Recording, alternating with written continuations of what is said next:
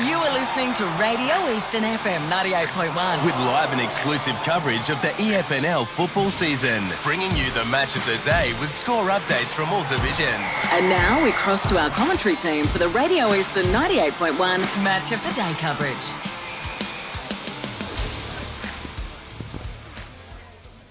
Eastland match of the round. Finals have arrived for the senior men's competition, and we're out here at Jubilee Park covering both finals set to take place in Division 3 this coming weekend. Starting off with the qualifying final today between Surrey Park and Knox. Two informed sides looking to book a date with Donvale this time next week in the second semi-final.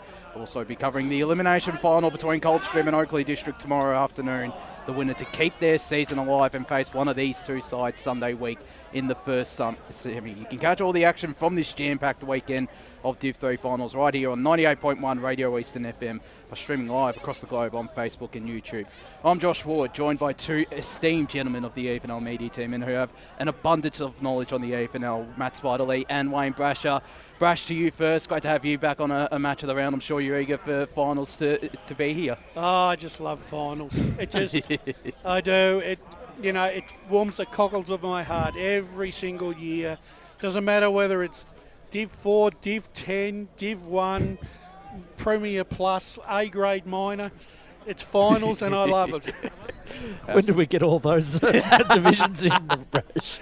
I just, like I said, I do love my finals football. It's a different brand of football, and it's a football that we love to come and watch and talk about and call. Absolutely. Matt Spiderley, I'm sure you're eager for finals. Great to have you back on a match of the round as well. Good afternoon to you, Josh, Brash, and everyone listening and viewing. Great to be out here at Ringwood Jubilee Park, and all's in great prospect of fantastic finals footy action. Two quality teams, and they're going to go at it this afternoon. And it's just that excitement, I think, that anticipation that comes with the footy season. You do all the hard work to get to this point to qualify, and now the journey begins for a finals campaign. So we're looking at a really high-quality game of football here this afternoon. Absolutely. Two sides who are on the longest winning streaks, remarkably, in Division 3. Of course, Donvale going down to Knox in recent weeks, so they're gearing themselves up nicely for a massive final series ahead. Both the Panthers and the Falcons will be joined by both coaches, James Kenworthy for Surrey Park and Steve Buckle for Knox.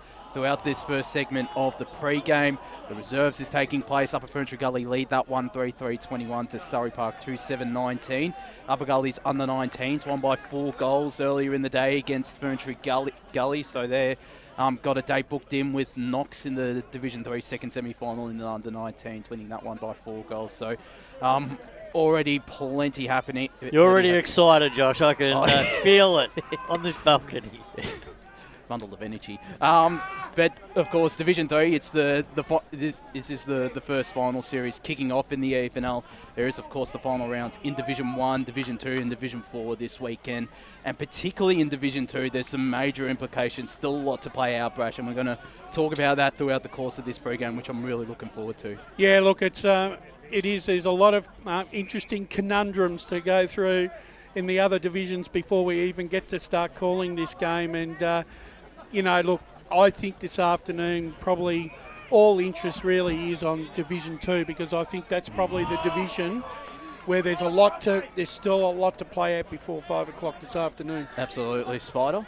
Yeah, second, third and fourth and even fifth in Divi 2. It's been very topsy-turvy the whole season, really. There's been some ups and downs for a lot of teams, and some teams that put some really solid blocks of form together and then had drop-offs throughout the course of the season. Obviously, Baronia have been the benchmark team, and they've been a fair way out in front, and there's not really anyone apart from Croydon that's taken them down during the year, and Heathmont had a narrow loss to them. So it's all now who can chase them down in the final series and whether they can hold off all the challenges. But yes, I mean, this afternoon we've got some really big and interesting clashes, so it'll be interesting to see how the calculations all come together about 5 o'clock this afternoon, because I'm sure everyone will be waiting with bated breath about how all those outcomes of the games happen. And so many opportunities for teams. I mean, Templestowe, who they've had a couple of little hiccups along the way, and now they get the chance to sneak into the finals. And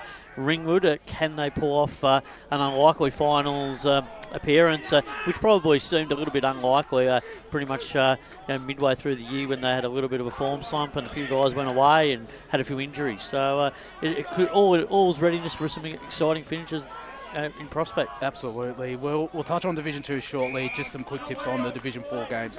Forest Hills play Scoresby, Nunawading play Croydon North Hemlock. Whitehorse Pioneers, Kilsyth. It's a case of back-to-back weeks for the Pioneers in Kilsyth. Just your thoughts on those 3 Division 4 games, Brash. Who do you reckon gets up in those? Oh, look, I don't think you can go too far past Scoresby. I think Croydon North Hemlock have done enough in the last month of football to suggest to me. I think Nunawading have sort of plateaued. I think they've run out of petrol tickets, and I think Croydon North Hemlock should get the job done down there. And I don't know, the Whitehorse Kilsyth game has given me nightmares all weekend because I just don't know where to go. I'm going with the fact that Kilsyth have a couple of outs and Horvat comes back into the side for the Pioneers, which strengthens their scoring ability at that boutique oval there this afternoon. These two will be playing next week, so it's a matter of whoever wins today gets the mental edge. Well, they do, and Dalgleish back in the side for the Pioneers as well, and Horvat, as you just mentioned. So both ends of the ground, they've got some really key players in their lineup. Kilsyth, obviously, without Curry this afternoon, so that's a big test for them. I think the Pioneers will get the win there. I actually think Nunawading, I think that'll be a bit of a shootout, actually, Brash. I think Nunawading probably got one last punch to throw for the year, and I think, look, from a depth point of view, that's probably dried up a little bit. They've had a few injuries and unavailabilities. But I think from the players that have come back into the team for this game, they're treating this like a final for the season. So, and in North Croydon, they've been very competitive. I think they should be very proud of what they've done throughout the course of the year. I think those sides have certainly shown significant improvement. So there's some really positive signs for 2025. And Scoresby, look, they've been the benchmark team and are going to be very hard to displace during this final series. But I think Scoresby will get the job done, and Forest Hill a little bit of work to do in the off-season, both on and off the field, that's for sure, with some things need to recruiting, but also some off-field issues that have been ploughing them throughout the course of the season as well. They just haven't been able to get things happening at both ends of the spectrum. Absolutely. Brash, you've got the Oracles tips for these games? Yeah, resident clairvoyant. The Oracles put in his selections for this weekend.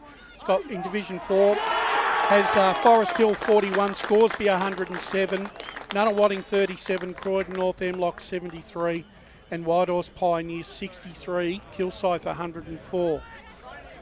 And the thing is, though, Spider, just with Kilsyth, would it be fair to say that they've never ever got out of first gear so far this year?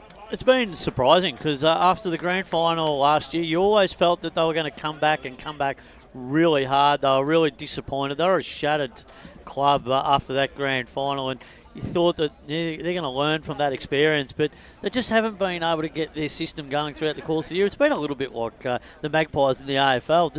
They've had some up and down moments during the course of the year, and you think the Kilsyth's going to get going, have a good win here, and then they just lose one that you don't really expect them to lose.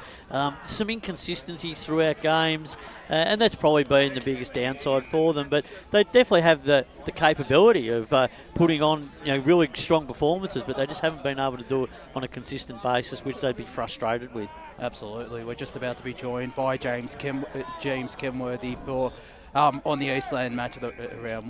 We'll save the discussion for the 2 Division 3 games throughout the course of today and tomorrow as well, as I mentioned. Surrey Park playing Knox out here, and Coldstream playing Oakley District tomorrow. And we are now joined by the playing coach, or the senior men's coach of the Surrey Park Football Club, in James Kenworthy. Thanks for joining us, James. Good afternoon. Thank you for having me. Is there an extra sense of anticipation for this upcoming finals series? Obviously, 3 in a row now, and the first in Division 3. Yeah, really exciting. We secured that second spot, I think, 3 or 4 weeks ago. So we've sort of just been looking forward to this final series. Obviously, coming up against the division, playing against Knox, Donvale. The teams we are really excited to play against. Absolutely. Do you feel like you're at full strength heading into this game? Obviously yourself on the sidelines, but it seems like there's a lot of players that have come back in the last couple of weeks. Yeah, pretty close to full strength. Obviously, there's a couple of boys out in the dev game running around, so there's a few guys to who could still come to this senior side. James, one of the things I've noticed this year, like I know you're being a bit of a playing coach, right, and obviously playing on the ground, right. You've got to have trusted assistants, right, to make the decisions on the boundary on your behalf. Sometimes, though, do they make decisions? I mean, they're not perfect, but do they make moves that you as a coach probably don't want them to make? Yeah, no, we've got Dave Miller and Pales down there. They've got a lot of experience in football, so I absolutely back their decisions in. And yeah, every game, like, you're always going to have a few decisions here and there that you may not agree to, but in the end, it's all for the best. We always say getting off to a good start is important in these games, and more so in finals. You've won 16 first quarters out of 18 this year, and some of those first quarters have been by substantial margins. So you must be really happy with the way that your guys are switched on for the majority of the games at the start when the heat is really on. Absolutely, that's a good stat to know. I didn't know that. Absolutely, yeah. Finals footy, there's a few nerves around, so just trying to get the boys to relax and ease into the game. I reckon just one thing, though, that's probably let you down a little bit is your goal kicking accuracy. I think you're around 46.5 when the others are all over 50. Is that something? Is that because of the fact that you're creating so much inside 50s that sometimes you're kicking or the fact that your players aren't taking as much care with their goal kicking? Yeah, it has been sort of a thing of note for the last sort of 3 or 4 weeks. Obviously, yeah, getting a lot of scoring opportunities, but where they sort of are on the ground is probably hurting us a little bit. James, you're selling yourself a little bit short because you're saying you're not quite at full strength when you're the leader of the tribe. Just bring us up to date with your progress and your injury status at the moment, and what you're hoping to do throughout this finals campaign so that you can get yourself onto the field and participating. Progressing pretty well. I was probably touch and go for today, but hopefully back next week. Yeah, should be right. So what is the main sort of concern for it? Do you get that thing in match committee going, look, I could play? What's the drawback? Do you sort of have to make the decision from the coaching point of view and say, well, for the game plan scenario, or do you actually have to take that hat off in a sense and say, no, from the playing perspective, I'm not fit to play? Well, I had an osteo appointment last Monday, so we're going into match committee, team selection pretty with that in mind that I probably wasn't going to play this week. Yeah. So how hard is that sometimes when you actually have to make those sort of decisions? Being a playing coach, it's not the ideal situation. Is that where you rely on some of your mentors and some of the assistant coaches to give you that firm advice that maybe you should really take stock and go, well, maybe this is not the one to play? Yeah, absolutely. Well, from our selection committee, we're pretty team focused, and that's right through all the teams. So, we want the best side out there on game day, and we want to get the win. Now let's talk about Knox, who you're playing against. It's going to be an incredible game. What sort of research, homework have you done? Because they like to defend the ground. They're very good at it. They like to play the forward territory game, but also the ruck battle today is going to be really important in the middle of the ground, where you've been really dominant throughout the course of the season so far. Yeah, absolutely. I've done a little bit of research. They've got, I think, 6 new inclusions compared to the time we played them last. Obviously, Zach Hanlon's coming down from Prem level. He's pretty decent ruckman, so absolutely back Chrissy Allison in to go up against him. Big deck. We'll see how many minutes he can have in there. But again, Knox have got Harry Greaves, Mitch Greaves as well, Fisher as well coming down from Vermont. They've got quite some good players in there.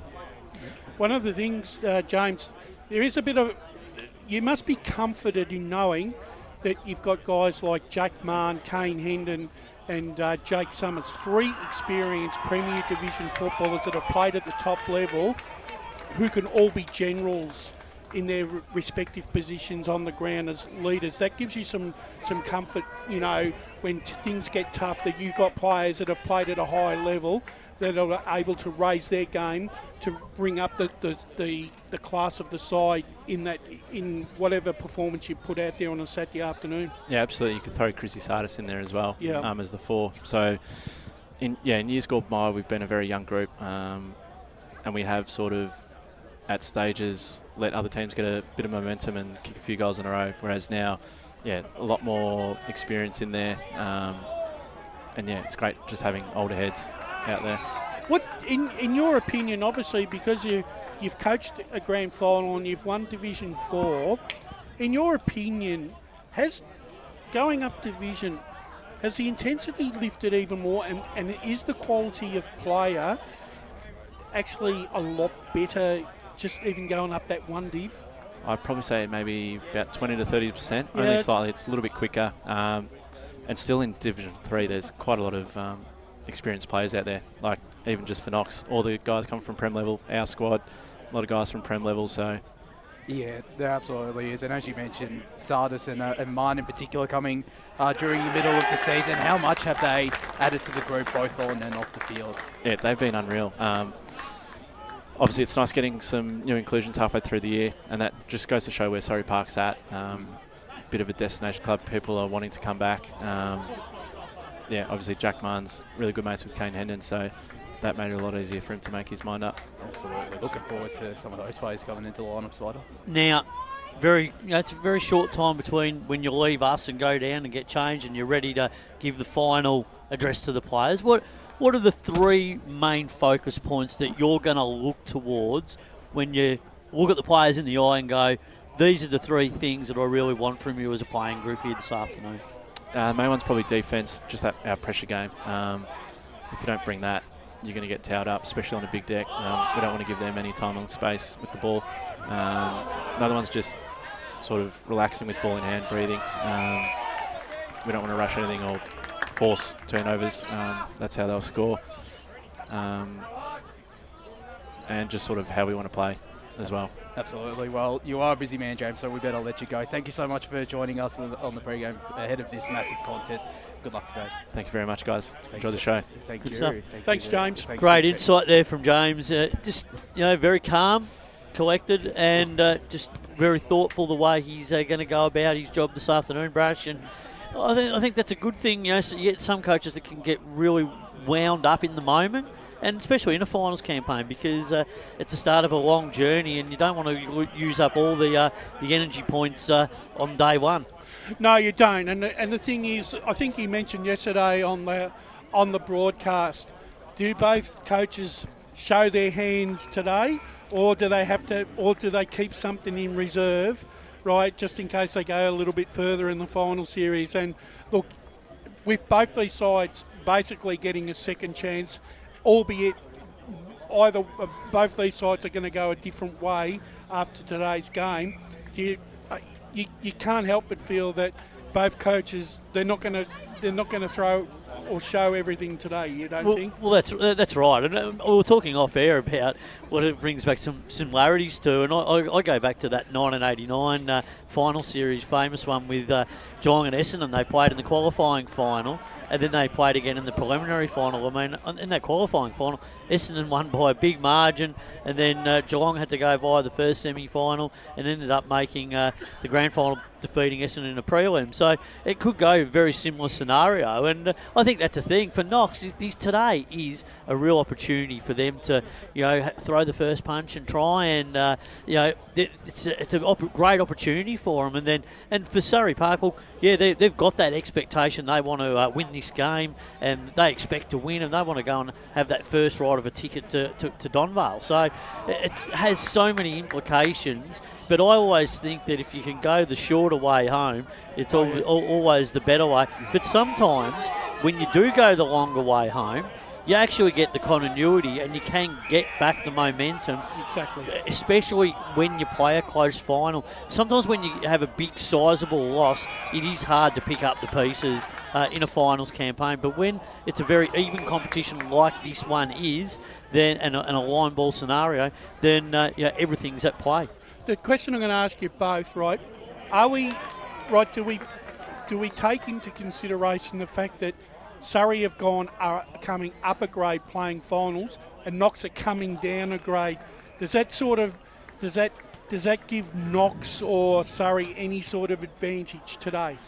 I don't really think that. I mean, I did think about this earlier, but I think when you look at it, Knox have come down. Obviously, last year they could consider themselves a little bit unlucky to come down. They weren't there. It was 2 up, 2 down sort of scenario. But look, I think in the end, they just got to go about it. It's a finals campaign. Surrey, we all thought. I thought personally they were going to just consolidate this year. I didn't expect the rise so rapidly, whereas a few others like yourself, Josh, were a little bit more optimistic, and you probably knew with a bit more intel than what a lot of us did. So I just thought that they'd be in the middle pushing, and then I thought next year would be that year where they would certainly go up, but and have a real go at it. But no, right from the outset, they've really shown that they're comfortable in the division and very capable with the talent that they've got on hand. Absolutely, and there's a lot of young talent in that lineup as well. Yeah, Not exactly. just the Premier Division talent with the likes of the Summers brothers, Lockie and Jake in that forward 50, but you look at Lockie Peters, Nick Can, they've all developed their game, and Jasper Mundy as well. They're all young up-and-coming players. I like Can. I like the way that he goes. I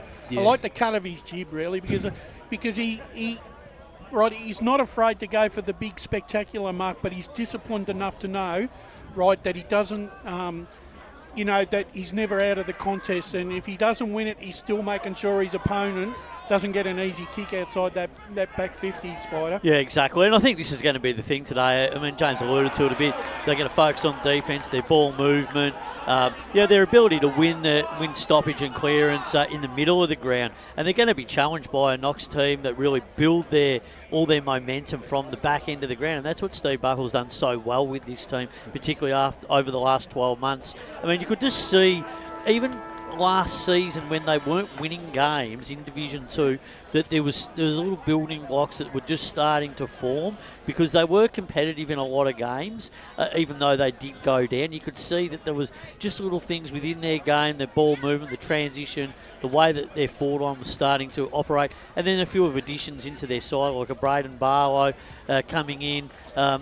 We know he's got tremendous ability to hit the scoreboard, but also have impact further up the ground. Weir is a terrific player in his own right, in the defensive part of the game, running lines. Taylor's been very important to them throughout the season as well, and Allison doing some, and then Zach Hanlon, you get a guy like Zach Hanlon just comes in halfway through the season. It's a terrific asset to them to have, because Zach can go forward.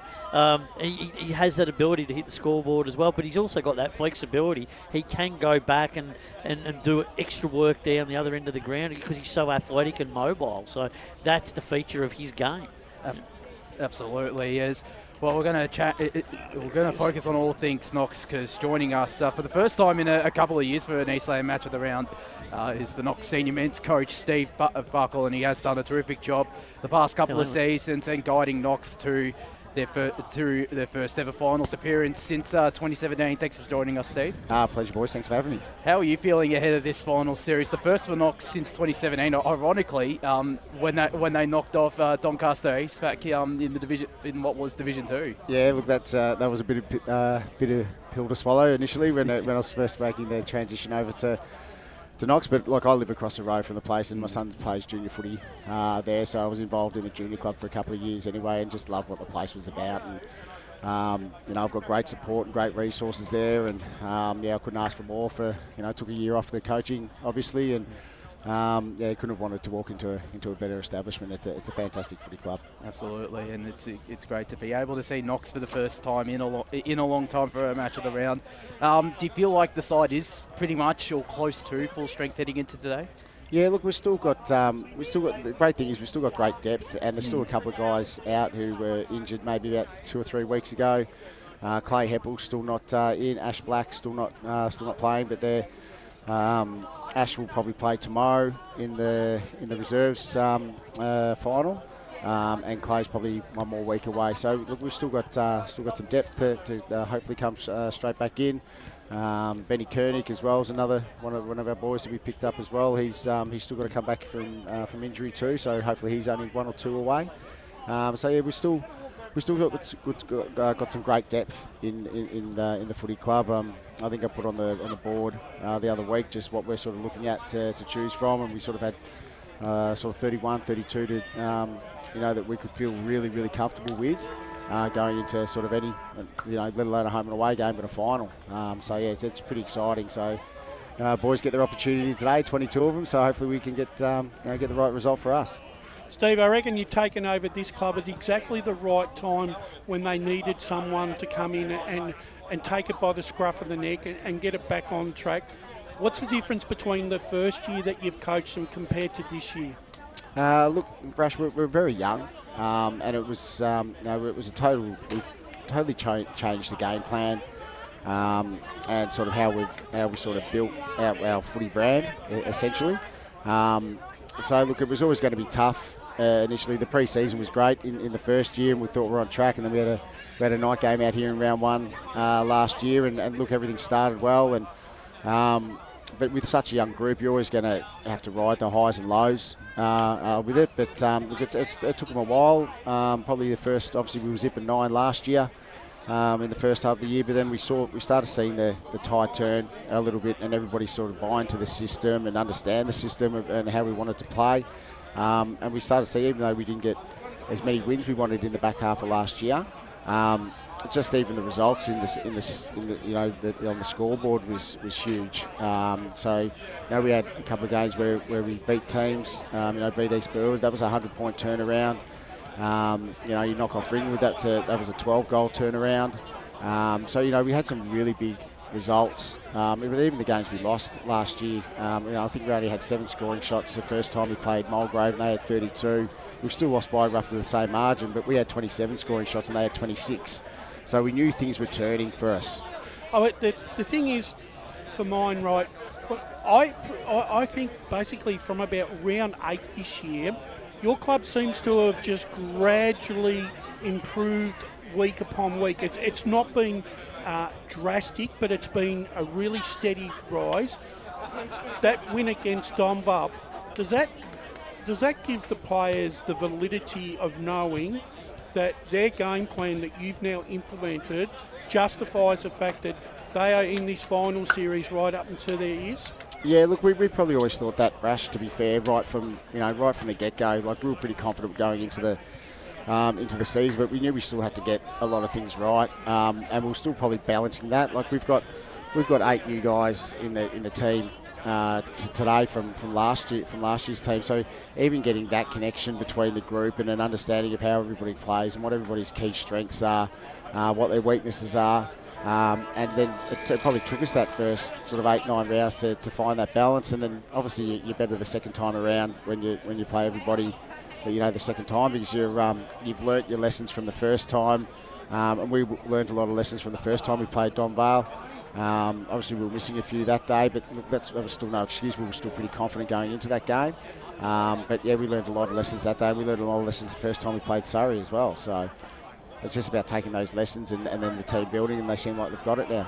Let's take those thoughts a little bit further forward. What were some of those lessons that you did learn when you did play Surrey in those 2 occasions earlier in the year? Were there some many takeaways, particularly from the last time that you played, and some things that perhaps you've worked on just over the last month, knowing that you were probably going to meet again on a day like this on a big ground, and be able to put some of your defensive mechanisms in tow, but also work that forward territory game that's worked so well for you in the latter half of the season? Yeah, well, look, we probably got a better understanding of Surrey after the first time we played them Spide. Yep. Because we found out they like to keep their width on the ground and use the ball through, but they also like to reward those really short hit-ups, and we're probably sagging off a little bit, protecting the ground a little bit too much. And sort of once we, second time round, once we sort of started putting a little bit more pressure on the footy and close those defensive spaces, we're able to turn into a little bit of a more contested game. And they're similar to us. They're a young team. They've got fast legs as well. So we do like to play sort of similar brands, and I think we've joked about it with Surrey's coach as well. We're very similar styles of footy, so we'll be going head to head today. And it's the same with Donvale. We probably underestimated their leg speed, and probably didn't think they had as much as what they did. And It was the same sort of thing. We had to get everything right defensively. So it was basically trying to clean up defensively what our game looked like rather than offensively, because we take care of, we know how to score, we know how to attack. It's basically just trying to make sure we were set up properly behind the footy. So if turnovers did occur, we didn't get opened up out the back. So we think we've got that right now. Also bringing in some of your senior experienced players. Obviously, you had Zach Hanlon coming in middle of the year. Yep. And then you've also, been able to bring in a couple of other players throughout the last 12 months. So Braden Barlow for an example. But how important is that to bring those sort of players in with these young groups, to mould that in so that on days like this that you can turn that into real positive outcomes? Yeah, well, Spider, it's huge, mate, because it's not just their footy ability.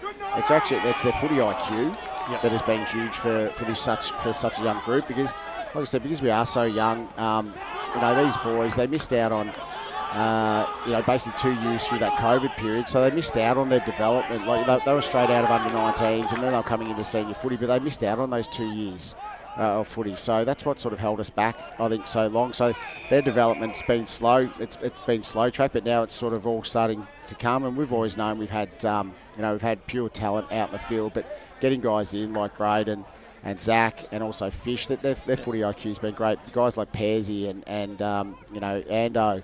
Guys like that have been terrific. Yeah, been phenomenal for us, because when they talk, they played high level footy for Roeville and things like that. So when they talk, the boys listen, and they get them set up. But even guys footy IQ, like guys like Tommy Weir behind the footy, he's only young, he's only 22, but like his footy IQ's immense, and the boys listen. Is it also that impact that you want them thinking not like just a Division 3 player, you want them thinking Premier football mentality as well, and that's what you're bringing to the table as a coach? You're bringing that professional element to them so they can understand what is required, particularly on big stages like this. Yeah, well, that's where we want to get to, essentially, and eventually at the end of the day, we want to keep trying to push this footy club back to where it belongs, really. And we know that's going to take some time. We're not going to get an instant occurrence of that, but we're trying to build a game style, a system, and get the development of the players that if we do, and we're lucky enough to be able to get the jump into the next level,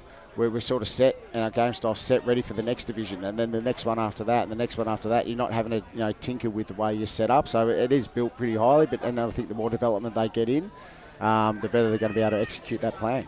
Steve, both yourself and James, right, today have basically got a free hit, because regardless of whatever happens with the result today, you both get another chance, albeit coming through different ways through the final series.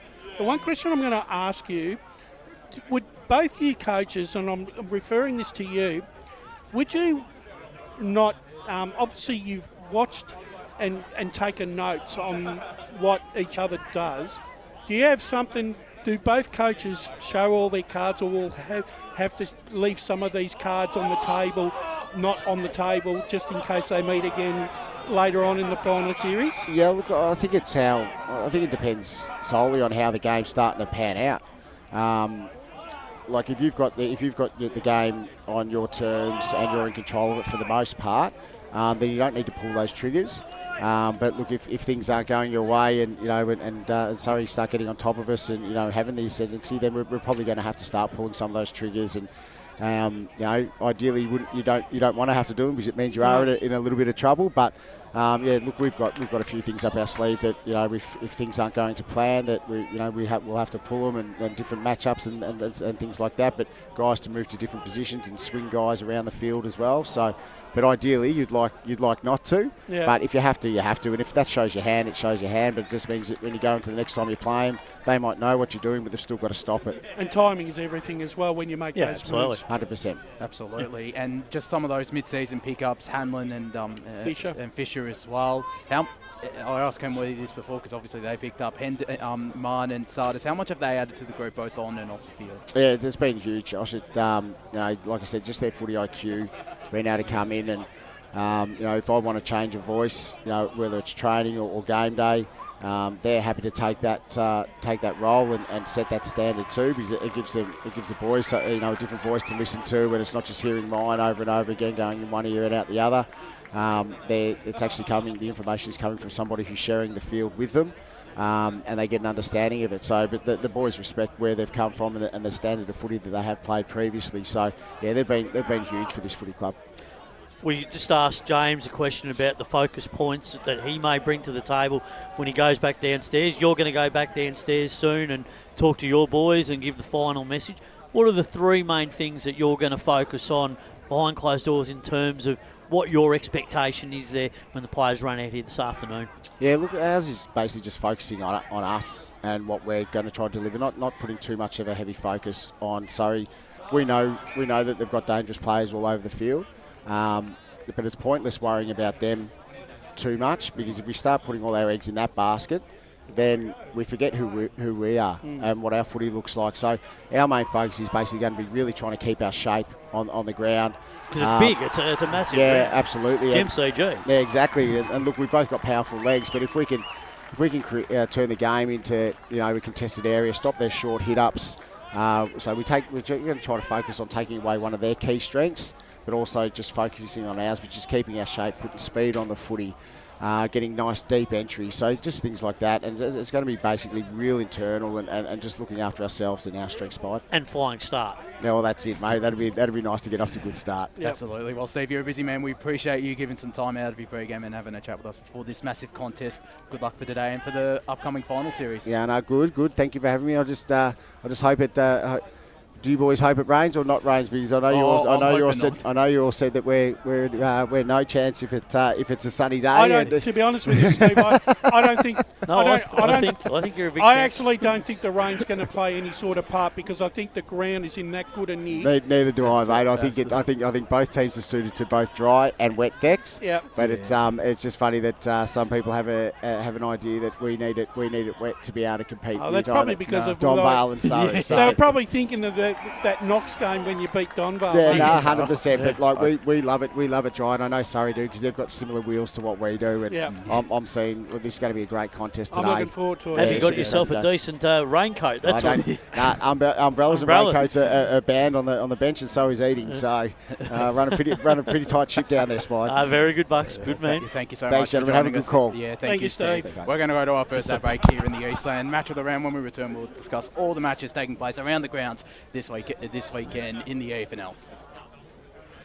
Today at Eastland, Lucy's trying on jeans for a momentous occasion. Coffee with the ex. She needs jeans she can move in, because she's definitely moved on. Jeans that get a second look, but don't give any second chances. Jeans that say, why yes, I have spent the last 8 months in a post-breakup juice cleansing, kickboxing, personal training frenzy. And it looks as though she's just found the perfect pair. Bravo, Lucy. For all of life's little moments, there's Eastland. Eastland. Live real. Sprained your ankle bursting through the banner? For bumps, breaks or bleeds, be seen sooner, close to home, at Knox Private 24/7 Emergency Department. You'll generally experience shorter wait times. Knox Private 24/7 Emergency, 262 Mountain Highway, Wanturna. Do you feel good about your bank? Because there is a bank you can feel good about. They share their profits to fund big community projects, small community clubs, and vital emergency services. They've given $250 million to help Australian communities thrive. They have all the products and tech you expect from a big bank, with service you don't. It's Bendigo Bank. Feel good about who you bank with. Try Bendigo. Search bendigobank.com.au or search Bendigo Bank near me. Tobin Brothers Funerals wear their heart on their sleeve. Their clear and easy-to-use website and Memory Maker app make it easy for families to make an informed decision. Here's James McLeod, Managing Director of Tobin Brothers Funerals. There's no mystery about our pricing. It is clearly displayed on our website and our app.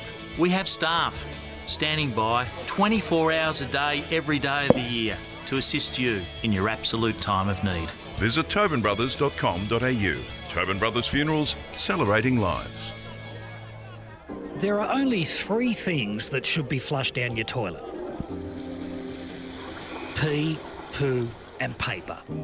Some wet wipes and antibacterial wipes say that you can flush them, but you can't. They clog up the toilet and pipes, causing expensive blockages. Save yourself a truckload of trouble. Put your wet wipes in the bin. To learn more, head to the Yarra Valley Water website, yvw.com.au/wet-wipes. Hi, Dylan Dow from the Baroni Football Netball Club here. When I need to grab a quick coffee or a bite to eat, I'm popping into Eastland. Eastland's more than a shopping centre. They support a range of community organisations and have been a major partner of the EFNL since 2018. Cheers, Eastland.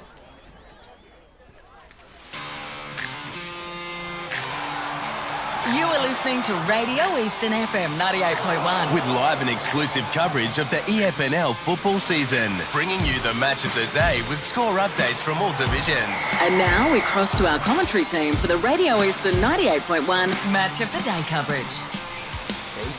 The Eastland match of the round, Division 3 qualifying final between Surrey Park and Knox out here at Jubilee Park. Josh Ward here alongside Wayne Brasher and Matt Spiderlee. Just a quick update on the reserve. Surrey Park have extended their advantage to 21 points now, I should say. There was a behind just kicked before day 10:58 to Upper Ferntree Gully 5-7. It's going to be hard to toss you in the reserves grade here, Surrey Park. Absolutely, and Upper Ferntree Gully did bring back a couple of their senior players into the lineup for this weekend's game. So Surrey Park looks set for, in the reserves at least, looks set for a second semi-final with Donvale's reserve side, who, and of course their senior side, sitting on top of the table, and whoever wins this game, senior game between Surrey Park and Knox, will meet the Vales this time next weekend. We're going to have a look at Division 2 now. There's some massive games. Just some quick tips on the first three. Croydon Heathmont at Croydon Oval. Waverley Blues the Basin out at Central Reserve.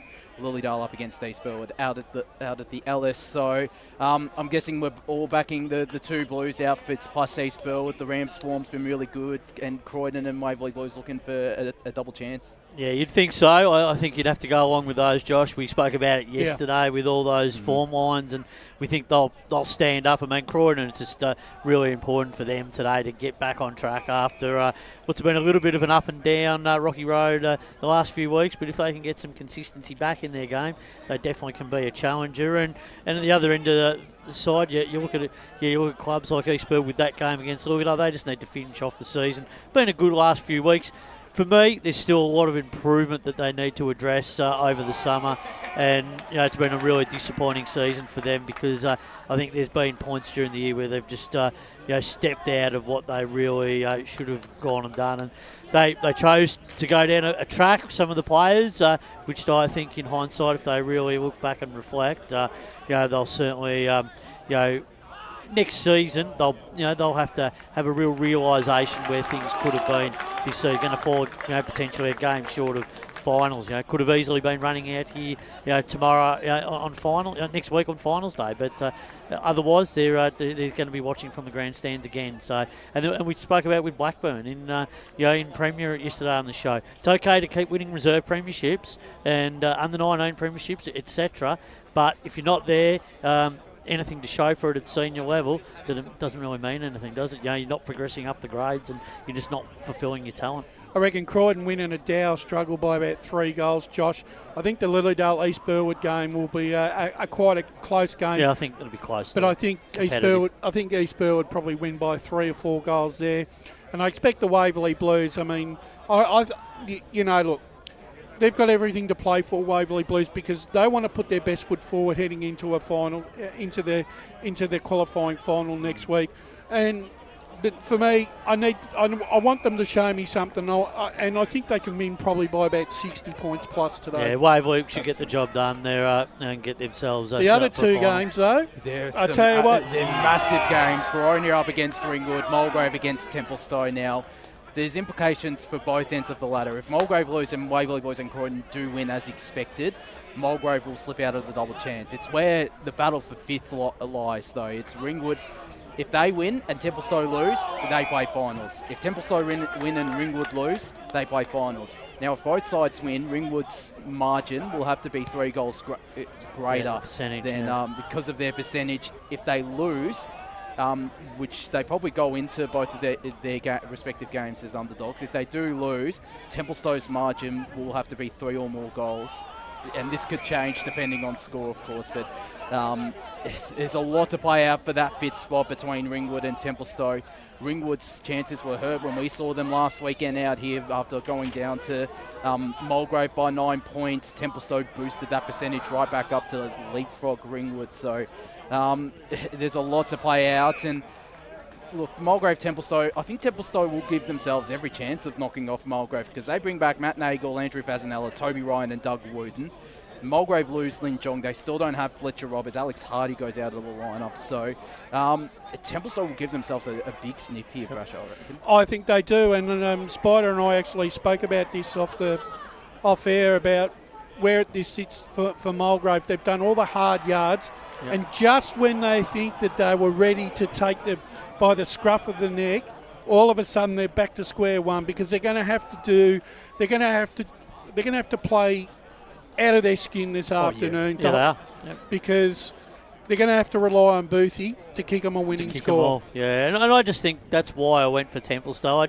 I just think Templestowe, the ins for me are really significant, and I just believe that they're going to be able to get the job done. I just think Wing John has been such an important player over the last 6 to 8 weeks. His physical presence on the ground, but his ball-winning ability, his finishing ability, he's really driven this Mulgrave side in the back half of the season and this rise. And I think they're just going to be a little bit short, I think, and wanting a bit today, just without a little bit of key experience. So I think Templestowe will win, and I think they'll be able to get that final spot, which they've been trying to get. Man, they've made a little bit of hard work about it. They've lost a couple of games which they probably could have and should have won. But I think in the end, they might just be able to get over the line. Ringwood, going to be a tough ask against Boronia today. There's just no question about it. And losing last week here at home didn't do themselves any favours. And they lost a few games at the start of the year where they probably will look back and say, well, that was probably the moment. But look, they've had some good moments this year, Ringwood, but they've also had some frustrating ones, which I'm sure Brett Rowe has gone through with his players throughout the course of the year with some injuries and unavailability. Not too dissimilar to East Bird. A few guys decided to travel, and then that's really hampered the depth of the team, and they haven't been able to replace those players at key times. Templestowe, I reckon, are one player short of having their best side, Josh. Yeah. Add Fogarty to that, and I reckon that's their best lineup for the year. Well, he just adds so much physical presence to that team, inside player, and the way that they can clamp down the opposition teams like they did last year in the finals. So this is their moment. If they can get there, I wouldn't underestimate them to win a final or two. And Brian, you've gone into full battle mode, Josh, because they've brought back big guns this week. They mean business, right? And they want to send a message before the final starts that if you want to win the grand final or you want to win a final, you're going to have to come through us. And I think today, without Latchford in that side, I think that they're in real trouble. Ringwood, they could be on the end of a 40-point plus hiding here, gentlemen. And it's going to be hard for them. So the Oracle I've got for Div 2, Boronia 103. Ringwood 84, which I think is very generous. Croydon 47, Heathmont 64. That's a bit of a surprise. Lilydale 45, East Burwood 63. I could see a similar score. That's about right, I think. Yeah. I've got Mulgrave 63, Templestowe 78. So I think that could be a pretty close game. 3 goals. Probably about the wind too, because the wind is going to have a significant factor, particularly with Mulgrave. And Waverley Blues 87, the Basin 56. I think the margin will be a little bit more than that for Waverley Blues, but the Basin, like you said yesterday, they've got to come out and show something to take into the pre-season. They do, yeah. If they don't do it, if they get beaten by 60, 70 points today, there's a lot of soul searching that needs to happen in the off season. Yeah, and it doesn't go well for confidence going into a brand new season. From a playing recruiting perspective, and also the coaches, it makes it really hard. So I think just for them, they've just got to put a really good front foot performance forward today and get something out of the game. There is something to play for, and that's for all these teams that are not playing finals. You start your next season today by putting the building blocks in place so you've got something to play with during the pre-season and get the momentum early into 2025. Absolutely. We'll move up into Division 1 now. There's not too many interesting games, unfortunately, in Division 1 with both finals set, pretty much all out of positions set.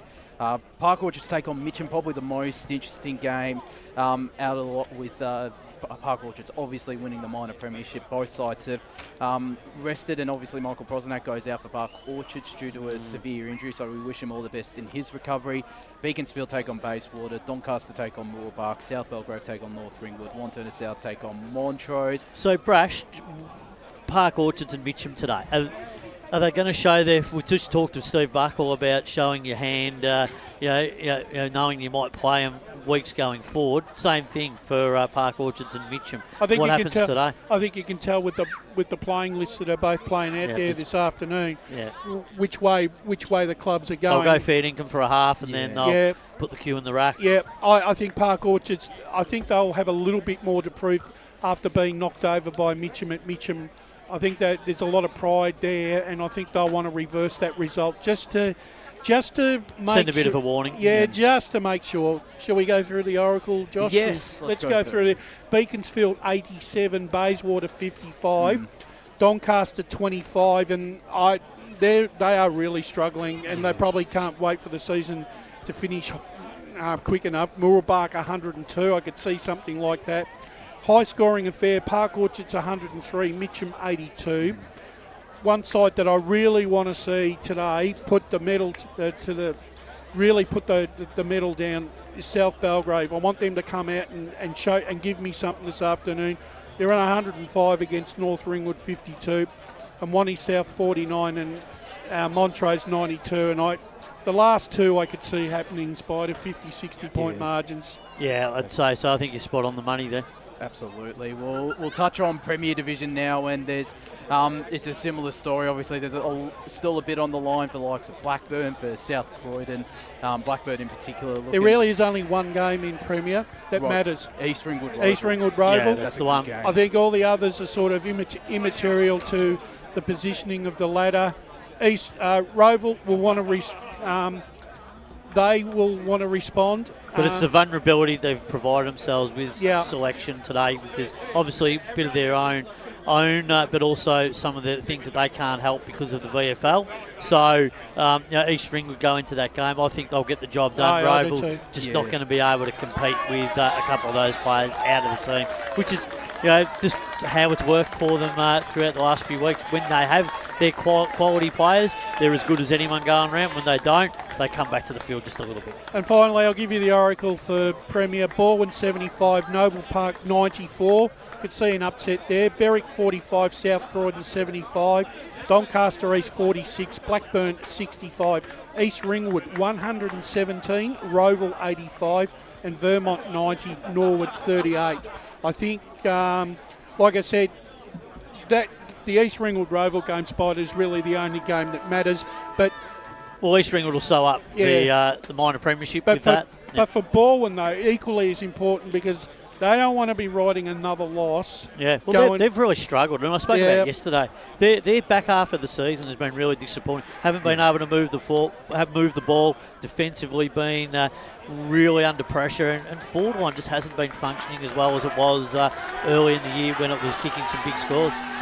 Absolutely, as both Surrey Park and Knox are now out onto the park. Surrey Park just running onto the ground now. The reserves, Surrey Park 8-11-59, defeating Upper French Gully 6-7-43. But it's set up to be an entertaining contest, and plenty of entertaining contests around the grounds in the evening. The sides are out early too. They've come out early. For a 2:20 start. I think they did that in the reserves and the under-19s. Well, they're hurrying us up, though. They don't want to hear us anymore. I think they are sick of us. But Spider, thank you for joining us. Great to be here, guys, and looking forward to the game.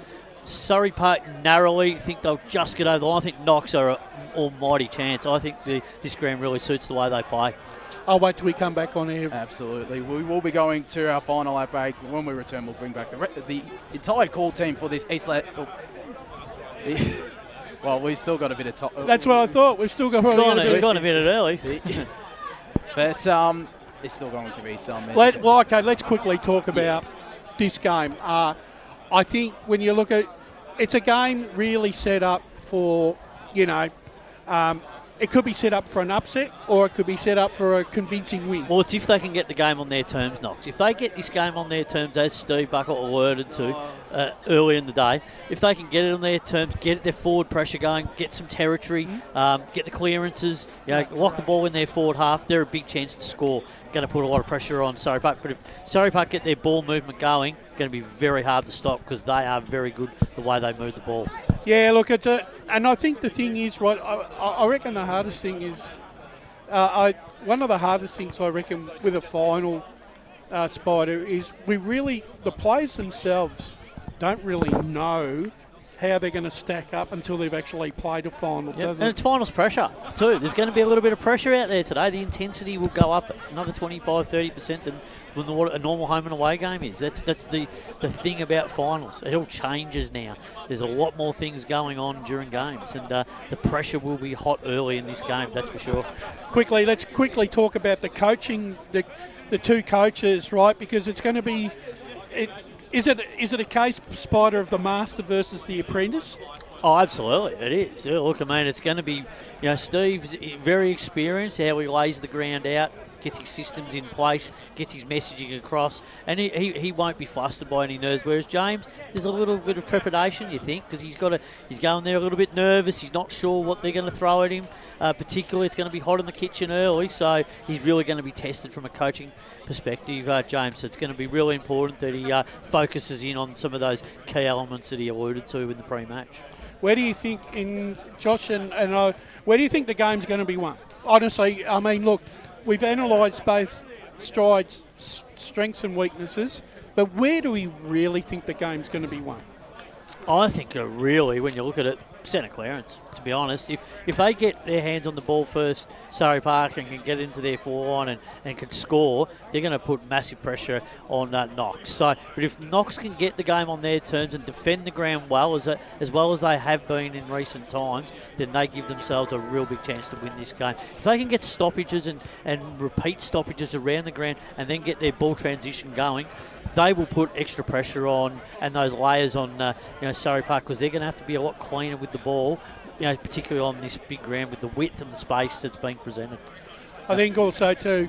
Absolutely, and welcome back to our Radio Eastern listeners. After we went went a little bit too early to the outbreak, so apologies for that. So we'll introduce the rest of the call team. Both teams are in their final huddles out here at Jubilee Park. Not too sure who did win the toss, but we'll introduce the rest of the call team. Introduce the rest of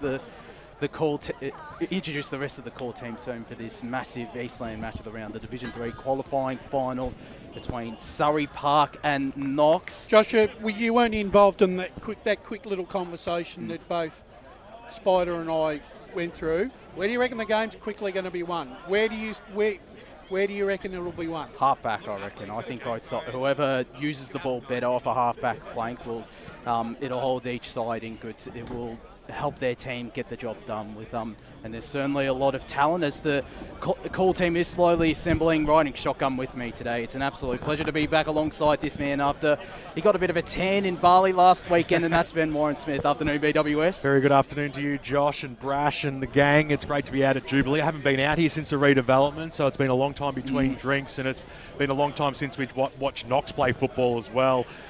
Really keen to see how this game's going to pan out today. They're on a roll, aren't they, Knox? And that's the sort of form we want to bring into this final series. But it's a game which can absolutely go any way, and the conditions look absolutely perfect out there. The playing groups, they're very young, and they'll be thriving for it today. The buzz hung around the rooms a bit while you guys were doing pre-match, and it was pretty exciting. And today I'm going for Knox to win by 6 points. Yeah, well, fair enough. Brash, your tip? Well, I woke up on Friday morning thinking, okay, Knox are going to get one chance at beating Surrey, and I'm going Knox 16 points. BWS to get us underway in the Eastland match of the round. So the umpire throws the ball up. First quarter out here in the qualifying final. Knocked down there by Allison. Came charging through was Fisher for Knox. On the right boot, goes up inside forward 50, but getting back and underneath it was Jack Wood to take a timely mark for the Panthers. Might be looking for a switch here. So it'll be Surrey Park kicking to the Canterbury end of the ground, Canterbury Road end of the ground, but big strong mark's been taken in the middle there by the big man Gavin Pears. had a great season. Kicked it across into the middle there. O'Brien's by himself, takes the mark. And the tempo's not huge at the moment. Both sides just working each other out. Short Boundary. pass into the middle. Cross down boundary side to Blake Tennant. Well, Blake's not down to here. Besto. It's a Freudian slip. Boys, down here on the boundary, conditions are really good. There's no wind at all. It's a beautiful day. Well, it's not a beautiful day, but the ground's in great nick. And at the moment, there's no rain to speak of. My tip, if you're interested, I'm going for Knox at a tight one. Surrey have it inside 50 now after Hendon sent it in there, but Knox composed themselves. And taking the relieving mark is Jack O'Neill. He's on the far side, gets it to James Fisher, who has it at the right half-back flank for Knox on this far side of Jubilee Park. Looks to go down the line. His kick might not have been the greatest, but it still might work out for Knox. It doesn't. Sardis intercepts it. Goes to short ball in the direction of Naidu. Tapped it back to Hayden Smith. Dodged his way past a couple. He's got Kane Hendon short. Come back to the club in the past couple of seasons. Back on a full-time playing basis this year. Goes to one of the mid-season recruits for Surrey Park in Jack Mann. The two former Donny men combining. I reckon Hanlon is number 27 and Gavin Pears is 28. As Naidu has it on the far side, up against four Knox, I should say. And the Falcons manage to turn it over. Love works it out through hands, although his handball was nearly intercepted. Vitaka, Smith sends it to the hot spot. Intercept mark taken there, and it was a good one by Mitch Greaves. So Greaves, little chip over the top, somewhat dangerous, but it's okay. Back pocket, Love. No, in fact, it's Edwards, I should say. Goes back. So Greaves again. Relieving kick on the out to the far side. Hanlon, little handball. That was okay. Knox just working themselves along the wing. A scrambly little kick. Found Barlow, who just tried to paddle it or handball it to his own advantage. Had to go in after it again, and he did so. It was a good second effort, but he was quickly wrapped up by Woods. And we'll have a ball up right underneath the Bendigo Bank scoreboard. 3 minutes into this first term, and it's no score either side as the ball looked like it's going to go out, but kept alive there by Jimmy Fisher. Up towards the half-forward line, a bouncing ball at wrong and well there for Anderson. He had some running support there in Barlow. He broke the tackle, brute strength, but a good smother ensued. O'Brien was there to mop up the pieces. He kicks it long. He's going towards the Greaves direction. Couldn't quite take the mark. He went after it again, but Surrey Park have the numbers, and they'll be able to relieve Josh. It's Hayden Smith who goes to this broadcast side, winding in the direction of Brendan Fallahay. He couldn't cleanly pick up the ball, now up against two. Knox applies a really good tackle there on Murray Edwards. Umpire's going to bing him. That is a really good finals tackle there by Fallahay. Absolutely it is. He looks to set it up inside 50 in the direction of Jasper Mundy, who takes the mark. Got Jake Summers deep. He's up against two. Or in fact, he's up against Tom Weir, but Mundy looks like he's going back. Blake Tennant on special comments. Welcome to the broadcast. Yeah, sorry about that. Yeah, just that defensive work there by Surrey Park was really good, and that follow-on tackle there, that's what you want in a big final, boys. Absolutely. As Mundy comes in from a 45-degree angle, kicking from the 50-metre arc. Leaves the boot really well. It's drifting back, and Mundy has the first goal of this match of the round. The ball gets the goal for Surrey Park. It's 1 straight 6, the Panthers. Knox yet to score. 4 minutes played here, first quarter, Bendigo Bank scoreboard. Well, that was just reward there for that perfect tackle by Fallahay.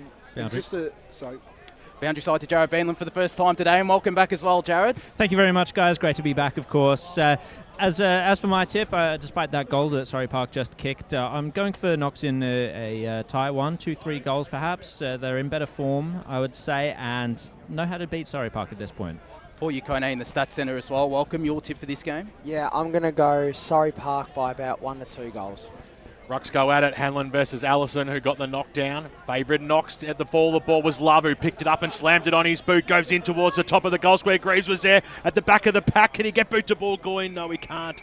Sees it over and out.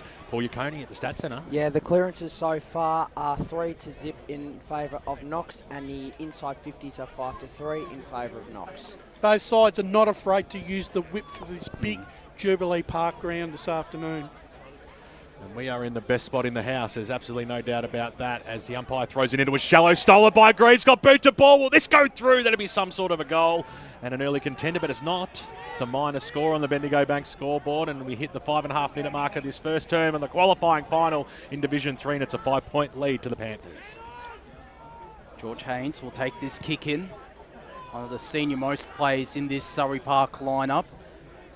Eyes looking to this broadcast side, instead decides to go to Chris Sardis, who has it still in his defensive half.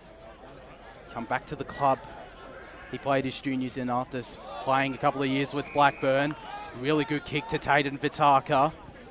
He's got Jake Summers short, but it was too short, the kick, and intercepted by Joe Murphy. Got James Fisher, who's had plenty of it in these opening stages at the left half forward flank. His eyes are darting inside 50. Greaves will look to come in from the side. He's up against 3 Surrey Park players. Knox have the numbers on the ground. One of those, Braden Barlow, couldn't get clean possession. Peters gets it to Angus Sutherland. Handballs it to Taden Vitaka. Dashes off his opponent. His kick might pay off. Fallahay came in from behind. It was a really good effort there by Knox's captain, Ethan Murray. Courageous. And Knox have the chance to rebound. They have it in the middle of Jubilee Park. Jack O'Neill goes short. Pears. There is Gavin Pears. Looks in the direction of Harrison Greaves, who's got Lockie Peters for company, and a really good mark by Greaves. That's been an interesting duel. First up, Harrison Greaves up against Lachlan Peters. And it's a big job for the vice-captain of this Surrey Park lineup.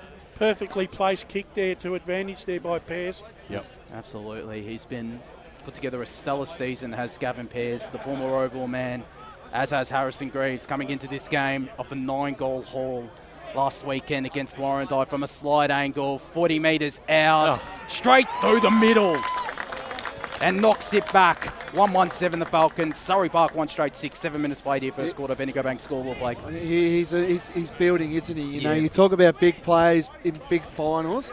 He looked no further than Harrison Greaves. Been around Knox for a while now, so it's always good to see a big moment in shine. And I'm looking forward to hopefully he has a big afternoon, because he's primed for this sort of position, boys. Really refreshing to see a drop punt kicked from 50 metres out as well, instead of snapping around the body like we do in the bigger league. Let's cross down boundary side. Yeah, I was just going to say, boys, Harrison Greaves, if anyone knew where the big sticks are at, he's had 60 goals, would you believe, this year. So that's number 61 for a season 2024. It's all over at our man Besto boundary side this afternoon with Jared Beeland, who's completely bronzed, and we're all jealous, there's no doubt about that, as the umpire throws it up. Getting a little hand on it there was Murray. He's going to get a free kick, no.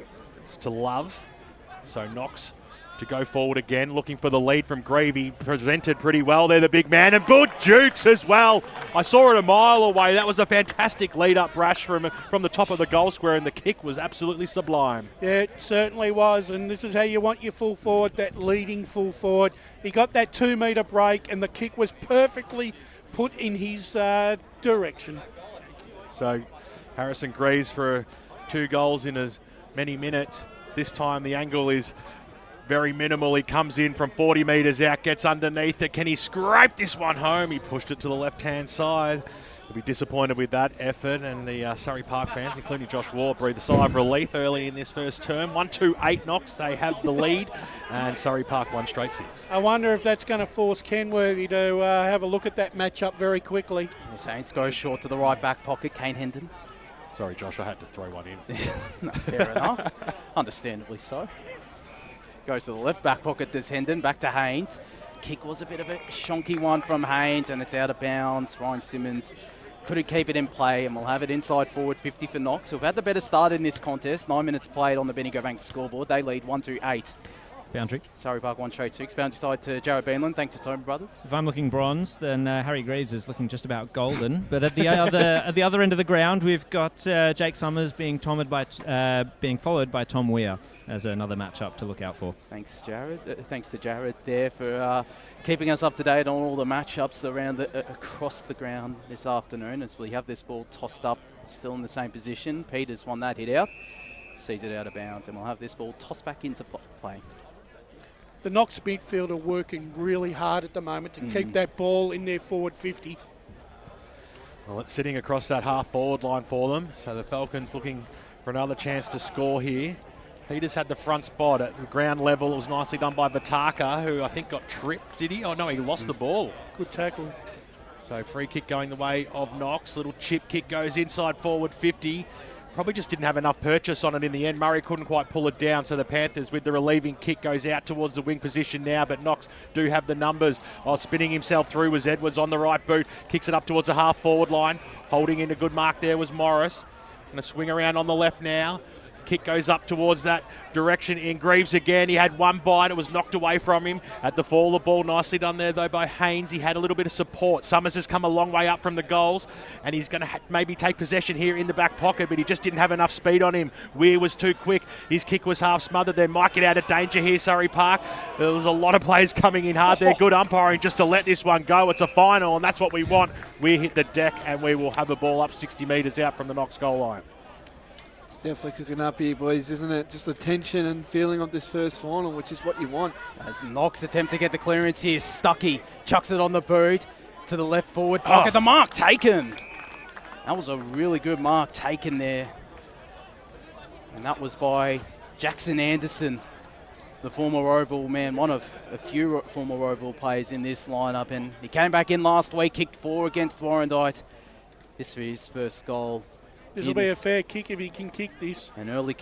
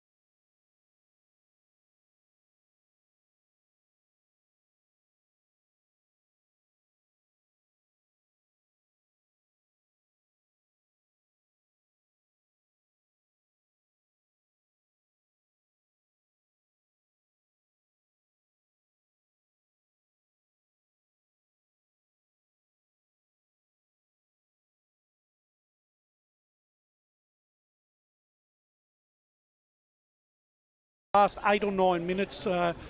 What are the inside 50s, Paul? 12-5 in favour of Knox at this point. That makes sense. That's a bit of a damning stat early. It is. Taking off, Mitch Greaves gets every bit of 50, 60 metres on that one. It went out towards the Hanlon direction, who only wanted one result, and that was over the boundary line, the big man. So he sees it over and out. We'll have a boundary throw-in, half-forward line for Surrey Park. Played the exact discipline play. That's what you want. Can't mark it, punch it. Out of play. That's Ryan Simmons going up in ruck against Hanlon. Hanlon with the big tap. Man won't run onto it first. They'll go out of bounds. Right in front of the Bendigo Bank scoreboard. Boundary. Reach 117 Surrey Park. Knox 32-20. Boundary side. Just from ground level, it feels like Knox have brought a lot more of the pressure, but not only that, when they create the turnover, they've been cleaner with the ball as well, which is interesting given that it's a team that hasn't played finals and in this pressure for quite a few years now. Ball tossed back into play. Hanlon nearly took it out of ruck, but instead got it down to Stuckey.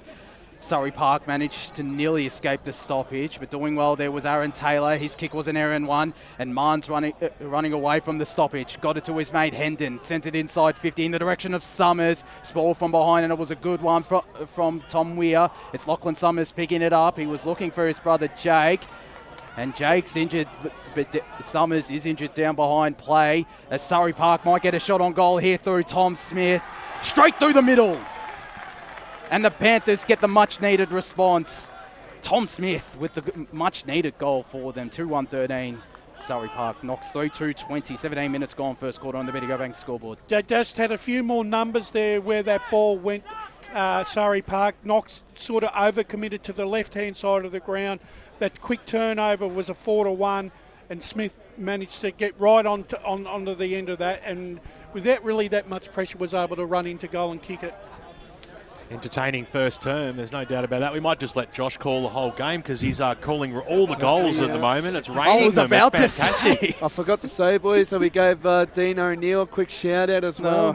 He always comes down for a media game when we're down here. Except that he started the game 9 minutes early, so... So you weren't too bad going for that ad break earlier, Josh. It was right on time for us. Talk about perfect time. So, Pye throws it up. Marn came in. He threw his head back, doing a Joel Selwood. Umpire didn't want a bar of it. And we'll have another ball up right in the middle here of Jubilee. It's definitely an entertaining game early on. Marn overran it, picked up by Smith, who kicked the last goal. Looping handball over the back. It came back to Ryan Simmons. They'll work themselves backwards to go forwards here, the Panthers. And a beautiful kick goes up towards the wing position. Pataka came out. He almost could have got 25 then. A little bit unlucky as the kick goes up towards the Marn direction, who had to beat two players plus a sloppy kick to boot. And over she goes for a boundary throw-in with the Knox interchange and coaching panel getting their first touch of the day. The boundary umpire comes into position. Across the half-forward line here for Surrey Park. Kicked the last goal. They trailed by 7. A fresh air shot by both sides, but at the back of the pack there, nicely done there by Pears, who had a teammate at centre-half back who could link up with as the kick goes now up towards the half-forward line. A big crunch of players at the fall of the ball. Nicely done there by Goyne, who got stripped to the ball. Great holding tackle. the ball. It is fantastic tackle there by Ryan Kennedy, and it'll be a chance for the Panthers to reprieve again. Yeah, good to tackling. Pressure being from both teams, boys. It's been very elite at the moment. Certainly has. And looks like Goyne's staying behind play as well. Mundy linked up nicely there with Khan, who got it over the top. The kick goes up towards the top of the goal square. It just floated in the end. It just floated over the top of Lockie Summers and eventually bounced through for one behind. Bendigo Bank scoreboard as we hit the basically time on here in the first term of the qualifying final, and it is a one straight kick the difference. Knox leading 20-14. They've just steadied a little bit in the last couple of minutes, Surrey Park. This Greaves kick straight through the spine to Jordan Love. Gone. Goal to play on. Oh, he's or gone. not. He's paid It's the 25. What for? Coming too close over the mark. So it's a 25-metre penalty. So they've taken one kick and are already in the middle of Jubilee Park and Knox. And it's Jordan Love. Goes to the far side forward pocket. Sardis came flying in and will get a free kick. Front on contact. A free kick against Murray, I believe. I believe it was. The captain coming in with the front on contact. And it'll be Chris Sardis. Been terrific since coming back to He's had a good year. He has. Coming back to Surrey Park. Goes short to Woods. Got Haynes at this right back pocket. He's got Can caught short, but decides to go longer to Garvin. Couldn't take the mark. There to pounce on the ground is Chris Butler, but Garvin still did really well. Managed to get a handball out to Tom Smith. Tried to get his way through two. Mine picks up the ground ball really cleanly. Got Can back. He's got Vitaka screaming for it on this broadcast side. Instead goes to Jake Summers. Summers has got Can short as they look to just chip it around to the Panthers. Marnes lifted his work rate in the last 10 minutes. There's Cam with a really good kick to Lockie Bacon. Gives the handball received to Cal Garvin. Sets it inside 50 in the direction of Fallahay. He might be in this contest. He isn't. It's Chris Butler. Oh. He'll be taken not high. Umpire blindsided the umpire was then. I'll have this ball tossed up inside forward 50 for Surrey Park. Yeah, and they'll have a go at it too. Mundy had the front spot. Running onto it there was Bacon. Scrambly kick up towards the forward pocket. Chasing after it, Lockie Summers. He's not going to reach it either as his opponent, Kyle Gwynn. And will have a boundary throw in left behind post. 21.5 gone. This first term, an entertaining one. It's a good pace of football. The weather's been kind. Besto's pretty happy. It's the first time he hasn't been rained on the boundary in about 2 months. The umpire throws it in now. Kept alive, has it? Just little handball. This is going to be okay. Edwards got boot to ball, and he got it out of that danger zone, and it was a good kick too. One bounce into touch, and we'll have a boundary throw in. Yeah, just got some scores around the grounds, boys. I've got Roval leading 8 to East Ringwood 7 at this stage. So big game that one, boys. Nicely done there. Blake Tennant around the groundsman, and special comments today as well as umpire throws it in. In the front position was Ryan Simmons. The fall, the ball scooped up by Morris, quickly tackled, going nowhere. Marn's got him. A bit of a bear hug when Marn gets you. Paul Yaconi on the stats bench. Tackles so far are 11 to 7 away of Surrey Park. Very nicely done. Vitaka was in there across the forward 50. Laid a tackle. A strong one, and we'll have another ball up. So just a little bit stagnant in the last minute or so. But it's across the half-forward line for Surrey Park as it's stolen out of the ruck there by the big man in Hanlon. Got it away. Here's Taylor. Little toe poke over the top up towards the half-forward line. Good fist over the back there by Haynes. He had some support there in Woods. Chasing after it, but couldn't be able to trap it. There was Braden Barlow, and we will have a boundary throw-in. Let's go throw it over to Josh so someone can kick a goal. I reckon just got another boundary. Another one. Sorry, before we go to boundary. I've also got Baroni lead 12 to Ringwood 0, but it's if Baroni want to win, it's their first win since 2014 that they've beaten Ringwood at Tormore Reserve, boys. So there you go. I can't do that. That is, you're lucky not to be giving a 25-metre penalty away for that. Absolutely. Cards coming out. Yeah. And to Marn. Want to explain what happened, Brash? Yeah, he basically went and tackled the player, but it was a really vicious sort of aggressive type of tackle that just threw the play to the ground. Well, we've got a bit of time, so we'll go down boundary side. I believe we've got the call. Just a quick update on the weather, actually. The sun has actually come out. It's actually quite pleasant. There's some nasty black clouds overhead, but I don't know which way they're travelling, to be honest. But bit of blue sky, sun's out, so let's hope it stays like this. Thanks to Brett Beston down there on the boundary doing a terrific job alongside Jared Beanland. Thanks to Tobin Brothers, as it looks like it's Jordan Love who will take this free kick at the right half forward flank.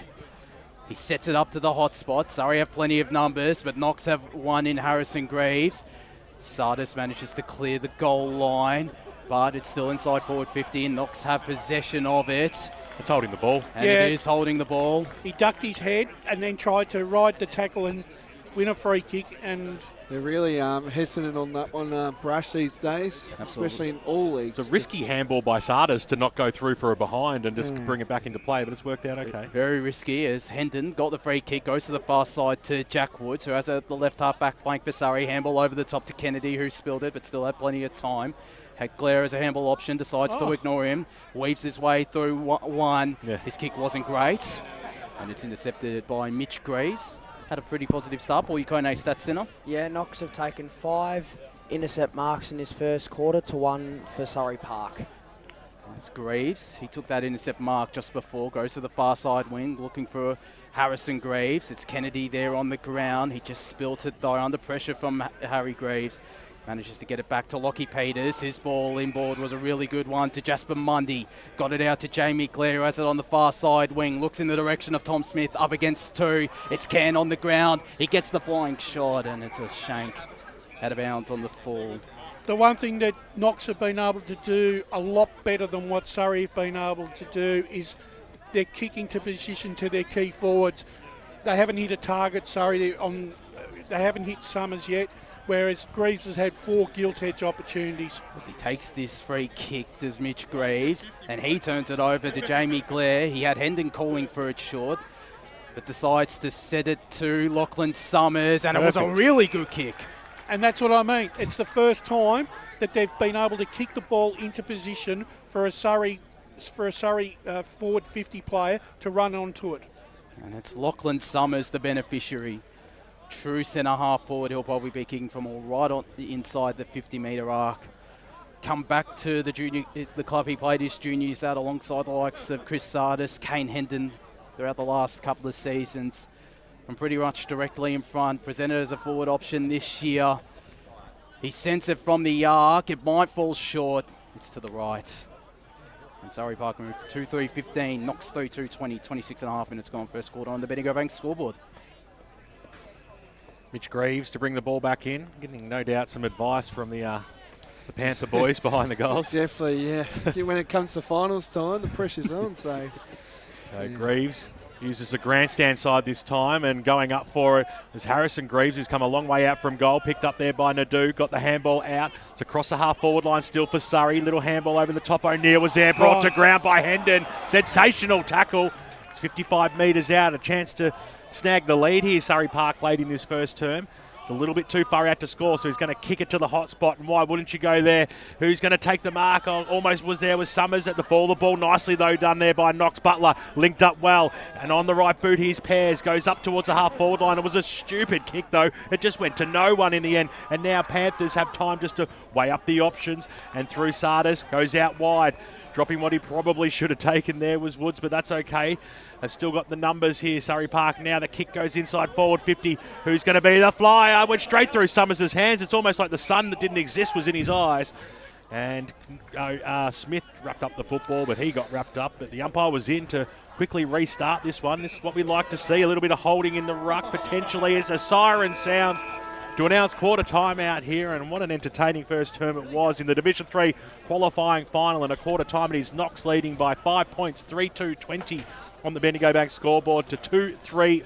There's only one major goal kicker on the ground, and that is Greaves, Harrison Greaves for Knox, whilst Anderson has one each to Mundy and Tommy Smith for the Panthers. Hope you're enjoying the broadcast of 98.1 Radio Eastern is streaming live around the globe on YouTube and Facebook. 1 down, 3 to go.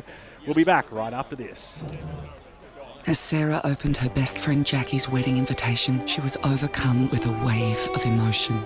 While her 2 young boys wrestled on the floor, tears of happiness rolled down Sarah's cheeks as she saw the words she'd been longing to see. Please note, this wedding will be a child-free event.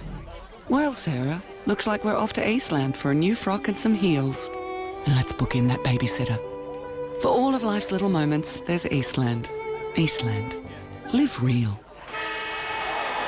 Sprained your ankle, bursting through the banner? Broke a finger, high-fiving the ruckman? Or did you run into the goal post again? For bumps, breaks or bleeds, be seen sooner, close to home at Knox Private 24/7 Emergency Department. The preferred provider of emergency care to the Eastern Football Netball League, you'll generally experience shorter wait times. You don't need private health, but there is an out-of-pocket fee. Be seen sooner, close to home at Knox Private 24/7 Emergency Department, 262 Mountain Highway, Wantirna.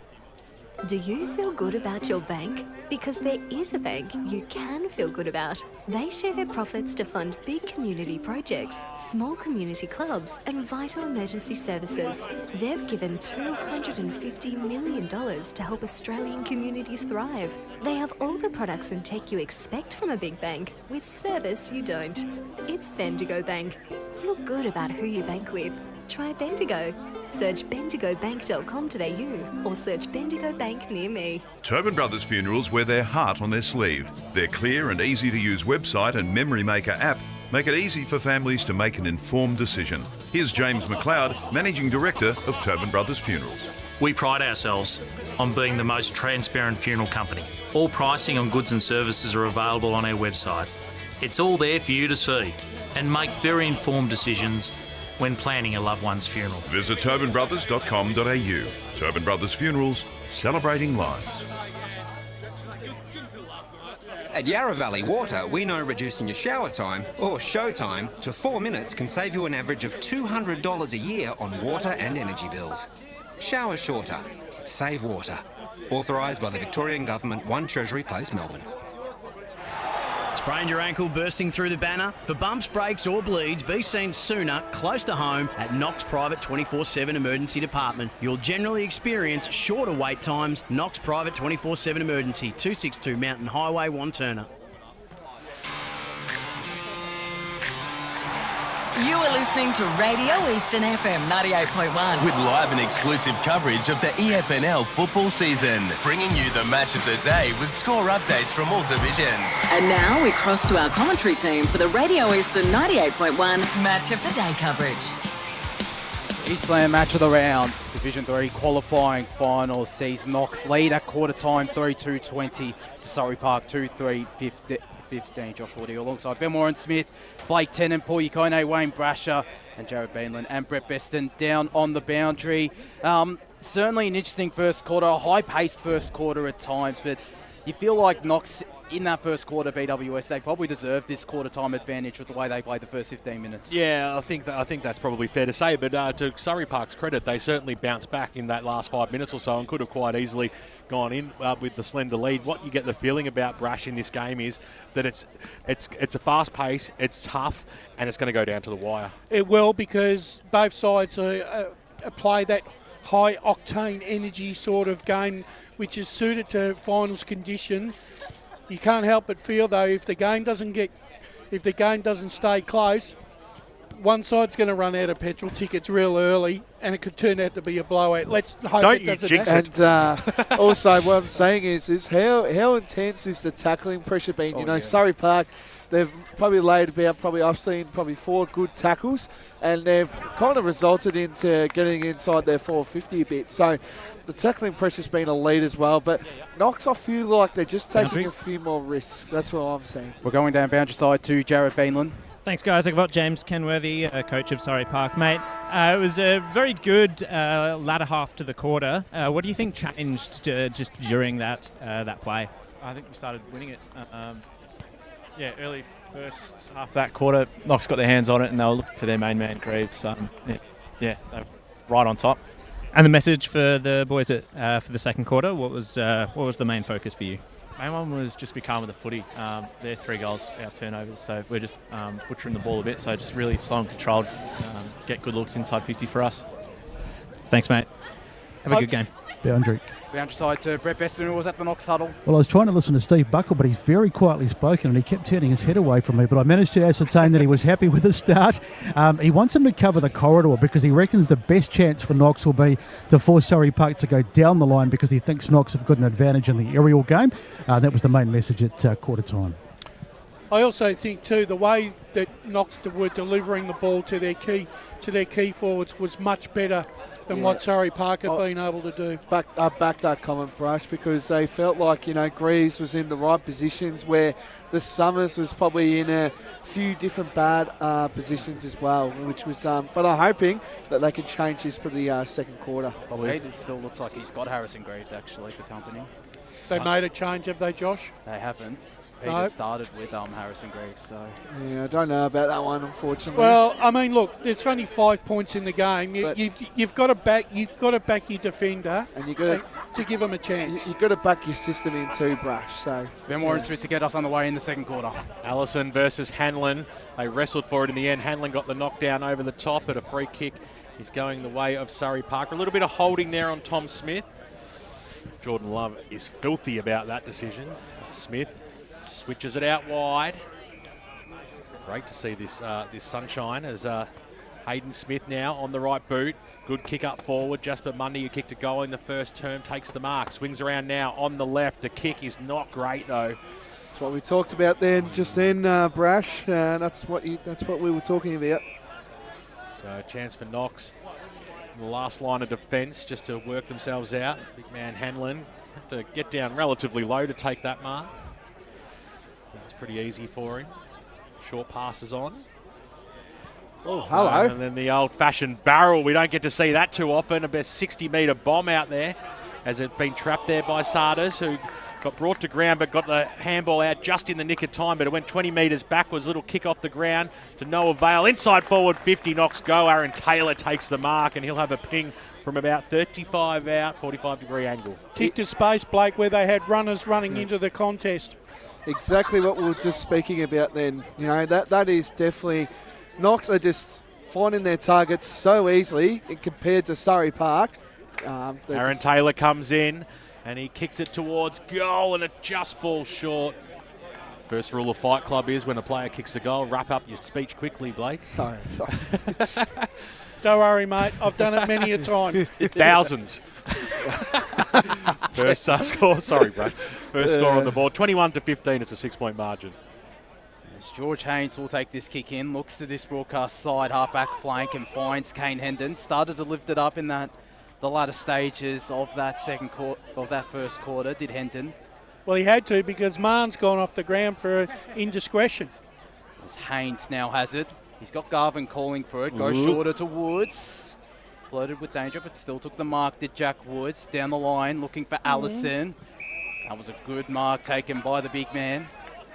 On a 3 under-19s eligible players playing in the lineup today for Surrey Park, alongside Angus Sutherland. And Jasper Mundy is Allison.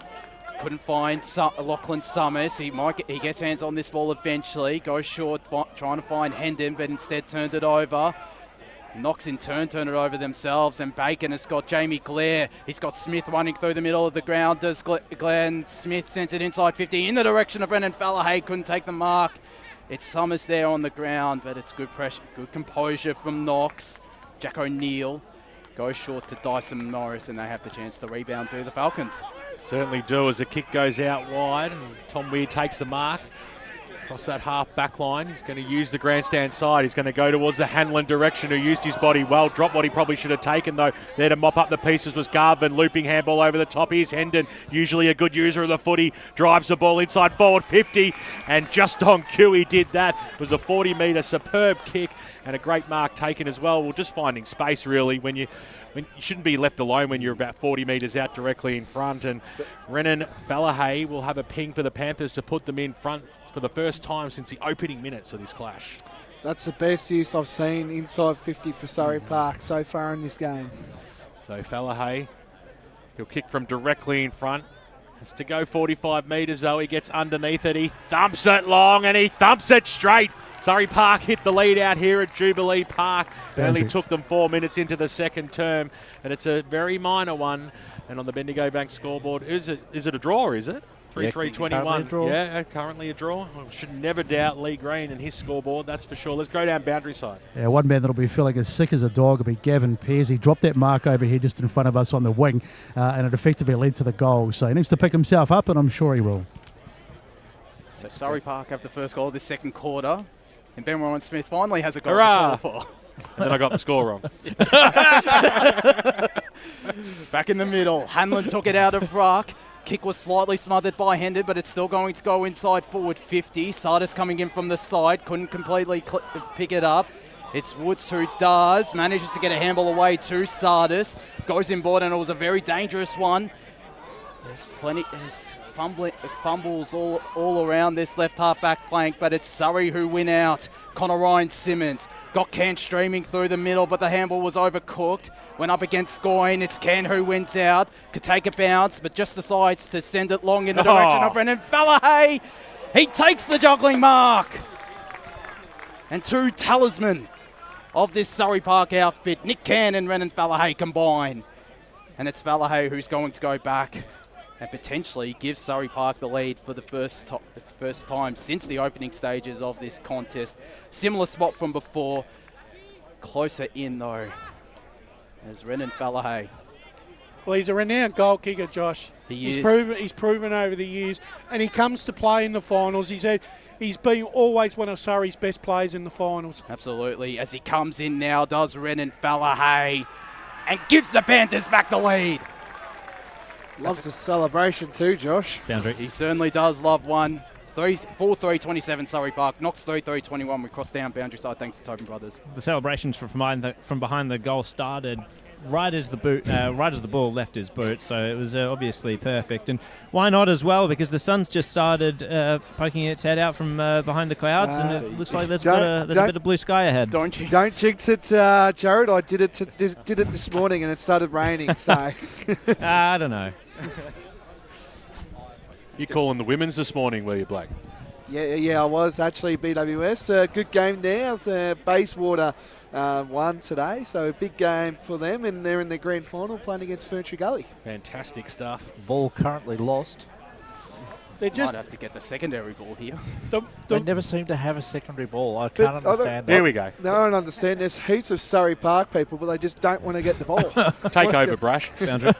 I just think that the opening 6 minutes, Surrey Park have recovered their composure and the way that they've tidied up their back six, and their back six are starting to run, and that's causing real problems for Knox because they're kicking the ball long and catching Knox one out in a lot of their forward 50s. And they're having more space too, Brush. You know, we said it just before, and they've actually laced up 2 forwards now in a row, which is good. Eventually the ball's back in the middle, but let's cross down boundary side thanks to Tobin Brothers. I was just about to point out that there was a secondary ball that was about to come on, but it only came on just when the first ball came.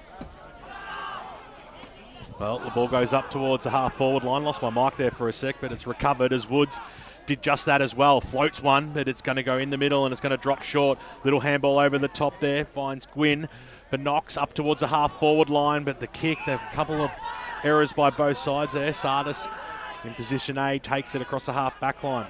He's got players grandstand side, short if he wants to go that way. Woods is screaming for it. That's been ignored. He got very close to the man on the mark here, but he kicks up towards the Summers direction. He had 3 players to beat that time, Jakey. As the ball hits the deck, in there was Edwards for Knox. Umpire comes in and is going to bounce this one. And that's one thing that Knox have done really well in keeping Jake Summers out of the contest by playing 2 or 3 on him. A little bit of holding in the ruck there. I thought Murray might have given away a free kick, but Surrey Park still working themselves forward here. The handball by Glare couldn't quite reach the target. The Falcons do have the numbers, but a risky kick goes across the face. Almost coughed it up. Surrey have got the numbers here. Here's Smith on the right boot. Drives it in towards the forward pocket. What a magnificent kick. It was Smith to Smith in the end, and Tommy takes the mark, and he's only about 20 metres out slide angle. Well, as we go to Paul Yaconi in the Stat Centre. Yeah, they're really using their targets early in this quarter. Surrey Park, they've taken 3 marks forward 50-1.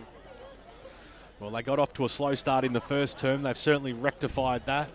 They've listened to the instructions of coach James Kenworthy. Tom Smith, he kicked a goal in the first. He'd love one in the second. The crowd will tell the story.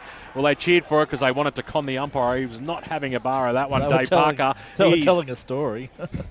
And it's not Dave Parker. He's down the right end. He's got his name mentioned twice now. He'll be happy, Dave Parker. Bendigo back scoreboard. 3-3-21. Knox trailing by 7 points. 4-4-28. The Panthers have started this term well. One of our mate Birdie's enjoying a Singapore sling, BWS. Never know. I don't know what time it is over there.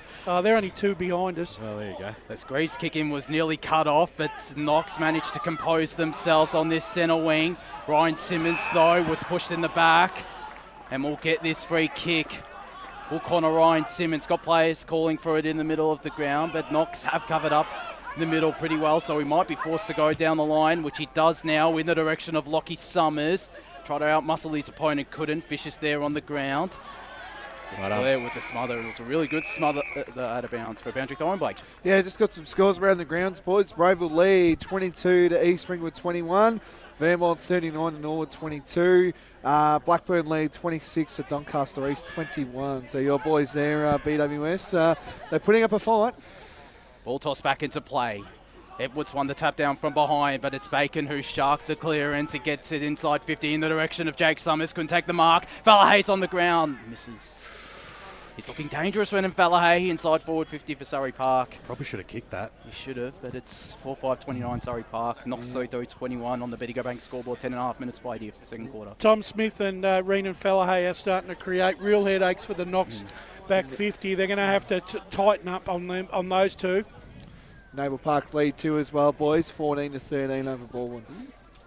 Greaves to bring the ball back in. Paul Yukoni. Inside 50 so far in this quarter are 6-3 the way of Surrey Park. Yeah, not surprising there either, as the kick went all the way into the middle. I thought that was a mark for a second. It almost was going to be paid a mark. Will O'Brien came over the top and got a hand on it. Still probably a little bit stiff not to be paid Surrey's way, but nonetheless, we're right in the middle here at the moment. Jubilee as the umpire throws it up. A lot of players around this ball. Hendon was on hands and knees. He's gang tackled. Going nowhere, and we'll have another throw up. Park Orchards lead 29 to Mitcham 7. So that's a big one. North Ringwood lead South Belgrade 24-21. Nadu got the quick run out. Oh, Smith just had all the time in the world in the end. Kicked it towards the top of the goal square. Probably let himself down with that disposal. And it'll be a ball up only 12 metres out from goal. Boundary. Go down to Jared Beanland. Time in the sin bin is over. Jack Mann is just about to come back on the ground. And there's a blood rule, according to the umpire, just spotted. Yeah, Jake Summers coming off here, so he might have copped one, cop one on the chin. I've got another one too. I think the biggest one in Division 2. Mulgrave lead Templestowe 20-13.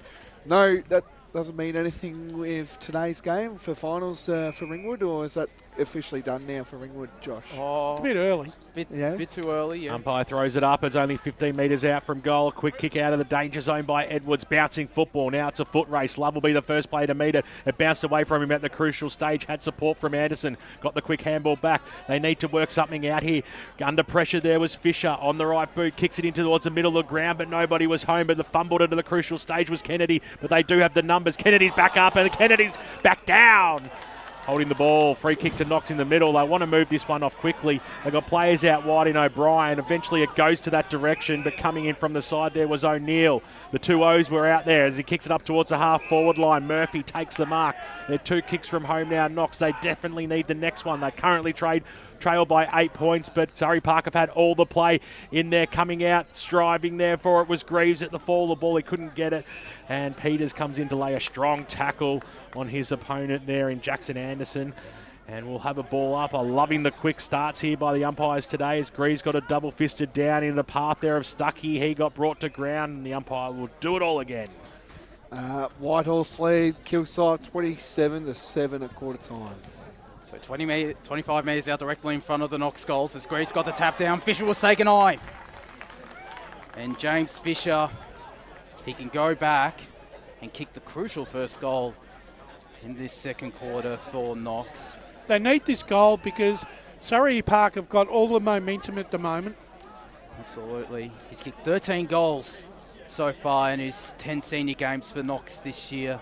Good pick up from Vermont to get Fisher. Absolutely, and he showed plenty of promise when Knox were well and truly on top in the opening stages of that first quarter as Fisher from only a slight angle around 30 metres out from goal. Goal umpire does not move. Knox get a much needed response. They move to 4-3, 27 the Falcons. Surrey Park 4-5, 29. 14 minutes gone, second quarter on the Bendigo Bank scoreboard. Yeah, really important goal there for Knox. Just to, stem the tide a little bit. Surrey Park have really taken the aggressive route in this opening 10 minutes of the second quarter. And it really was a goal against the grain, I thought. Well, all of a sudden it's a 2-point margin where it was looking like it could have been a 3 to 4 goal lead to Surrey only 5 minutes ago. A couple of crucial misses. Knox right back in this one. Greaves has been moved into the middle. Went up against Mahon that time. Another interesting matchup. Pears is now going on to Tom Smith. Allison moves in. Greaves took it straight out of the ruck, got boot to ball. It was a good effort there, just couldn't quite find a teammate. Love got the receive handball, couldn't quite trap it, but he had time out and space as well on the left boot. Kicks it towards the top of the goal square, getting underneath it. They've got the numbers, but at the fall of the ball, Barlow around the body, kicks his first goal of the afternoon, and all of a sudden Knox have the lead back on the Bendigo Bank scoreboard. 15 gone here in the second term. It's a 4-point lead. Put that goal down to Gavin Pears because he came in and created the shepherd, which allowed the room for the Knox forward to kick the ball into the forward 50. Yep. Just a front centre crumbing there, one arm by Barlow. He's a little bit of a sneak down there, and he's been doing that for a couple of years now for East Burwood and now Knox. So good to see Barlow getting amongst it as well. Absolutely. He knows how to find the big sticks, does Braden Barlow. Has done plenty of times throughout his career at Eastfield and Knox. Is back up in the middle we go. Greaves nearly took matters into his own hands, but Mann came charging through and got the high free kick.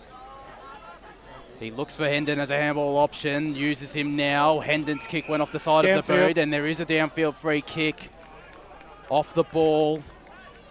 Jack Mann was bumped off, and it's going to be a free kick to Surrey's vice-captain, Lachlan Peters. He looks in the direction of Brendan Fallahay. The kick was too short. Might have been touched off the boot, so Knox sent it straight through the middle. Woods came in from behind. Mann at the full of the ball. Can applies the tackle for Surrey Park on Stuckey. Mann plays very much like an Anthony Brolick in Premier Division. Really tough, burly, really wants to get under the opposition skin. As Greaves won the tap down. Murray's there, wrapped up by 2 Surrey Park opponents. Not going to get another ball up. Right at the edge of the cricket wicket, the turf wicket out here at Jubilee Park as Greaves, yet another hit-out win. The ball locked up once again. 17 minutes gone, second quarter. Knox lead 5-3-33 to Surrey Park, 4-5-29 on the Biddigo Bank scoreboard. Forward of centre here for Knox. Greaves, each time he goes up in the ruck, he's trying to take it straight out, but scooped upon there by Mann. Got boot to ball up towards the half-forward line. It fell short in the end. All players were waiting for it. Edwards was in there, hit the deck, got stripped of the football. And just a little bit unlucky. Jasper Mundy was about to take off to the races there. He's been held up. We'll have a ball up just inside the centre square. It's now across the Surrey Park half-forward line. Lovecop won high. The umpire said okay. Mann got the handball away. The kick going forward by Vitaka! Vitaka gets the answer. It's goal for goal out here at Jubilee. This is fantastic footy. We're really enjoying it. I hope you are too. 98.1 Radio Eastern and streaming live around the globe on YouTube and Facebook. It's 35-33, gents. Well, it's exactly what you want in the final. Tough contest, both sides taking the opportunities when they present themselves, capitalising on each other's mistakes. It's a game, it's a bit of a chess game at the moment, and who's going to break?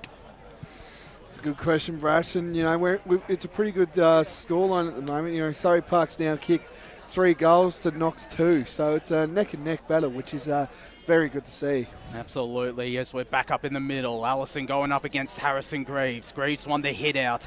Down he goes to Pearce. Hendon got the smother in, got it to Mann, to Kennedy. They worked it out really well through hands, and Kennedy's kick. Will it pay off? It does. Jasper Mundy. He's got Lachlan Summers at the left half forward flank. Doesn't reach him. Glass there on the ground. Knox applying some good pressure. Summers, his kick is out of bounds on the full. Up was good pressure. Led there by Carl Gwynn in defence for Knox. Now the umpire, what's happened? The boundary umpire's called... It's a boundary throwing. Yeah. Look at the cheers behind the goals for all the Surrey guys cheering the goal umpire for that decision. The goal umpire was the one that came in and made the call. Gee, I never got cheered when I was a goal umpire. Ball tossed back into play. Greaves managed to get front position, looking for Fisher. They managed to clear through Knox. Allison couldn't take the mark, and the Falcons will be able to pounce. Stuckey, his kick wasn't all too great. Barlow was disappointed by that one as Woods intercept goes backwards to George Haynes. He goes straight through the middle because he's got 2 players by himself. One of those, Nick Can. He can take a bounce and set it inside 50, looking in the direction of Tom Smith up against 1. And the 1 of Knox wins out in Harry O'Brien. Handball over the top was a really good one to Dyson Morris. Smith still applying some good pressure. He manages to escape, does Morris.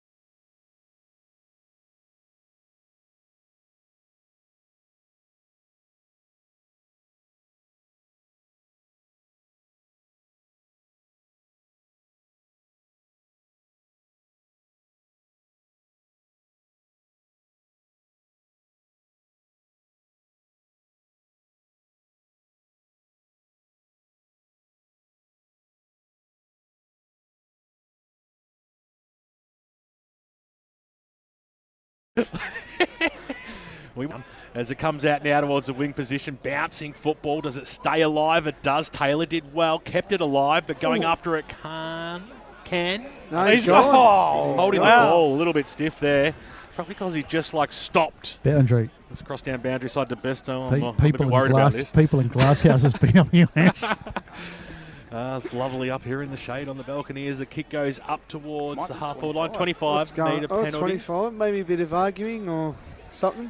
I reckon the thing about Jubilee Park, if you don't keep your width, it really does throw you forward 50 right out if you push too far forward. And we've seen that from both sides. They've gone to their forward 50, but there's been no one there to take a mark. Yeah, I hear. So nearly all players forward of the ball here.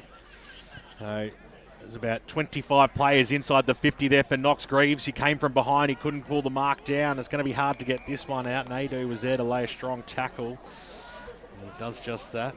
The umpire to come in to restart this one. We've gone 22 minutes here, time on in this second term. It's a 2-point lead to Surrey Park, who trailed at quarter time, and now Nadeau out of the back line, kicks it up towards the wing. It's a 4-on-1 situation. Summers of the Lachlan variety had to fly from the back and create the spoil. He did just that, but Weir was there for Knox. They're going backwards to go forwards here because they've got the numbers. Greaves swings around on the left. That was a beautiful kick too by Greaves, and now Knox a chance to go through the middle. Another 25-metre penalty. What for? So it sounds like there's a bit of back chat going on, and I don't know if it's Marn's looks like he's been near the umpire both times. There is a kick goes inside forward 50, looking for Greaves, doing a little pirouette. There was Murphy getting underneath it, almost a high tackle paid against Peters, but the umpire was right there and said he ducked into it. And the umpires have been right on that this afternoon. The umpiring's been fantastic today. I think it's been all around though, with the ducking around and all that. As Greaves went up solo in ruck, managed to get it down looking for his captain Murray. It's Marn there on the ground as he tries to get escape from Aaron Taylor. He manages to get a handball back to Angus Sutherland, to Naidoo, who goes to Taine Vitaka. They have it at the left half-back flank. Vitaka's kick wasn't all too great. It still might end in Surrey hands. Knox's pressure was really good. Some good pressure all around.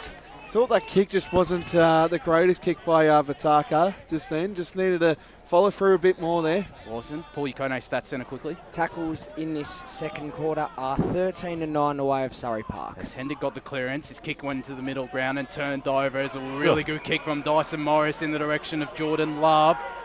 He's looking for leads. In fact, he's got a man all by himself, and that is Jackson Anderson.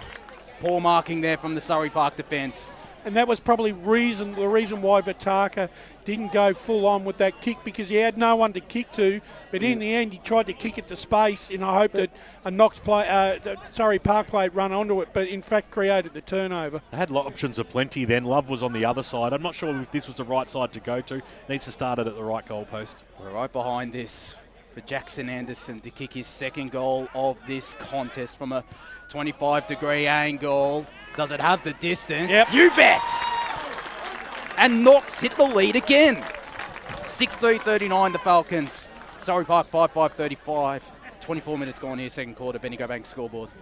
Yeah, odds are saying, that's two patches of plays.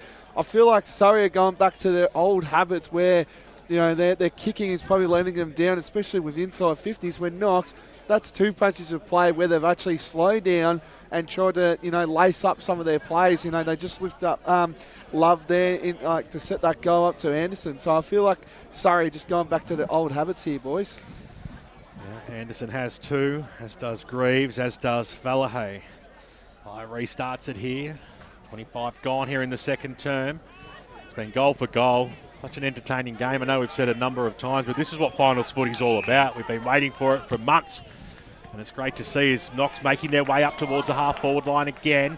Man of the moment there, Anderson dropped what he should have taken. Spun around, got the handball away. O'Brien on the left boot, goes inside forward 50. Just waiting for it in front there was Fisher. Probably should have gone up for it. In the end, Bacon was there to knock it over. But it's been stolen here by Murray. Goes for goal and floats it out of bounds on the full. One of the worst shanks you'll see. It just didn't hit the sweet spot. Came off the shin, maybe. Yeah. Gee, there's a goal gone begging. Jeez, can they respond here, Surrey? Can they respond? Well, the big kick goes out towards Chris Allison, who takes the mark, and Chips it over the top, and Surrey might be away here, but not quite, because a big fist just coming in from the side and getting the cheers. Braden Barlow right in front of the Knox brethren, who are up and about here. Their sides in front as we encroach on half-time. That was too laconic for my liking there in a game like that. You're not trying to kick these fancy kicks. Not the greatest kick there from the big man Chris Allison, as he'll look to make up his own work in ruck. It's Hamlin who got the tap down. He sees it out of bounds. 27. I reckon Hanlon's really controlling the ruck. I think Allison really can't get into the contest, and they're having to use him in other places, which is right down Knox's wheel alley. As Allison came in from the side, again the tap down from Hanlon. It's Hendon who managed to get a handball away. Naidu tried to keep it in, couldn't. And umpire will toss this ball back into play right in front of us in the broadcast position now here at Jubilee Park. 27 minutes gone, second quarter. Knox lead 6-3-39. Surrey Park 5-5-35. Thank you for tuning in. Eastland match of the round, 98.1 Radio Eastern. Streaming live across the globe on Facebook and YouTube. Let us know where you're watching from. East Ringwood lead 42 to Rowville 23. Good second quarter there from East Ringwood after they trailed their quarter time as this ball tossed back into play. Hanlon another tap down in the direction of Fisher. Really good play from the two ex-Vermont players. Fisher's kick inside 50. Woods will be able to pick it up. He might be pinged. No, he won't. Got away with one there, Jack Woods. Park Orchards lead 32 to Mitcham 7, boys. Notice how during the first term when Rover were winning, Ray was texting every 5 minutes, and he hasn't texted once in this second term. As the umpire comes in, it'll be a free kick to Surrey Park going the way of Marn. That defensive zone switches the play. Are you saying Ray's a bit of a fair weather reporter, BW? Maybe. Ryan Simmons across the defensive 50, kicks it out towards the wing position. What a strong mark that was by Woods, I should say. Across, got a nice mop on him as well. He takes a sensational mark, then he's just coughed it up. So here's Hanlon. Is there still time for Knox to get another goal? Switches it in towards the middle of the ground. Pears takes it. He's been good, I reckon, Pears. Yeah. He's really dominated in that midfield. Pears on the right boot, drives it towards the Greaves direction. And he just knew how to time that mark to perfection. He watched it in the air. He started from the back, worked his way to the front at the perfect stage, and what a great mark that was. What a perfect kick that was too. Another moment there, boys, in this game where a big-time player in a big final, this is a big kick. So Harry Greaves will kick on the siren. His side currently holds a 4-point lead. Every goal, every point so crucial in a big final. He comes in now, he starts at left. It's not going to come back. It might not even make the distance. It's been knocked through for a point. It's gone through on the full, so the point does stand and every point does count. Let's hope that doesn't come back to bite them. But it's half-time out here in the qualifying final. It's Division 3 finals footy at its best today. And at half-time it is Knox leading 6-4-40 to Surrey Park 5-5-35. The major goal kicker's on the ground. Harrison Greaves, who just kicked that behind, has kicked 2 goals, as has Jackson Anderson. 2 goals to Renan Fallahay for Surrey Park. The rest are singles. We hope you're enjoying this broadcast on 98.1 Radio Eastern and streaming live around the globe on YouTube and Facebook. 1 half down, 1 to go. We'll be back with all those important around the ground scores as you go local for your footy right after this. As Sarah opened her best friend Jackie's wedding invitation, she was overcome with a wave of emotion. While her 2 young boys wrestled on the floor, tears of happiness rolled down Sarah's cheeks as she saw the words she'd been longing to see. Please note, this wedding will be a child-free event. Well, Sarah, looks like we're off to Eastland for a new frock and some heels. Let's book in that babysitter. For all of life's little moments, there's Eastland. Eastland. Live real. Sprained your ankle, bursting through the banner? Broke a finger, high-fiving the ruckman? Or did you run into the goal post again? For bumps, breaks or bleeds, be seen sooner, close to home at Knox Private 24/7 Emergency Department. The preferred provider of emergency care to the Eastern Football Netball League, you'll generally experience shorter wait times. You don't need private health, but there is an out-of-pocket fee. Be seen sooner, close to home at Knox Private 24/7 Emergency Department, 262 Mountain Highway, Wanturna. Do you feel good about your bank? Because there is a bank you can feel good about. They share their profits to fund big community projects, small community clubs, and vital emergency services. They've given $250 million to help Australian communities thrive. They have all the products and tech you expect from a big bank, with service you don't. It's Bendigo Bank. Feel good about who you bank with. Try Bendigo. Search bendigobank.com.au or search Bendigo Bank near me. Tobin Brothers Funerals wear their heart on their sleeve. Their clear and easy to use website and Memory Maker app make it easy for families to make an informed decision. Here's James McLeod, Managing Director of Tobin Brothers Funerals. We pride ourselves on being the most transparent funeral company. All pricing on goods and services are available on our website. It's all there for you to see and make very informed decisions when planning a loved one's funeral. Visit tobinbrothers.com.au. Tobin Brothers Funerals, celebrating lives. Do you want to study at the #1 sports science school worldwide? Study sport at Deakin and benefit from the most advanced sports facilities available, from running tracks to biomechanics labs, and decked out gyms to a climate chamber. Deakin have what you need to graduate ahead of the pack. Discover endless opportunities in sports science by visiting deakin.edu.au/sport. Deakin, proud sponsors of the EFNL.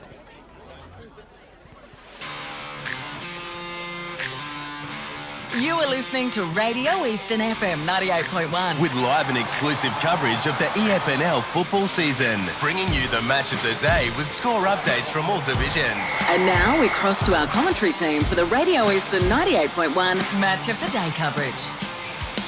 Qualifying final action out here at Jubilee Park, Division 3. And at half-time, we've got a game on our hands. Knox lead Surrey Park by 5.6440 to 5.35. Ryan Long here with Matt Spider Lee, Brett Beston and Jared Beanland, who have both been down on the boundary. Spider, I'll start with you. Interesting first half. It was goal for goal at stages of the game. Both sides look like they have match winners on their own list. So it's all set for what should be a really interesting second half. Absolutely, Ryan. Look, it's been a thrilling first half. I mean, Knox got off to a really important start. They got their noses in front. They were getting some really important forward entries. Greaves was hitting the scoreboard, which was really important for them, getting clearance out of the middle of the ground, and they're really efficient when they go into 50. Surrey Park really responded. Delahaye really important up forward for them, and he kicked a couple of goals. And they got their ball transition going with their movement, and they started to look like they were going to get on top of the game. But then Knox worked their way back into the contest, through the likes of guys like Pears and Hanlon, who's doing some really good things around the ground. Really, that ruck duel, as we promoted before the game in the pre-match, was going to be really important between Allison and Hanlon, because that's going to be one of the things at the end of this game to see who can really arrest the momentum back. So I think for Knox, they'd be really pleased with their first half. Steve Buckle spoke about it, prior to the game, the importance of getting off to the good start, but also hitting up their targets. And they're doing that up forward. When they go into 50, they're looking really dangerous and putting Surrey under enormous pressure. And the other way back, Surrey, when they go into 50, they look like they're going to score, and they do, but it's sometimes that efficiency, but also the defensive work of Knox has been really good, because they've been able to cut through the lines as well. Yeah, they certainly have. And Jared, you look at someone like Greaves in that first quarter, looked like he might be in for a really big day, was clunking everything and runs at the ball so well and finishes off his good work, besides that last one on the siren, which was a tough shot. But they probably put a bit more attention on him in the second quarter. They definitely have, and Knox were trying to isolate Greaves, or indeed Hanlon, when it was his turn to go down forward throughout both of those quarters. I just want to see a little bit more forward pressure and a little bit more action from the small forwards of Knox, because whenever it hits the ground in their forward line, it seems to come out a little too easily. Surrey Park's small defenders have been getting on top of them in that area, I think. They've been winning the contest really well.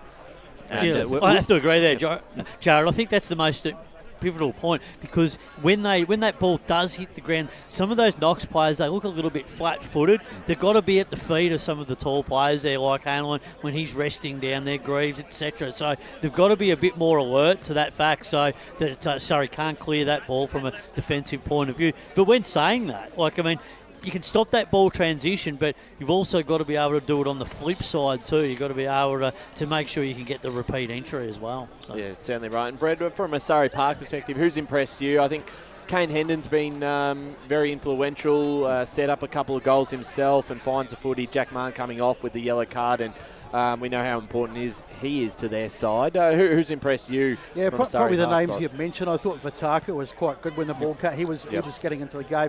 And, of course, Renan Fellahay's been really, really good when the ball's gone forward. He's looked dangerous as well. But, yeah, pretty much the guys that you mentioned. So, Surrey, look, I think they're probably on top. I thought Knox started quite well, but Surrey probably had most of the best of the second quarter and second part of the second quarter. And Knox have had their moments, but at the moment I still feel that Surrey Park will probably just have the edge in this one. So you're sticking with Surrey for your tip? I went for Knox actually. Oh, so you went for Knox? I'm actually going to stick with Knox. They're going to have a really good third quarter because I feel like Surrey Park have got their noses in front. But if one or two of their big playmakers can get things going, I mean, we saw Greaves, he was fantastic. Barlow's obviously a big game player as well. Zach Hanlon in the ruck, and I still think Tommy Wee can have a big influence as well. So if those sort of guys get into the game, I still think Knox can get it done, but they've got a bit of work to do.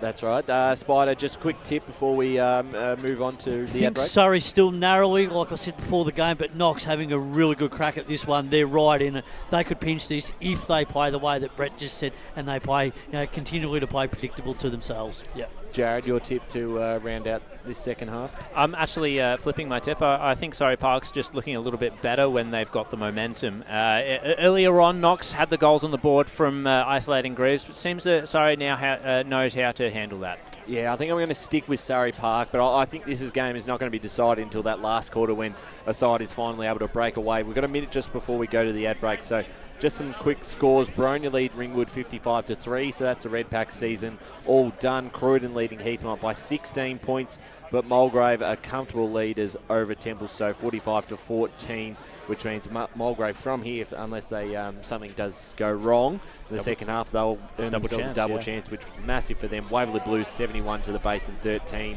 and then just a couple of quick scores in Premier Division. Bourne leading Noble Park 29-15, South Croydon 49 to Berwick 7. Doncaster East, Blackburn holding a 7-point lead there. East Ringwood 5-goal lead over Rowville, and Vermont 20-point leaders over Norwood.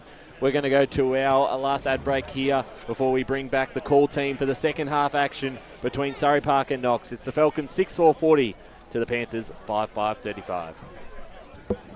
Today at Eastland, Lucy's trying on jeans for a momentous occasion. Coffee with the ex. She needs jeans she can move in because she's definitely moved on. Jeans that get a second look, but don't give any second chances. Jeans that say, well, yes, I have spent the last 8 months in a post-breakup juice-cleansing, kickboxing, personal training frenzy. And it looks as though she's just found the perfect pair. Bravo, Lucy. For all of life's little moments, there's Eastland. Eastland. Live real.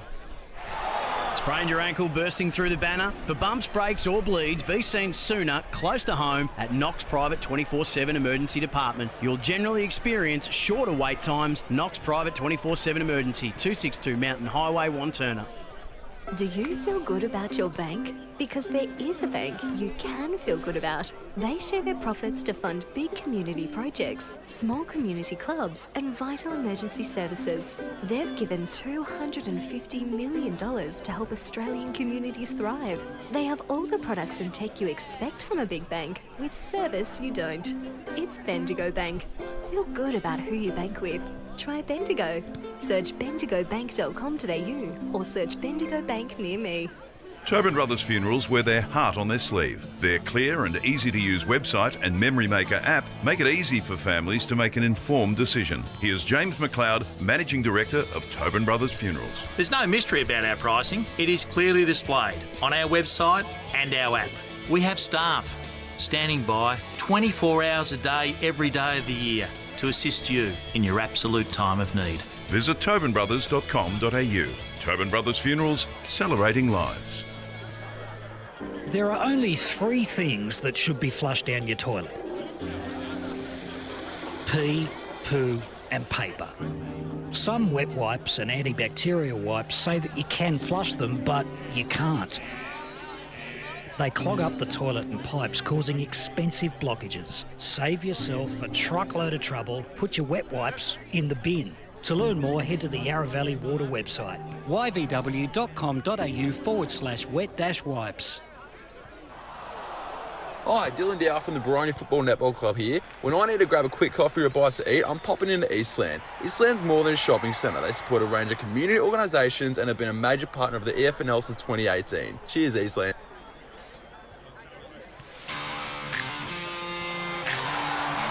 You are listening to Radio Eastern FM 98.1. With live and exclusive coverage of the EFNL football season, bringing you the match of the day with score updates from all divisions. And now we cross to our commentary team for the Radio Eastern 98.1 Match of the Day coverage. Eastland match of the round, half-time out here at Jubilee Park, and it's Knox who lead the Division 3 qualifying final 6-4-40 to Surrey Park 5-5-35 as the Panthers and the umpires are back out onto Jubilee Park. Josh Wood here alongside Ben Warren-Smith, Wayne Brasher, Blake Tennant, Paul Yukone, and of course Jared Beanland and Brett Beston down on ground level. Brash, plenty of discussion we had off air during the half-time break, and I think we were talking about how it might come down to whoever capitalises on the other side's mistake will get the job done here. Yeah, it does, because the thing is, both sides have actually, what they've been able to do is they've basically been able to destroy each other's side's width, where they can try and play to the structure. Jubilee Park is one of those grounds that if you don't play it properly and all your forwards push up too far, your backline really does, when they win the contest and they win a turnover, they've got no one to kick the ball to. And then that's, all of a sudden, you've got possession and then you're looking for a short kick or a short handball, and because the opposition have pressed so high, that's when the turnover occurs, and that's what's been happening in some of the cases. It is going to come down to, I reckon Gavin Pears has had a great game in the midfield. Yeah. But then I think Knox have controlled the ruck. I think Hanlon's been well on top. But I don't think Surrey have been solid without being spectacular. Yeah, completely agree there as well. And I feel like their big-time players are definitely lifting at the moment. You know, I feel like, you know, Greaves, yes, he's kicked 2 goals. That's Harry, sorry. Yes, he's kicked 2 goals. I just feel like he has a big presence, and, you know, he's doing that, right? But he hasn't really done that, I know, on the, you know, early stage. But luckily we've got a big second half here to come. But I felt like Surrey just got back to their bad habits where they weren't linking up their forwards as much as what Knox were doing. They were taking their time with their kicking. But that's okay, you know, it's finals. It's the pressure's on and from the get-go. And to me, it's a hard one to go, but still happy with my tip going with Knox at the moment. Surrey's got to find a way of getting Jake Summers into the contest because he just hasn't been able to influence the contest, whereas Greaves has had a big say. And really it could come down to, in the end, it could come down to those 2 players, right, to decide this contest, because Greaves looks really dangerous moving forward, whereas Summers has been double-teamed and triple-teamed, and they're pushing him into areas of the ground that they know it's going to be hard for him to even take a mark or even score a goal. Maybe push him up the ground a little bit, play him as a bit of a centre-half forward. Yeah, well, exactly right. When your main forward is struggling to get into contest, give him 5 minutes on the ball. Just so he can touch the ball. Give him a run in the ruck. Let's not forget that Steve Buckle coached him for a long time, so probably knows a few little tricks to put him off his game. Exactly as well. right. So, go down boundary side. Yeah, just had a quick word to Steve Buckle. He's pretty happy with how things are going. He said just keep doing what you're doing and just stop their run and just get a bit of width happening. He's reasonably satisfied with the situation at the moment, and rightly so. We miss his availability at all times, don't we, Brush? We do. I actually wonder, Josh, you and I were talking about, do you think Surrey Park have underestimated the pressure that Knox were going to bring into this contest? Possibly. I reckon that is the case, because the pressure from Knox has been really good. Surrey's pressure at times has been good, especially when they got on top. But I think you're right, because Knox have just... come out very surprisingly when it comes to the pressure, as we're all set for the second half of action out here in the Eastland match of the round. Great starting in ruck. We finally heard Ray Baird, boys. We finally heard him. We haven't heard him for a bit because Rave was losing. 7-13-55, East Mingleton to Ravel 4-6-30. Pye holds the ball aloft. Allison will go up against Greaves this time. Greaves worked himself into the front and once again took it out. Had a fresh air shot. Allison picked the ball up, quickly wrapped up. We'll have a quick restart here. 5-point lead. Way of Knox. This game's been close. What's been impressive, when a side's gotten away, the other side has answered the challenge each time as well. So as they go after it in the middle here. Smith's on the bottom and he's going to get pinged here. He was just staring at the umpire, Smith, asking him, waiting for the ball up, and he's been pinged for holding the ball. So Jordan Love, right in the middle of Jubilee Park. Short passes on. It was a good one, 2 pairs. Takes it. Centre half forward is probably just too far out to score here. About 55 metres. Looking for the options inside forward 50, and a good leap and a great mark taken by Sardis for Surrey Park. Important grab that was as well. Uses the far side. We've seen a lot of that today. As the kick goes out, Callum Garvin makes a good mark. Looking for a run on handball here. Eventually will take his kick, which is an absolute shocker in the end. Made Hendon work really hard for it, but he had the poise and the skill to get the handball away to Summers, who's moved up the ground. The handball back, and now the squeeze kick in towards the middle of the ground. Sardis takes it again. So they haven't gained too much meterage here, Surrey. They haven't lost the football either, which is important. Smith, the Tom variety. So again goes backwards, and we'll start it all again. As it goes back to Haynes, who goes backwards across the ground. So they really did want that switch. Eventually they've got it, as Jack Mahon eventually takes the mark, gets the running handball away, and now Surrey can use the wing position. The kick goes down towards the money direction. He stood still though. Murphy came over the top for Knox, took the mark and then took off. His handball was an absolute shocker. Made it really hard for his teammate there. O'Brien came flying through. A gang tackle is taken on Joey Murphy, and the umpire said, "Give it to me, boys. We'll ball it up." They should be having a shot on goal here, Knox, because of that. Go to Jared Beanland. No, I do like the idea to switch. I do like the intention from Surrey Park, because it is a wide ground, of course, but they just got to be a bit quicker about it. They let Knox in with that one. Well, Pear's got it, got the handball back. Here's a chance for Edwards. It might be stolen, though. Charging his way through there was Garvin, in and underneath at Morris. Eventually scoots out. Here's Nadu on the right boot, goes inside forward 50. Getting up underneath at that time was O'Neill for Knox. A strong tackle by Lachlan Summers. The ball still alive inside that forward arc for Surrey Park. A quick kick out of the danger zone by Edwards. He wants the boundary line. It's going to trickle that way. Will it stay in play? Eventually it does. Morris got the little handball back. O'Neill was in there. He was brought to ground. Over the boundary line she goes, and we'll have a boundary throw in. Just the simple errors there, boys. That's probably about 4 times I've seen. Drop marks, dropped handballs. I feel like the errors are just letting both teams down, not just one, but both. Plenty of perceived pressure out here at Jubilee Park in this Division 3 qualifying final, as Greaves again took it out of ruck, follows up his own work, got the handball away, and Knox work it out really well through hands. Harry O'Brien is run down from behind for Tarka, still managed to get a handball away. It'll be turned over though. Peters got Ken in the middle of the ground and uses him. Ken shrugs off his opponent and sends it long in the direction of Jake Summers. Weir pushed him out well. He used his body well, did Tom Weir, and took the intercept mark. Goes out wide here to Jack O'Neill, who has it at this broadcast side back pocket. His kick was too short for Fisher, but got plenty of time. Oh, no. His handball wasn't all too great, and finds Cal Garvin the pressure. No throw according to the umpire. And umpire will give the holding the ball free kick to Surrey Park. You must pay the penalty. That was really poor. Yep. And it's Lachlan Summers, the beneficiary. Renan Fallahay went straight to Cal Garvin as well. That's youth and inexperience right there personified. He just didn't need to take off. He went the take-off action because he was quickly wrapped up, but the fact that he wanted to go has cost him there. It's the errors. It was a throw before that anyway. As Lachlan Summers, very slight angle, but probably kicking from 15 metres out, comes in now, straight over the goal umpire's hat. And Surrey Park have the quick start in this third quarter. They lead 6-5-41, Knox 6-4-40, 4.5 minutes played here, third quarter on the Bendigo Bank scoreboard. Yeah, well, that's what happens. It's a final. It's error riddled at the moment. And like we've spoken about, both sides are taking toll on whatever errors are coming their way.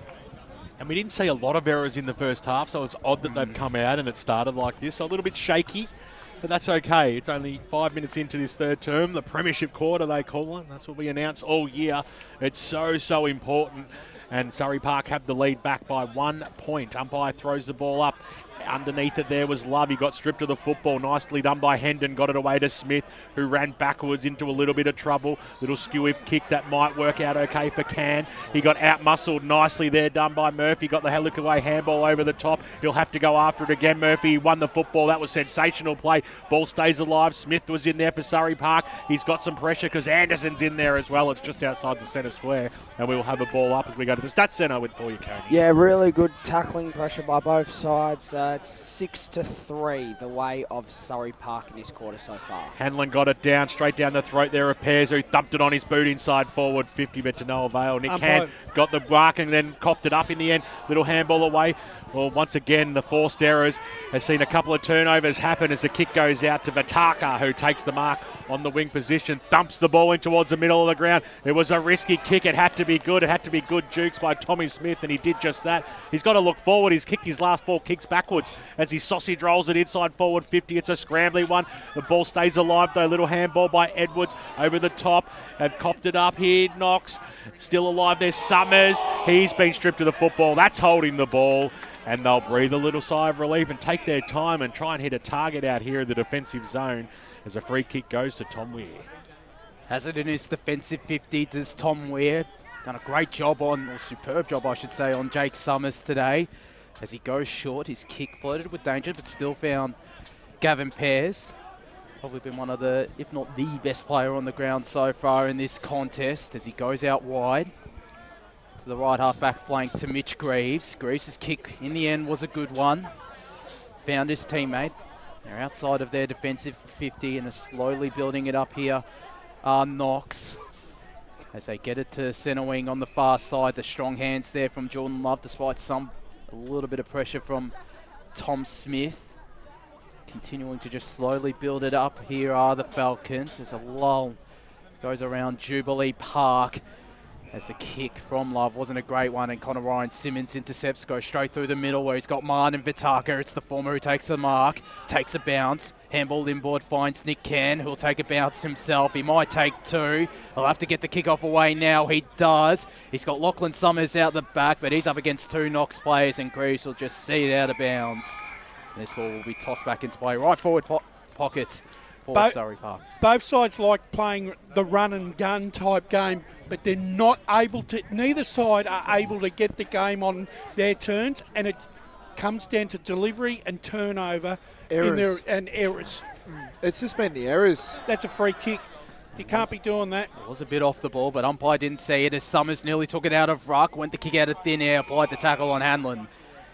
And umpire will call for it. 8 minutes gone in this third quarter. Surrey Park leads 6-5-41. Knox 6-4-40 in this Division 3 qualifying final. The winner to play Donvale this time next week in the second semi-final. As taking it out of ruck there was Hanlon. Naidu got the flying shot on goal, but Weir got the smother in. His handball might be turned over. It is now. Garvin managed to get handball out to Bacon, to Glare. Knox still have the numbers around this ball, and they attempt to clear. They can't. There's plenty of play surrounding this as Summers went the ambitious shot and kicks it out of bounds on the full. Left back pocket for Knox. Boundary. And I'll look to rebound. Boundary side to Jared Beanland. Thanks to Tobin Brothers. Surrey Park have stuck with Peters going to Greaves, of course, and you had Woods on Barlow, and the deepest forward currently Knox is O'Brien. That's Ben O'Brien, and he's being tailed by George Haynes. He's done it well. He's done pretty well, Peters, after his first quarter blue. Well, jinxed him again. As the ball's been taken away by Knox.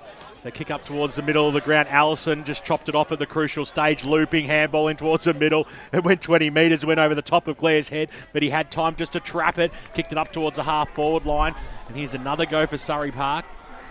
Options are plenty as Mahon makes space inside the arc, and he'll have a ping, making sure the umpire knows exactly where that mark is, and he'll kick from 45 metres out, almost directly in front. They showed a little bit of patience there, Surrey Park, and waited to create a bit of space that that Mahon could run into. I think that's probably what's been lacking a little bit by both sides. A lack of poise going into their forward 50 Definitely. and not hitting the target. But that's pressure. That's the finals pressure. So Jack Mahon, he was sent off in the earlier parts of this game. Now a little bit of chance for redemption. It's a high kick. Not even going to make the distance in the end, so it stays alive. Summers was there. Oh, and a hospital kick has been done by Knox. It's not going to get paid because it hasn't gone the required distance. Summers somehow picked the ball up, then got boot to ball. It flicks over. Here's Vitaka. Can Vitaka do something miraculous? He cannot. Got the boys behind the goals pretty excited there, as did myself. And, I think they can hear you, bro. 10 minutes gone here and on the Bendigo Bank scoreboard. 42 plays 40 on 98.1 Radio Eastern and streaming live around the globe on YouTube and Facebook. Paul Yaconi down in the Stats Centre. The inside 50 so far in this quarter are 6-3 the way of Surrey Park. As Greaves' kicks was intercepted, Blair was there on the ground. Cairns sends a high up and under ball inside 50. Summers up against Greaves. He nearly took the juggling mark, but he might pick up the ground ball here. He does. Gets the snap on goal. Has it got the leg? It misses. That was a... These boys are just waiting for a goal, aren't they? It hit the post. They're ready to explode. They always are the Surrey Park faithful. And I bet you'd be down there with them. 6-7-43 the Panthers. You'd fit in right well with that call, mate. Mitch Greaves thumps the ball in towards the middle of the ground, looking for Tommy. Sorry, what am I trying to say here? Looking for Harrison Greaves. He landed into that free because he was on the ground and just, yeah. Woods had the link up with Peters, who drives the ball back inside forward 50 again. Can it stay alive? Snap around the body. This is a go. Goes right across the face, getting a timely fist on it. Tom Weir, who's having a super game down back today for Knox. Knocks it through for one behind. 4-point lead now is the way of the Panthers. And we're still no closer to any side gaining a decisive break in this contest. Yeah, there hasn't been. You know, I think Surrey Park's now kicked probably about a goal and maybe 5 behinds. Maybe I've seen 1 goal 3 this quarter. Yeah, so they're not chances. taking their opportunities. Surrey Park. They're getting plenty of the ball. Absolutely. As Greaves takes this kicking, goes to the far side. It's now at the right half back flank after that big kick. Surrey have the numbers on the ground though after the ball came in.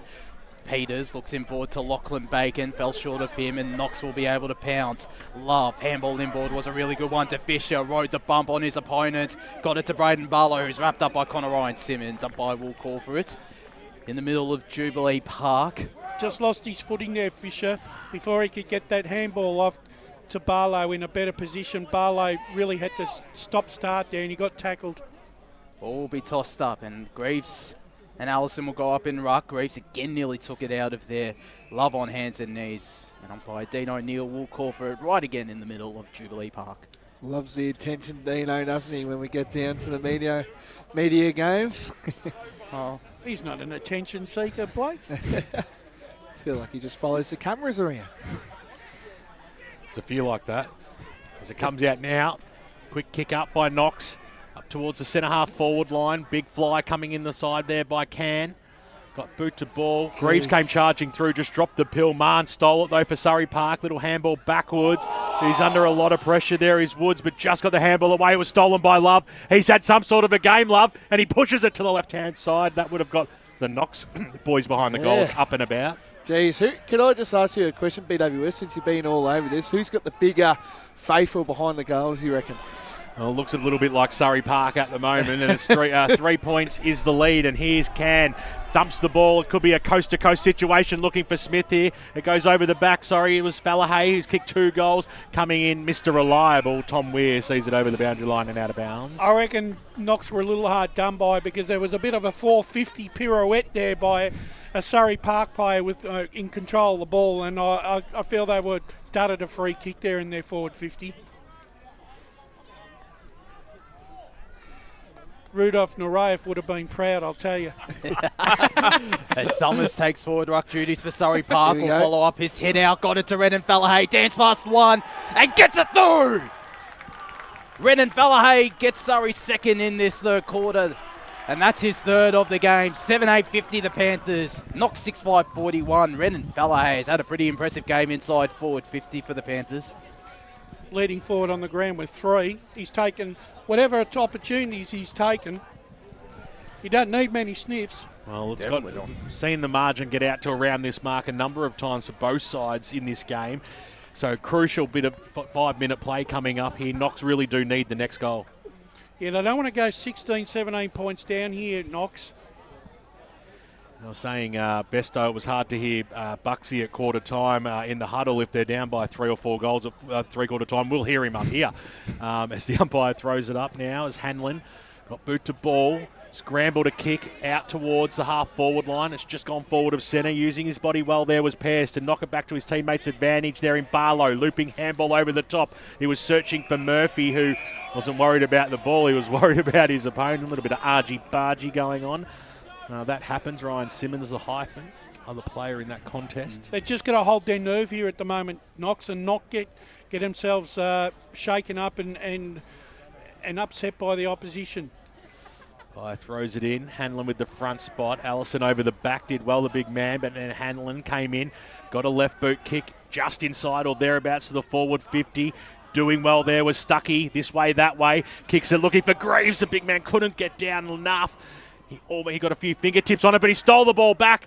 He gets underneath this kick. It's going to go right to the goal line. Who's going after it? Eventually, it's knocked through for one behind by Stuckey. 16 gone here in the third term. It's an 8-point lead to Surrey Park. George Haynes will take this kick in as he looks for options on both sides of Jubilee Park. Might be forced to go to this broadcast side, which he does so now. A big pack forms. Hanlon's the man in the sandwich, but coming in from the side. Lachlan Summers. That's a good mark. That is a terrific mark there from Lockie Summers, who has it at the right half-back flank. Goes short to Jack Mann. He's got players calling for it. Decides to go backwards to Hayden Smith. They might look to initiate the switch here. They're still taking too slow at Surrey Park as Ryan Simmons, under a bit of pressure, managed to get the kick away to Haynes. It was overcooked, but Haynes has plenty of time. Greaves comes close, but Haynes' kick is a good one to Angus Sutherland. Best on ground in the Under-19s Division 2 Grand Final last year as he goes to his fellow Under-19 teammate in Chris Allison. He goes down the line to Tom Smith, who outbody Cole Gwynn and managed to dance his way past Gwynn, sends it inside 50. Mundy might come in from the side. It's Knox who do really well. Pears is there. Managed to get a handball away, did Mitch Greaves, and clearing defence is Cole Gwynn. He's got to play short and Lachlan Stuckey. Wants to use the middle as well, and that's the way he's going to go. Hanlon, who's had a good term so far, sold a little bit of candy, the big man as well. Then goes inside forward 50. That's a good kick. He was looking for Greaves. Nice, timely fist there by Georgie Haynes. Sees the ball go over the boundary line and to the cricket nets, and we'll have a boundary throw in. They've been really disciplined on Greaves since that opening 15 minutes of the first quarter. They basically he's not getting the delivery that he once was. Yeah, Peters has done a really good job. The way he's recovered after the first 2 goals that Greaves kicked on him, he's really recovered well. He must have a good system, Kenworthy. Tommy Smith's having a good game for Surrey Park as well. Greaves got the little knockdown that time. Ball's going to scoot out the back. Dropped it. Stripped of the footy. That should have been holding the ball. I can't believe that wasn't paid against Hendon. Got away with Moida that time as Sardis kicks the ball out, and it was a good left foot kick too under pressure. Allison, the big man, just slows things down. Is that like noise? Yeah, something like that. Poiter, as the kick goes in towards the Marn direction. He went up unattended in the end, and they might get the switch on here. This could work out very favourably for them. Here's Ryan Simmons on the right boot. It was an up and under kick. He probably needed to get a little bit more on that, but it's going to work out okay because Smith of the Hayden variety goes inside forward 50 or thereabouts. Players everywhere in the end. Not good enough checking by the Knox players all the way down the ground. They made it look pretty easy. And Surrey Park, who currently lead this game by 8 points, looking to stretch it here with Jasper Mundy, who kicked a goal early in the clash. He's going to back himself in here, even though he's going to kick from just outside the 50. Too much space there. Knox allowed way too much space there for Surrey Park. So Mundy going to get pretty close to the man on the mark, which made it difficult to get enough purchase. Will Summers be able to take the mark? He couldn't. He went up, little toe poke off the ground there by Lachlan Summers, was touched and goes through for a minor score. They were up and about. Everyone was up and about. It's almost time on here in the third term. 19.5 gone. It's a 9-point lead to the Panthers. Mitch Greaves goes to the far side. They need a goal soon, do Knox, as Greaves gave the push of the back free kick away to Jack Woods. Plays on immediately to Kane Hendon. Sends it inside 50, looking for Lockie Summers. Flying in from the side there was Greaves, couldn't take the mark. There on the ground is Murray Edwards. Got Fisher short. And he goes to the far side wing where he's got Gavin Pears. It's Sardis coming in from the side, did really well. Sardis looks for Garvin, who took the mark, did Cal Garvin. Good manning on the mark there from James Fisher as well. It's at the left half forward flank here for Surrey Park as Garvin goes inside 50. The kick was overcooked for Summers. And Tom Weir once again intercepts. He's probably been solid all day, Josh, to be fair. He's super. He's been close to Knox's best on ground alongside Gavin Pears as he goes to the far side. Chris Sardis again coming in from the side, couldn't take the mark. There on the ground is Dyson Morris, sees it out of bounds. It's not out in the full. Oh, it's deliberate in the AFL, but he's thank God it's not in this. He's obviously had the hard job getting on Jake Summers' weir, which is very good for him. You know, Summers has kicked a few bags of goals this year. So Ryan Simmons had the front spot and got the knockdown. That was good play. Garvin picked it up for Surrey. Little handball backwards. Sardis on the left. Got underneath it and getting back with the sun in his eyes. Chris Butler takes a good mark. True centre wing position out here near the scoreboard. Amazing facilities out here. It's time to upgrade the scoreboard, I reckon. Finish the job as the kick goes in and across the ground. Had enough time there was Edwards, who can just go over the top. They've got players further afield in Pears, who was out by himself for a long time, but that's ignored. Instead, the kick goes inside forward 50, and a stupid leap there by Joseph Murphy. It's given away a free kick when the mark was taken over the back. It was unnecessary. Right there was Anderson. Reversal. No, it wasn't a reversal. It was a free kick. He jumped straight into it. Yeah. So the driving kick goes out, and now Surrey Parker away. And it's Kane Hendon. Hanlon with some really good pressure, though. Hendon managed to get a handball away. And it is ping. Braden Barlow with the free kick. After the tackle on Jack Woods, Barlow sends it inside 50 in the Greaves direction. And what a kick this needs to be. This would be a potential contender for the Tobin Brothers goal of the day, although Jackson Anderson's goal in the first quarter was pretty impressive. So this is a really hard kick on this ground from this area for a right footer. Let alone the pressure of this kick. Yep. Well, he's right near the cricket nets. Here's Harrison Greaves. Knox's leading goal kicker comes in now and gets it through. Gun barrel straight. Goal umpire did not have to move. And the lead is back down to 3 points. And Harrison Greaves has 3 as well. 7-6-48 the Falcons. Surrey Park 7-9-51. 22.5 minutes gone, third quarter on the Betty Go Bank scoreboard. They've really battled hard in the last 7 minutes, Knox, to make sure that they're still in touch. That's a crucial goal, really, to stay in the contest, because Surrey Park are actually starting to threaten to run all over the ground here. Yeah, it was very, very timely, and it's almost a bit of a mirror of that second term. Knox, based on that, Knox will kick the next one, then Surrey will kick one just before three-quarter time. The umpire throws it up. Greaves is in the middle. Little knockdown there by Allison. It's gone forward for Knox, but picked up there by Bacon. Got the handball away. Then he gets it back eventually. Little kick over the top. It was a risky one, and Butler was underneath it. So he wants to take off and get a switch going here for the Falcons. Making space there was Gwynn. He wants nowhere else but the middle, and it's a risky kick as Mahon came charging through and beat Love to the football. Got the handball out wide. That was okay. Vitaka spins around. Up and under kick. He was under a bit of pressure. Coming out in front, Jake Summers, who's been well held today. Man, some space there. Jakey takes the mark. Little toe poke over the top, looking for Can, who's run a long way to make space there. Nick Can, who distance might be just beyond him here, but especially after motoring all that way, he's a bit puffed. Paul Coney on the Stats Centre. Yeah, Surrey Park leading the forward 50 marks this quarter, 3-1. Thanks very much, Paul. So Nick Can backing himself in here. I remember that last half in the Division 4 Grand Final. He ran all over the ground in the second half. So don't question his tank. This bloke's got a tank on him. So he comes in now, gets underneath the ball. He tried for distance. He got it in the end. but he pushed it, started right, and it stayed that way the whole way. But as we've said a few times today, every point counts in a close one, 52-48. Just got some scores around the grounds, boys. East Ringwood lead 56 to Roval 30. And Doncaster Road slowly coming back over Blackburn, but Blackburn lead 55 to 40. You got nail polish on? Yes. It's a long story about what happened. Yeah, I just thought I'd mention that on air. Yeah. As it comes out now, a little kick goes over the boundary line. I think that's an off-air yeah. Well, it looks lovely anyway, Blake. So, Bit of yellow and black, mate.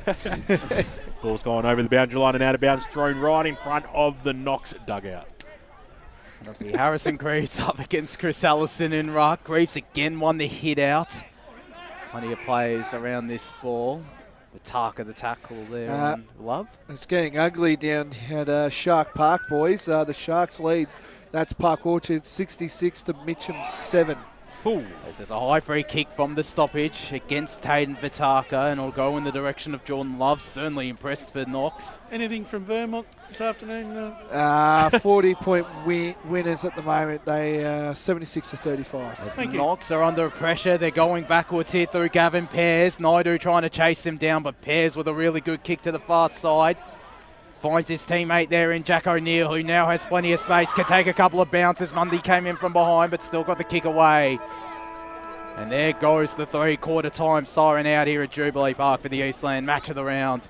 It's Surrey Park who leads 17-52 to Knox 7-6-48. The major goal kickers, Renan Fallahay with 3 to Harrison Greaves and Knox, Jackson Anderson with 2, singles to Jasper Mundy, Tom Smith, Tane Vitaka, Lachlan Summers, James Fisher and Braden Barlow. We're going to go to a break here in the Eastland match of the round. When we return, we'll bring you the final quarter of action in this intense Division 3 qualifying final between the Panthers and the Falcons. As Sarah opened her best friend Jackie's wedding invitation, she was overcome with a wave of emotion.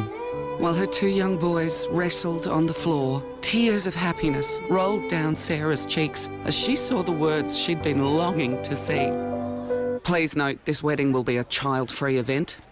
Well, Sarah, looks like we're off to Eastland for a new frock and some heels.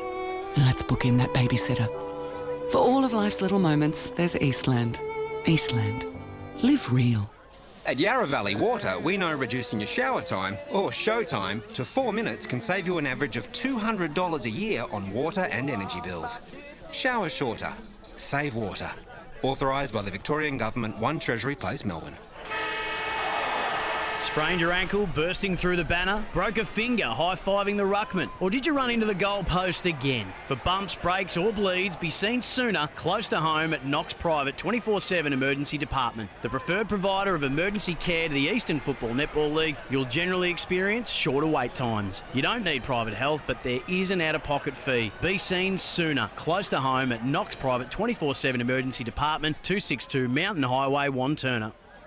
Do you feel good about your bank? Because there is a bank you can feel good about. They share their profits to fund big community projects, small community clubs, and vital emergency services. They've given $250 million to help Australian communities thrive. They have all the products and tech you expect from a big bank, with service you don't.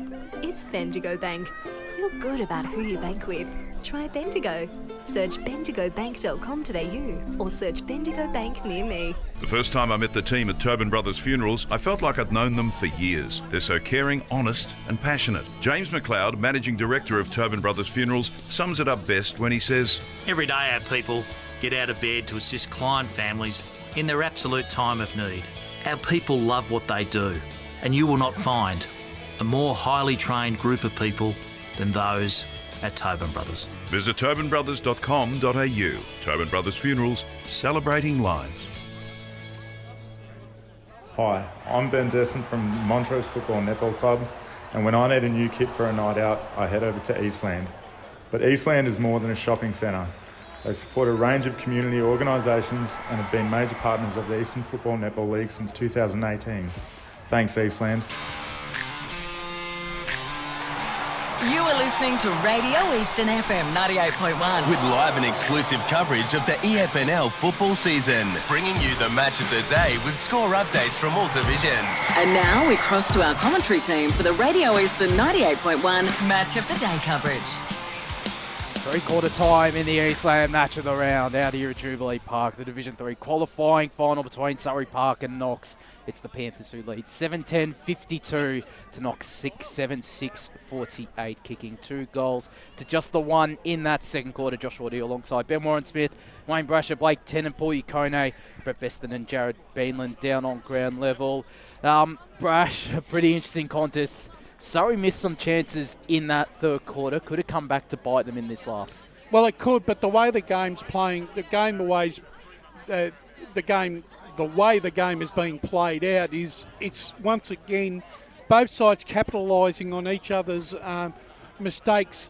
I think the ground is sort of has actually not helped either side's structure, because I think every time both backlines are looking to kick the ball long to a target, there's no one there, so they're being forced to kick the ball into inadvantageous positions in the hope that their players run onto the ball if they don't hit a target. And I think that's where the problem is, because the delivery of both sides hasn't been as good as what they'd hoped. There's been a lot of turnovers and errors.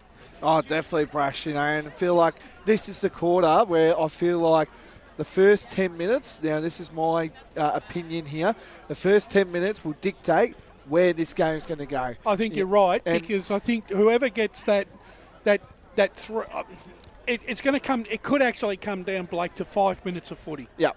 And whoever gets a 3-goal break, whoever can kick 3 goals in 5 minutes, I reckon wins the game. Definitely. And I feel like, you got to take your opportunities. That third quarter, there was so many errors and a bit of turnover going on, dropping handballs, dropping marks that should be taken. I feel like you can't do that in this last quarter. This is where you talk about the big moments. And of course, there's a side that's waiting next week in Donvale. They'll be seeing this and they'll be saying, boys, we're on here against a really good opposition coming on, because they'll be watching. They'll definitely be watching Donvale. I'm sure that Donvale contingent will be here this afternoon having a look at this contest intently. But I also think too, Josh, is the fact that I think... Boundary. Let's go down boundary side. Steve Buckle, of course, the Knox coach. Steve, it's a tight one. What do you do to win from here? We've just got to keep playing our game. We've just got to keep playing our game, try to keep width on the ground. We've got to stop their short hit-ups, which we've been trying to do all day, but they've continuously exposed us a couple of times. We're collapsing a little bit on the contest rather than just trusting the one at the contest and leaving their receivers on the outside. So we spoke about just trying to cover that off as well. So hopefully we can get that done. No injury problems going into the last quarter? No, there's a couple of boys a bit sore, but I imagine everybody's a bit sore at the moment. It's been a pretty hotly contested game. So we'll see how we go. Good stuff. Thanks, mate. Thanks there to Brett Preston down on ground level. BWS, you were down at the Knox huddle. But what he really concentrated on was being smart with the football here. He wants them to hold it up, make the right decisions, and really cover the corridor as well, not be exposed. So, very measured huddle it was. So they know what they need to do to win the game, as I'm sure Surrey do as well. Let's go down to Jared Beanland, who was down at the Surrey huddle. Well, the final quarter of action just about to get started out here at Jubilee Park, and it's Harrison Greaves who gets the clearance, sends it inside 50. Ryan Simmons was out the back. Goin will be able to pick it up. Peters instead does. His handball wasn't a great one to Fisher, who went backwards. And Garvin under plenty of pressure, and there's a holding the man free kick. But we crossed down boundary side. Jared Beanland was at the Surrey Park huddle. Yeah, the main thing that that James Kenworthy was talking about, just they were expecting Knox to come in these first 10 minutes. It was a gutsy effort by Surrey Park. They're happy with their pressure. That's the main thing that they try and mention at each of the huddles, and Nick Cann as well. He was mentioned for having a great quarter. As Lachlan Peters' kick wasn't all too great, put Garvin under pressure. Knox will be able to pounce now. James Fisher, they're working it backwards though, the Falcons, and there goes Tom Smith dashing away from the stoppage, going to the far side wing, and his kick was cut off there by Mitch Greaves. Goes straight through the middle. He's got Joe Murphy there all by himself.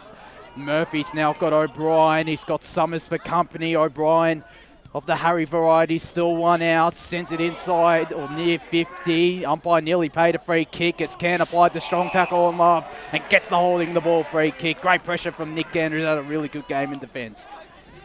So Cann across the half back line there. They had That's probably a bit of a let-off. They should have done more with that Knox that time. Ball goes in the middle, went straight through the legs there of Mahon, who has been able to pick the ball up eventually after getting back up and then taking off. Got the handball out wide. He's Bacon. Bacon on the right boot, drives it up towards the half-forward line, taking a nice mark there. It was Summers who chips the ball inside forward 50, and they did it easy. Summers to Summers. Done that plenty of times in a lifetime, and Jake will go back and have his first genuine chance at putting one through the big sticks for the afternoon. Correct, BWS. I think this is the real time we've actually seen Summers have a shot on goal today. He's been well worked up by Tom Weir today, boys. Yeah, a bit of summer love there, wouldn't it? Summer love it. There you go. 40 goals for the season for Jake Summers. He's got to start this one at the probably left of the left goal post and work it back. He's an experienced player. That's exactly what he does, and he kicks a goal. Fantastic kick, a class act in a tough situation. Jake Summers stands tall, and that's what they need from the senior players in this final term. Surrey Park draw first blood and lead by 10 points, 2.5 in to the final quarter. Really, really important goal in the opening couple of minutes, because Surrey now realise if they can strike again within the next couple of minutes, they can take control of the contest in this last quarter. Played on their terms. Absolutely, as they're out to a 10-point buffer, and just before some of the Surrey Park defenders went to Nick Cam before as well, but can Knox get the response here? They trail by 10 in the opening stages of this final quarter. It's Allison, the big tap down, looking in the direction of Jasper Mundy. Mundy managed to get a kick to Tom Smith, who sends it towards Lachlan Summers. He's got Jack O'Neill for company. O'Neill did well. Summers applying some good pressure. O'Neill, the smart tap forward, got it eventually to Dyson Morris. His handball works its way to Harry O'Brien. Back to Dyson Morris. Morris's kick over the top was a good one to Gavin Pearce, who has it left half back flank. Now they move it to centre wing, and the mark taken there by Jordan Love. Probably been Knox second or third best on ground. Has Jordan Love, one of their more senior-most players, as he goes short to Gavin Pearce. Slowly building it up are the Falcons.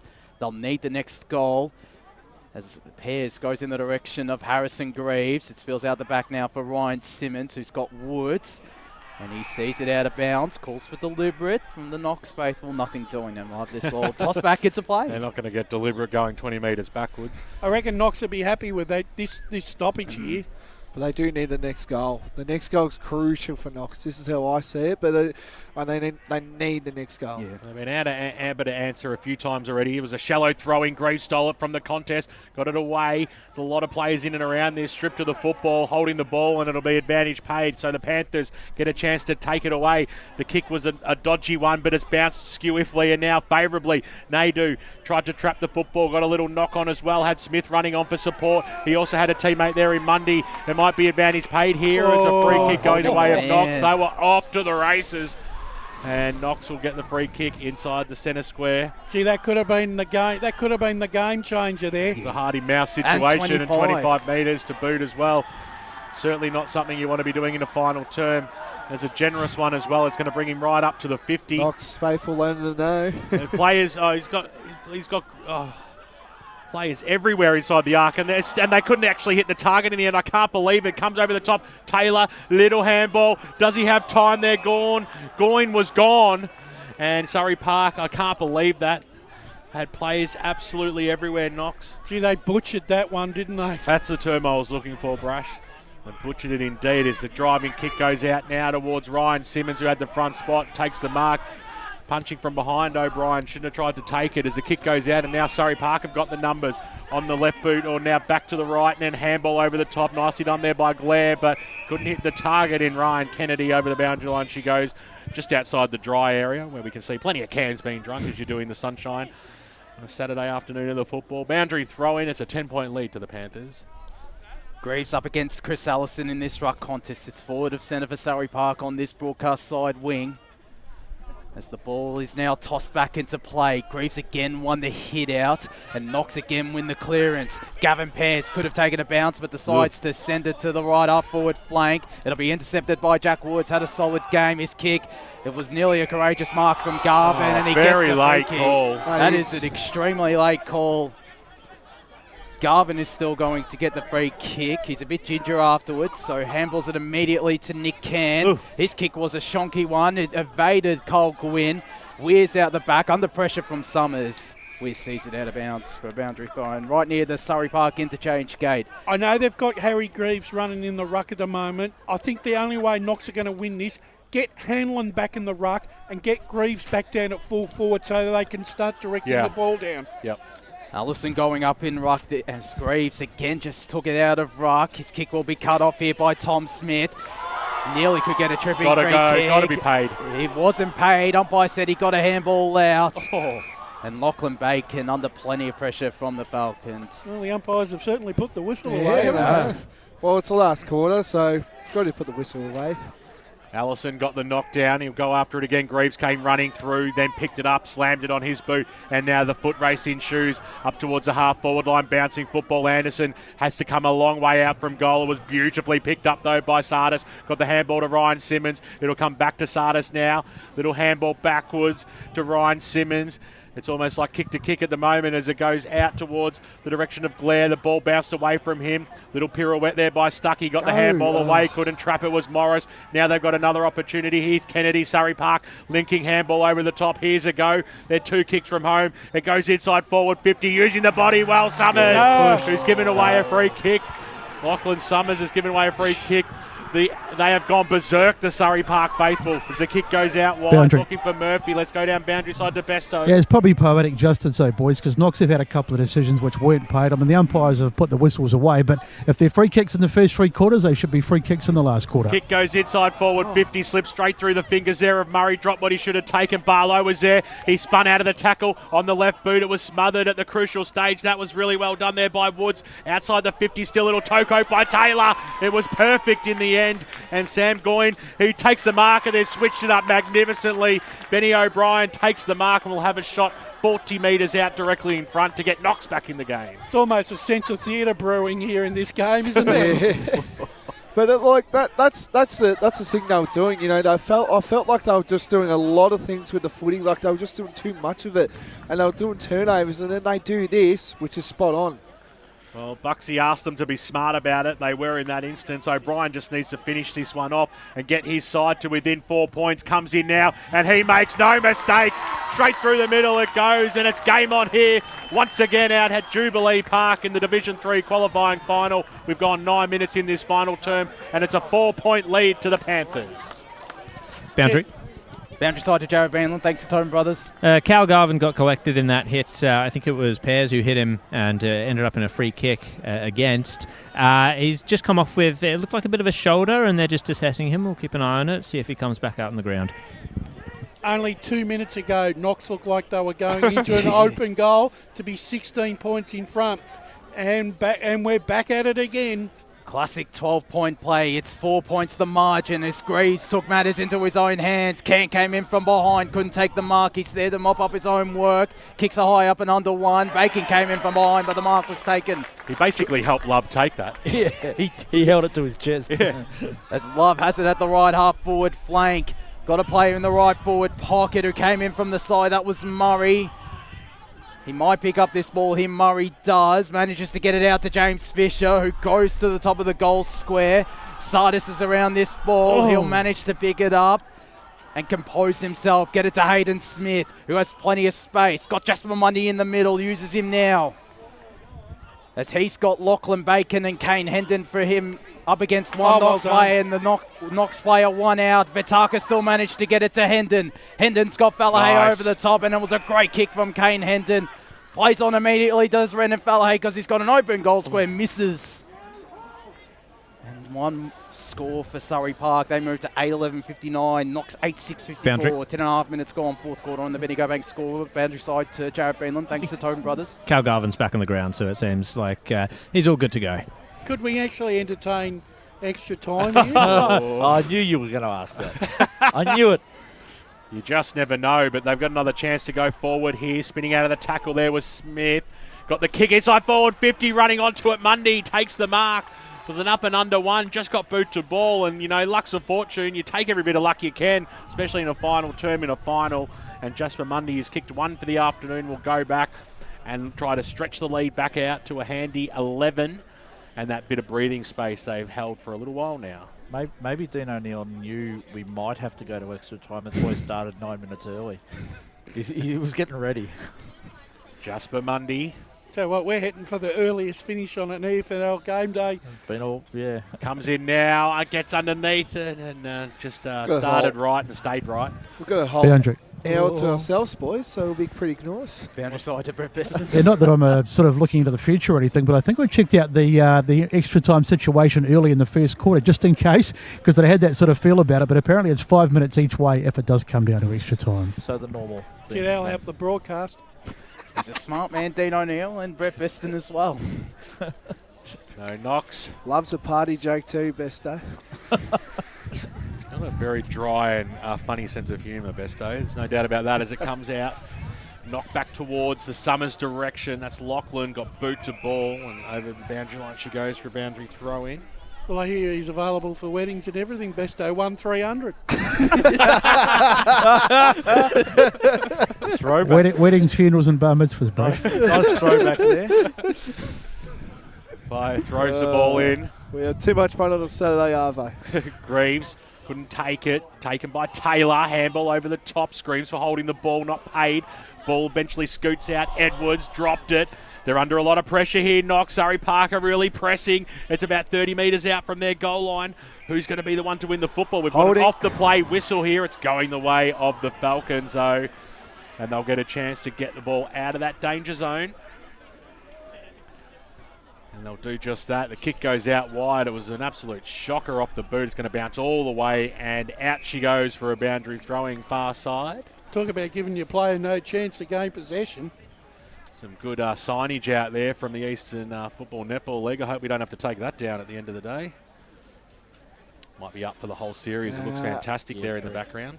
Here you go, Brash, Vermont 102 to Norwood 47. So I think they've pretty much got third I think they're spot. pretty much home, don't you think, Blake? Yep. Safe as houses, as they say. And speaking of that, like ramification, East Ringwood leads 70 to Roeville 40. So, and then Blackburn lead 82 to Doncaster East 41. South Croydon 70 to Berwick 31, and Baldwin 44 to Naval Park 32. Nicely done there by Blake Tennant. Kick goes out right underneath the scoreboard here, if you know Jubilee Park. True centre wing position, far side. Paul Yaconi on the stat centre. The clearances in this last quarter so far are 5-3 the way of Knox, and the inside 50s are 7-6 the way of Knox. Ryan Simmons won the tap down. Taylor was wrapped up immediately. Park Orchard 76, Mitcham 9. So I know it doesn't mean Dominoes anything. will be happy today, won't they? I know it doesn't mean anything, but Mitcham's dominoes have fallen. There is a couple outs for the Tigers, by the way. So as Jack Mann manages to escape from the stoppage. Will Ryan Kennedy run onto this now? He was under plenty of pressure there from Chris Butler, who sees it out of bounds. Scrappy couple of minutes. It has been 4.5 minutes gone in this final quarter of the Eastland match of the round. But actually, I don't think that Surrey Park mind that though. They have a 1-goal buffer to the Panthers as Ryan Simmons going up in ruck and now got front position and the tap down. The nice backwards tap there from Jamie Clare as Marn goes deep inside forward 50. Smith's out the back, took the juggling mark. He's off. He called play on. And a chance gone begging. The Surrey faithful behind the goal do not like that call. Oh, you called it right though, BWS. He was gone. He was off the mark. As they might get a shot on goal here, they don't. It's a handy points.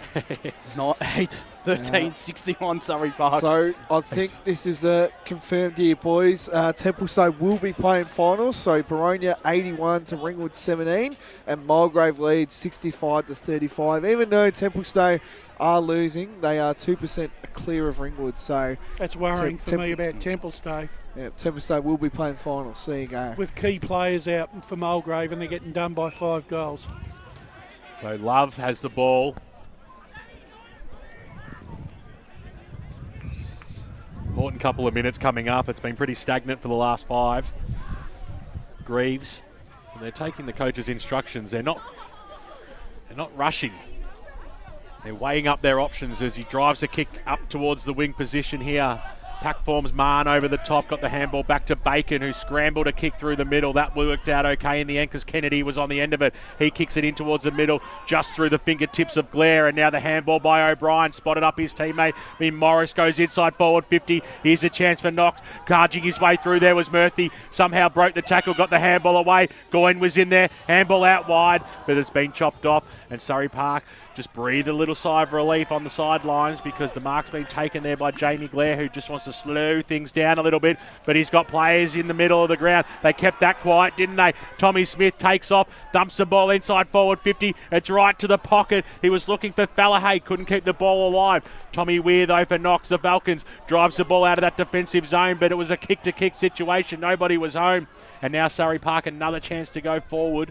But both sides at the moment just not wanting to waste the pill, just weighing up the options. Short passes on to Mahon. Mahon goes over the top, then it goes back to Mahon. Then he goes back over the top there to Hendon. They racked up a few possessions between them that time. Mahon goes inside forward 50, and he just popped it up in the end.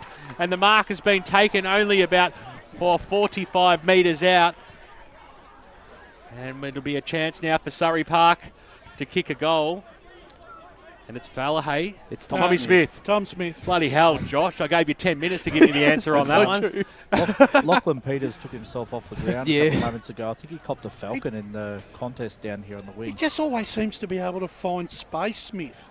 You notice that? He does, but what's let him down a little bit is his disposal today. This is one of the biggest kicks of the afternoon. He comes in and makes no mistake. He just needed the slight moz to make sure that one went straight through the middle. Surrey Park, they lead this game by a handy 13 points now. 17, nearly 18 minutes gone in this final term. It's going to take a big effort for Knox to come back from here. Yeah, Knox are going to have to throw everything but the kitchen sink at the last 10 minutes here because they're going to try and make something happen now. Yeah. And this really now is Surrey Park's game to lose. Just got a breaking news score here as well. Wantirna South 60 to Montrose 49. Wheels are falling off at Montrose. Oh, well, your side are always good at flirting with their form. Allison got the tap down, looking for Jack Mann. Allison went to kick off the deck instead to Tayden Vitaka. Oh. He managed to spin his way out of trouble, goes in the direction of Jake Summers. The ball will stay in. It does go out now through the hands of Jake Summers. And umpire will call for this ball to top. But it's in an area that Knox don't want it to be in. We go down boundary side to Jared Beanland. I think it's just a blood nose for Lockie Peters. Looks like he's waiting for it to stop bleeding to come back out on the ground. Wise decision.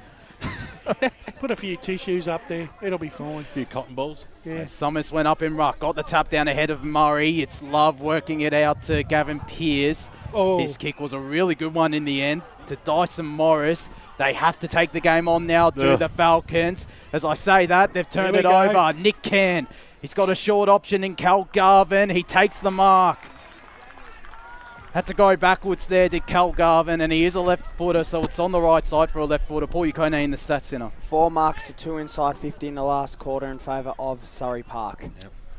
He's got Can alongside him, Cal Garvin, but he decides to ignore him. They've just played the moments just a little better in this last quarter, Surrey Park. As Garvin comes in now, goes around on his mark. It might get the distance. It does, just not the accuracy. 9:14, 68 Surrey Park. Knox 8-6, 54, 9.5 minutes gone. Fourth quarter on the Bendigo Bank scoreboard. And Tom Weir to bring the ball back in. Playing really superb. I almost think they need to go down the middle here, Knox. Yeah, got to roll the dice. So Weir driving kick out. Nicely done there by Can. Hasn't he had some sort of a game and copped one high as well? So the ball's going straight back from where it came. Can goes inside forward 50. Went to the right spot. Summers takes the mark. Geez, that's a good mark. That's as strong as Jukes as you will see. And the big man who has had to step up in this final term, Brash, has done just that. Exactly what you want from a key forward. Stood up at them when you really needed him most. That's a fantastic grab. That is an absolutely magnificent grab. All he needs to do now is top it off with a goal and send Surrey Park into a second semi-final next week, because that's where this game is heading. They currently lead by 14 points. This will certainly do the job, you would think. Been well held all day, but he needed to step up in this final term, and he's done just that, and he kicks goalward, but he pushed it to the right-hand side. 9:15. Yeah, they've been inaccurate.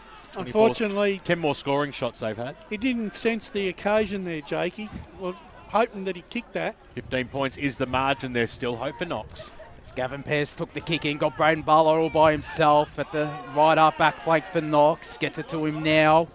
Come on, this is the reason why you've got to try and break the game up a bit. You can't afford to go stop stagnant. He goes short and he nearly turned it over. Smith gave away the holding the man free kick to Murray Edwards. Blair was off to the races there, but Edwards will still get this free kick. He's got a short option in Gavin Pearce, who's worked really hard under pressure from Renan Fallahay. Might have turned it over here. He has to Jasper Mundy. Tries to break a tackle. He eventually does. Lachlan Bacon got Renan Fallahay over the top. Got Smith calling for it inside forward 50. He's up against Murray Edwards. Smith can't take the mark. Can he do the work on ground level? Had his head taken off. He did. The Surrey faithful are up behind the goals. He got down on his knees and said a prayer and got a free kick.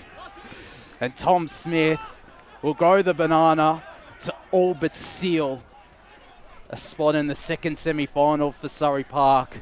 A sense of relief for you too, Josh? As Smith comes in now and nails it! 21-point lead to Surrey Park, 10-15-75. Knox 8, 6:54, 22 and a half minutes gone, final quarter. And to answer your question, Brash, yes. Well, I mean, he threatened all day, Tom Smith, to take the game apart in his own way. I think he's definitely been my player of the day so far for Sportsco. Been fantastic. He has been. Absolutely. Just as a midfielder that can push forward. You don't get many of those in your team and around the league, really. Like, you can probably only find a handful that can do this. Well, it's been close all day, but it's blown out to 21 now, and there's only probably 6 or 7 minutes left. But can Knox give it one last chance, one last throw of the dice as the ball goes bouncing through the middle? Butler was there for them, picked the ball off, gave the little fend off. That was okay. Here's a chance for them. On the left boot, Morris drives the ball inside forward 50. Who's going to stand up? Hendon was there, but taking a strong mark there was Gwynn. Or Edwards, I should say. Satsis. Oh, Satsis, sorry, I've got the wrong side. Satsis kicks it out wide. They're going to slow things down now. And he's had a good game too, Satsis. He hasn't done much wrong. He's been super. Especially his first half was gigantic. So, a chance for Surrey in the back pocket. They're going to just milk it for all it's worth. There's no doubt about that. The kick goes out. Mark's being taken there by Connor Ryan Simmons, the hyphen, who's looking for options forward. The hyphen, fellow hyphen. There you go. Another first name in the hyphen as well. The kick goes out. Summers, who's standing tall in this final term, is slowing right down now. Time for me to give a shout out to my nephew Jack, who's listening in the car at the moment. Big Hawthorn supporter, big fan of Michelangelo in the Turtles as well, even though Donatello's the best. As the kick goes up towards the half-forward line now, bouncing football. He'll love hearing that too as it comes out for Taka, smothered kick.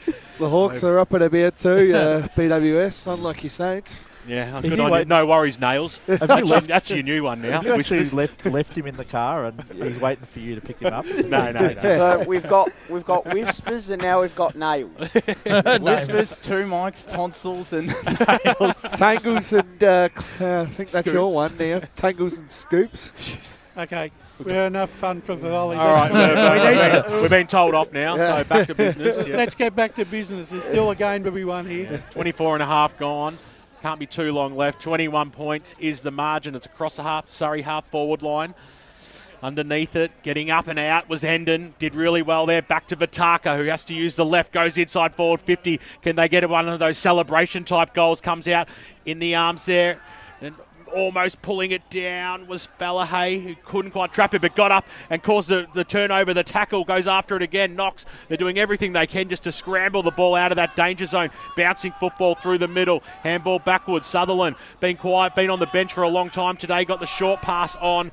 And the mark's been taken by Garvin. They're counting down. Don't worry, Josh, I'll let you finish it off as the kick comes inside forward 50 in the pocket. And they've got a mark, and it's all too easy now for Surrey Park. The sting has gone completely out of this game, Wayne Brasher. Another chance to have a shot on goal and stretch this margin out to 27. Just the inexperience of Knox young players in the last quarter. They've just run out of legs, and they've just not been able to hit their targets or get enough output into their forward 50. So Sam Naidoo sucking up the clock as well. They've worked really hard both sides today. It's been a really entertaining game. He comes in now, got a bit of a hop, skip and a jump about him as the siren sounds and he puts a goal through to celebrate. Sensational win by Surrey Park. And they're through to a second semi-final of the Panthers. A date next week with Donvale to book a spot in a third consecutive grand final for the Panthers. 11-15-81, Knox 8-6-54. The major goal kickers, Renan Fallahay with 3, Tom Smith with 2 for Surrey Park, Harrison Greaves with 3 for Knox, 2 for Jackson Anderson, singles to Jasper Mundy, Tayden Fataka, Jake and Lockie Summers, Sam Naidu as well with the last goal. James Fisher and Braden Barlow, the other goal kickers for Knox. But a really good contest for the first 3 quarters. Just you were right, Brash. It was Knox's inexperience that didn't pay dividends in the end. No, and I think the other thing, there was an opportunity in the opening 2 minutes of that last quarter where Fisher had a chance to kick the goal and took a wrong option. Instead of trying to put the ball on his left foot, he took the tackle on. Surrey Park rushed the ball away. They didn't score, but there was enough for them to get the momentum back, Josh. Absolutely. And the second half, they probably had the better second half, did Surrey Park. And, well, Knox still showed a fair bit, particularly in that first half. And I'm looking forward to seeing what they can do for this final series. They'll certainly go into a first semi-final next week, whether that be against Coldstream or Oakley District as favourites. But for Surrey Park, they get a free hit at Donvale next weekend. This time at Jubilee Park. It'll be interesting to see how that contest goes. I think the interesting thing is you almost were like waiting for Surrey Park to take the game by the scruff of the neck. And it was just a matter of when they were going to do it. And it's almost like they grinded their way for the first 3 quarters, and then they just decided to put their foot on the pedal, and some really, really good tackling in that last quarter. They tackled like their life depended on it, Surrey Park, and they created opportunities and turnovers in their forward 50. And if they had kicked, they've kicked 4 goals, 5. It could have easily been 7 goals. 7 goals, 2, 7-3. Absolutely, as it looks like Brett Beston might have an interview down there on ground level alongside Tom Smith. We'll await Jared Beanland, but Smith was certainly one of the better players, and it looks like it might be Kane Hendon. He's got Jared Beanland as the Surrey boys and the Knox boys go into boundary. The room. So we go down boundary side to Jared Beanland. Guys, we've got Tom Smith and Kane Hendon. Kane, obviously the first year for the club up out of the bottom division and first finals win as well. What does this mean for the club? Oh, it's massive. We've come a long way in terms of professionalism. I think I spoke about it last time we versed Donvale, and we know how that went. But we've got a lot of players back now, and the way we approach the game from, like I said, Saturday night, it's no longer on the piss, but it's out doing recovery, Sunday recovery. The boys take it seriously, so we're here to take over, and we really want to go all the way. So. Tommy, thought you had a magnificent game today. I'm sure you're going to be nice and modest about it. But 3 goals, it was a tough game, but you just got on top of that. So what was the key to it was close right the way through until about sort of halfway through, made third quarter, early fourth quarter. What was the key to getting away? I think just playing well and using our legs. We're a very quick team and fit team. So, yeah, I think we're just good endurance throughout the whole day. And what about coming up from Division 4? Because there's always that question mark when you come up from a lower division. It's like you've just hit the ground running. I mean, you potentially could win Division 3 back-to-back flags. Yeah, who knows? Good side. Boys are close, and we just thrive in this, situations and stuff. And given that you guys have obviously got a couple of years of finals experience under your belt back from Division 4, how much do you think that has helped coming to a day like this, where you've got to be on the ball from the get-go? It's actually, you think it would help with the first half. We just weren't playing our own footy. We really struggled to get the ball moving the way we wanted to move it, and it took us till third quarter to really start to play the way we want to play. So we still got plenty of work to do. We'll go review it, recover well, and the job's not done yet. We're only just getting started. And what changed at half-time in that case? Well, we just had a chat about the way we wanted to move the footy, coming through with composure, control. I said it last year, that march-up footy, but when you're at finals, you get excited and the energy's high, and so it's really hard not to get sucked into that. But it took us, unfortunately, a half to get it going, but next time, hopefully, we can start it from the start. Well, you've got a big one Oh, did you have I was another going to say, and you've sort of got yourself I don't know if it's a prize or a booby prize. You've got to play Donvale next week. Yeah, it'll be good competition throughout the whole day. Yeah, looking forward to it. And obviously the belief in the club, you feel like you can go the whole way? Yeah, bloody oath, you know. Well, of course we believe that. Good stuff. All right, guys. Well done. Get in the showers and good luck for next week. Well done there to Tom Smith and Kane Hendon. A massive game from the two of them. They've been so important this season for Surrey Park. And having a look at the roadmap for the final series now, sitting, waiting for them in the semi-final is the Donvale Football Club. And that's a big game, which will be next Saturday. Donvale taking on Surrey Park right here at Jubilee Park again.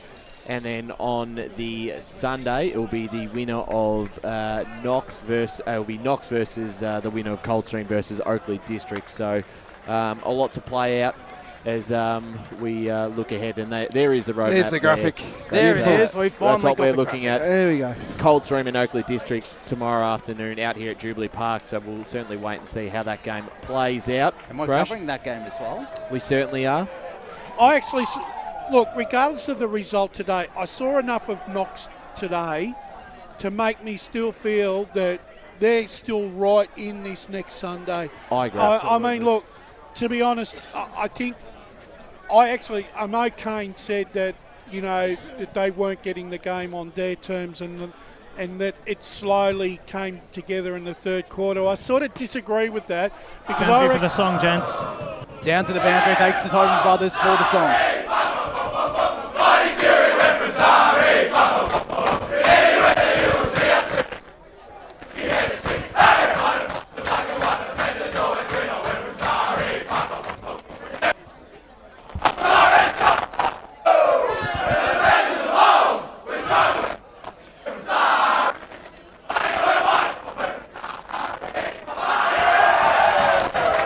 Surrey Park song brought to you by Tobin Brothers Funerals, saving lives. Celebrating lives. Celebrating lives. And Blake Tennant, you got up and about. I did. Well, I haven't really heard that it's a Richmond supporter, so it was good to hear that song being played. It's always a great song. It's probably one of the greatest songs that you hear in local footy and AFL. That's my opinion. Absolutely. I just think, just going on from that, the fact is that Kane said that, you know, they thought they started to get their game together a little bit in the third quarter.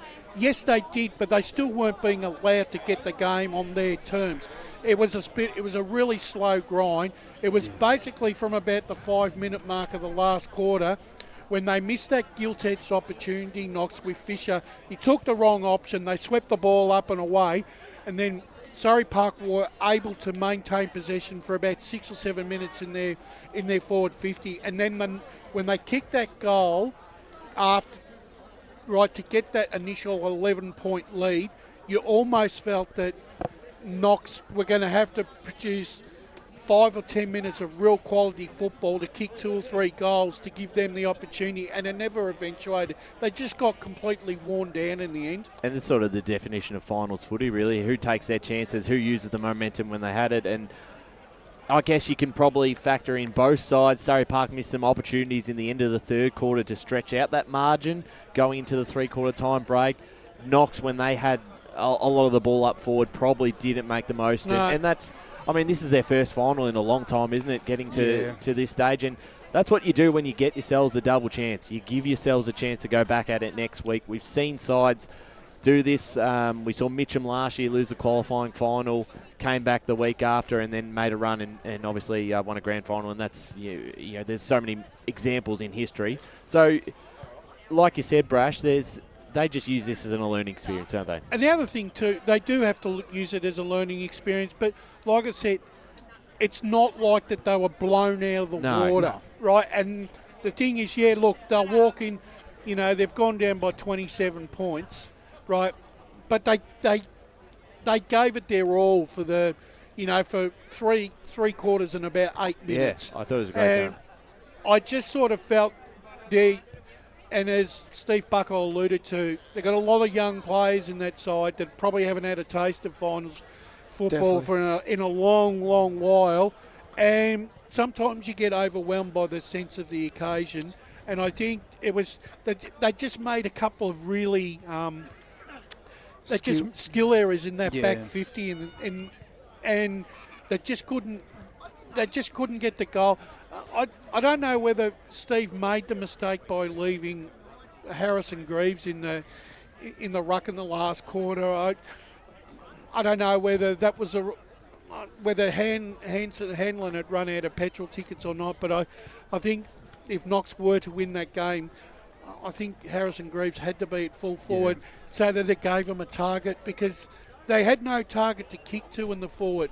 It was all kicking the ball sideways, trying to look for a cheap option, and Surrey Park didn't give them that option. You look at Summers, it was basically unsighted for the majority of the afternoon. He came into the game when Greaves went out of it. That's the difference. Key forwards and the big time players, they may be down, but they're not out.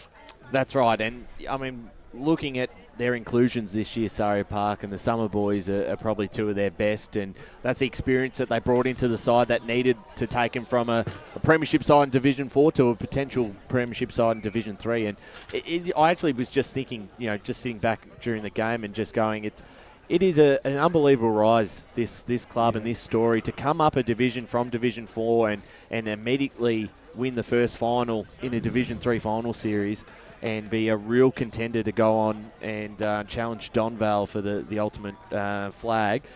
It's a story that's, if they get up this year and they pull this through, this is one of the all-time greats. Definitely. Most definitely, but the thing is, though, you're coming up against a Donvale outfit that are bigger, stronger, got lots of options, lots of runners, lots of key players across many lines, and I just sort of feel that, for Surrey Park next week, blokes like Can, Fallahay, Mann, Hendon, and especially Tom Smith, they're going to have to play they're going to have to pull out really 4 quarters of quality football, Blake, to get into a grand final. And definitely, if you look around their forward line with Donvale, and today, Peters, he was tested early, but they've got to have their hands full next week, because you got to deal with Murphy, you got to deal with the Day brothers, you got to deal with Duncan, and then their midfielders also kick goals too. So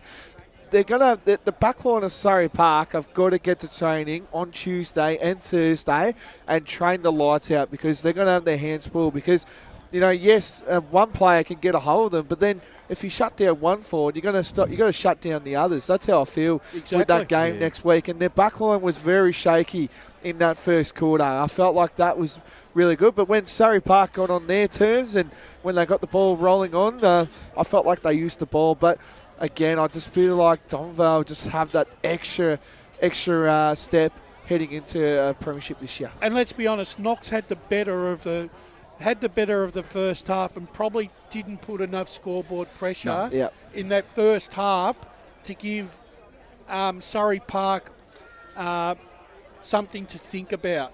Because all they did was at half time, as Kane alluded to, is they basically went into the rooms at half time knowing that they were 4 points or 5 points down, knowing that they hadn't been able to get the game or play the game on their terms, and they had a belief that if they could turn that around and restrict Knox and exploit their inexperience, that they would come up on top. And that's exactly how it worked out. But it took them 3 quarters and about 8 minutes to break the wall down. So here's a stat line here for you, Brush. You're heavily into that, which is good. I love to see that. So this is how the score sounded at halftime. It was Surrey Park 5-5 to Knox 6-4, right? Yep. End of scoring, right? This is the end score, as we can tell right now. 11-15-81 to 8-6-54. 6 goals to 2 after halftime. That's the game. That's the game right there. You see, Knox really only had 2 behinds after half-time. They kicked to 2 goals, where Surrey had 10 behinds. And that's why you've got to pay kudos to the Surrey back line. We're going to go boundary side because Jared Beanland has Jack Marn alongside him. Thanks very much, gents. Jack, great win, obviously. What would you put it down to for the most part? Where did you guys get it on your terms where Knox didn't? Yeah, I think we started a bit slow, especially probably in the midfield. We praised ourselves on being such a good midfield, and I think they were on top of us early. credit to Zach Hanlon and Fisher. They played pretty well. And then I just felt like we started grinding away and we started getting on top of them and whatnot. Our backline started holding up pretty well against Greaves. He started getting the better of us as well. And then, I just, like you guys said during the week on the EFL radio, we pride ourselves on being such a good midfield that we also, we slowly chipped away and we got on top of them. It sort of showed, and then we were able to give the likes of Tom Smith a good look down there. I mean, he can float in and out. He's such a good footballer and whatnot. But yeah, I'd have to put it down to the midfield. So. And the running game as well. Both teams obviously like to run and gun, and we saw a little bit of that for the most part throughout the game. But neither team got it on their terms specifically. How did Knox challenge you in that area? Yeah, definitely. I felt like their pressure game was unbelievable today. I mean, they brought the heat, especially in that first half. Like I said, their midfield was all on top of us. And we pride ourselves again on being such a link-up handball kind of short 45 team, and they really took that away from us. And then, as the game went on, I think the fatigue started to kick in, and we started to be able to sort of play our natural game, which is that short 45s and link-up handballs. So, credit to them. They really threw it at us today, and credit to our boys. I thought we were unbelievable. We were able to grind out the rest of the game, and it showed on the scoreboard in the end. So. And of course, the rooms are abuzz. I was digging the tunes that are happening. Who's the DJ? Yeah, we got Big Tades. We call him Toots. So he's on the pre-games, and then he's also on the after games as well. So he loves spinning the decks, the Big Toots. Excellent. I'll pass you out to the boys in the box for some questions. Jack, I sort of agree with you. It's brash here. I just thought that it was kudos to you guys because Knox really had the game on their terms in the first half, and to be only 5 points down. Kane Hendon sort of alluded to the fact that after half-time that you just weren't able to get the game or play the game that you wanted to do. But I just felt as the game progressed, the third quarter was a bit of an arm wrestle, and the opening 8 minutes where they needed to strike, you held really well. Yeah.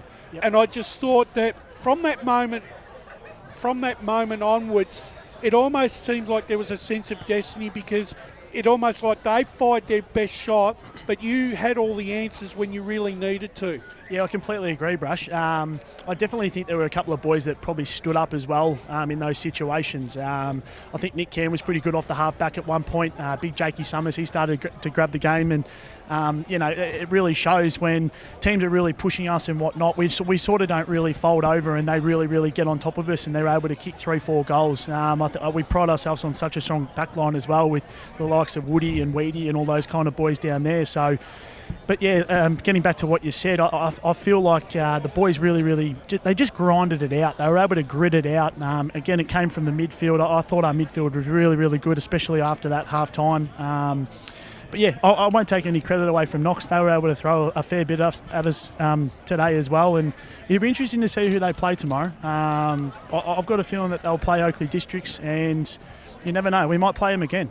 I just think too, Jack, in the fact that the fact that this is a really you needed a really good pressure game heading into next week's contest, and Knox have actually done you a favour here. Yep. And given you a really good opportunity. It almost felt like that Greaves was the man in the first half and Summers was the man in the second half, but he just couldn't put it on the scoreboard. But you almost felt like that he was going to have a part to play in that second half. Completely agree, mate. Like I said, Greaves was unbelievable in that first half. He's such a good player, and he was. I thought he was also quite damaging in the ruck when he came in. He was able to grab it out and get the ball long for him. And then getting back to what on you said, big Jakey Summers. I mean, he did it at East Doncaster. I remember playing against him when I was at Donny, and he was able to do it again today. I actually had a chat to him after the game. I said, Jake, you're unbelievable in that last quarter. He said, it took me 3 quarters to get going. I said, mate, I don't care if it takes you 3 quarters. You got going, and it was unbelievable. So, yeah, but credit to our boys again, mate. So,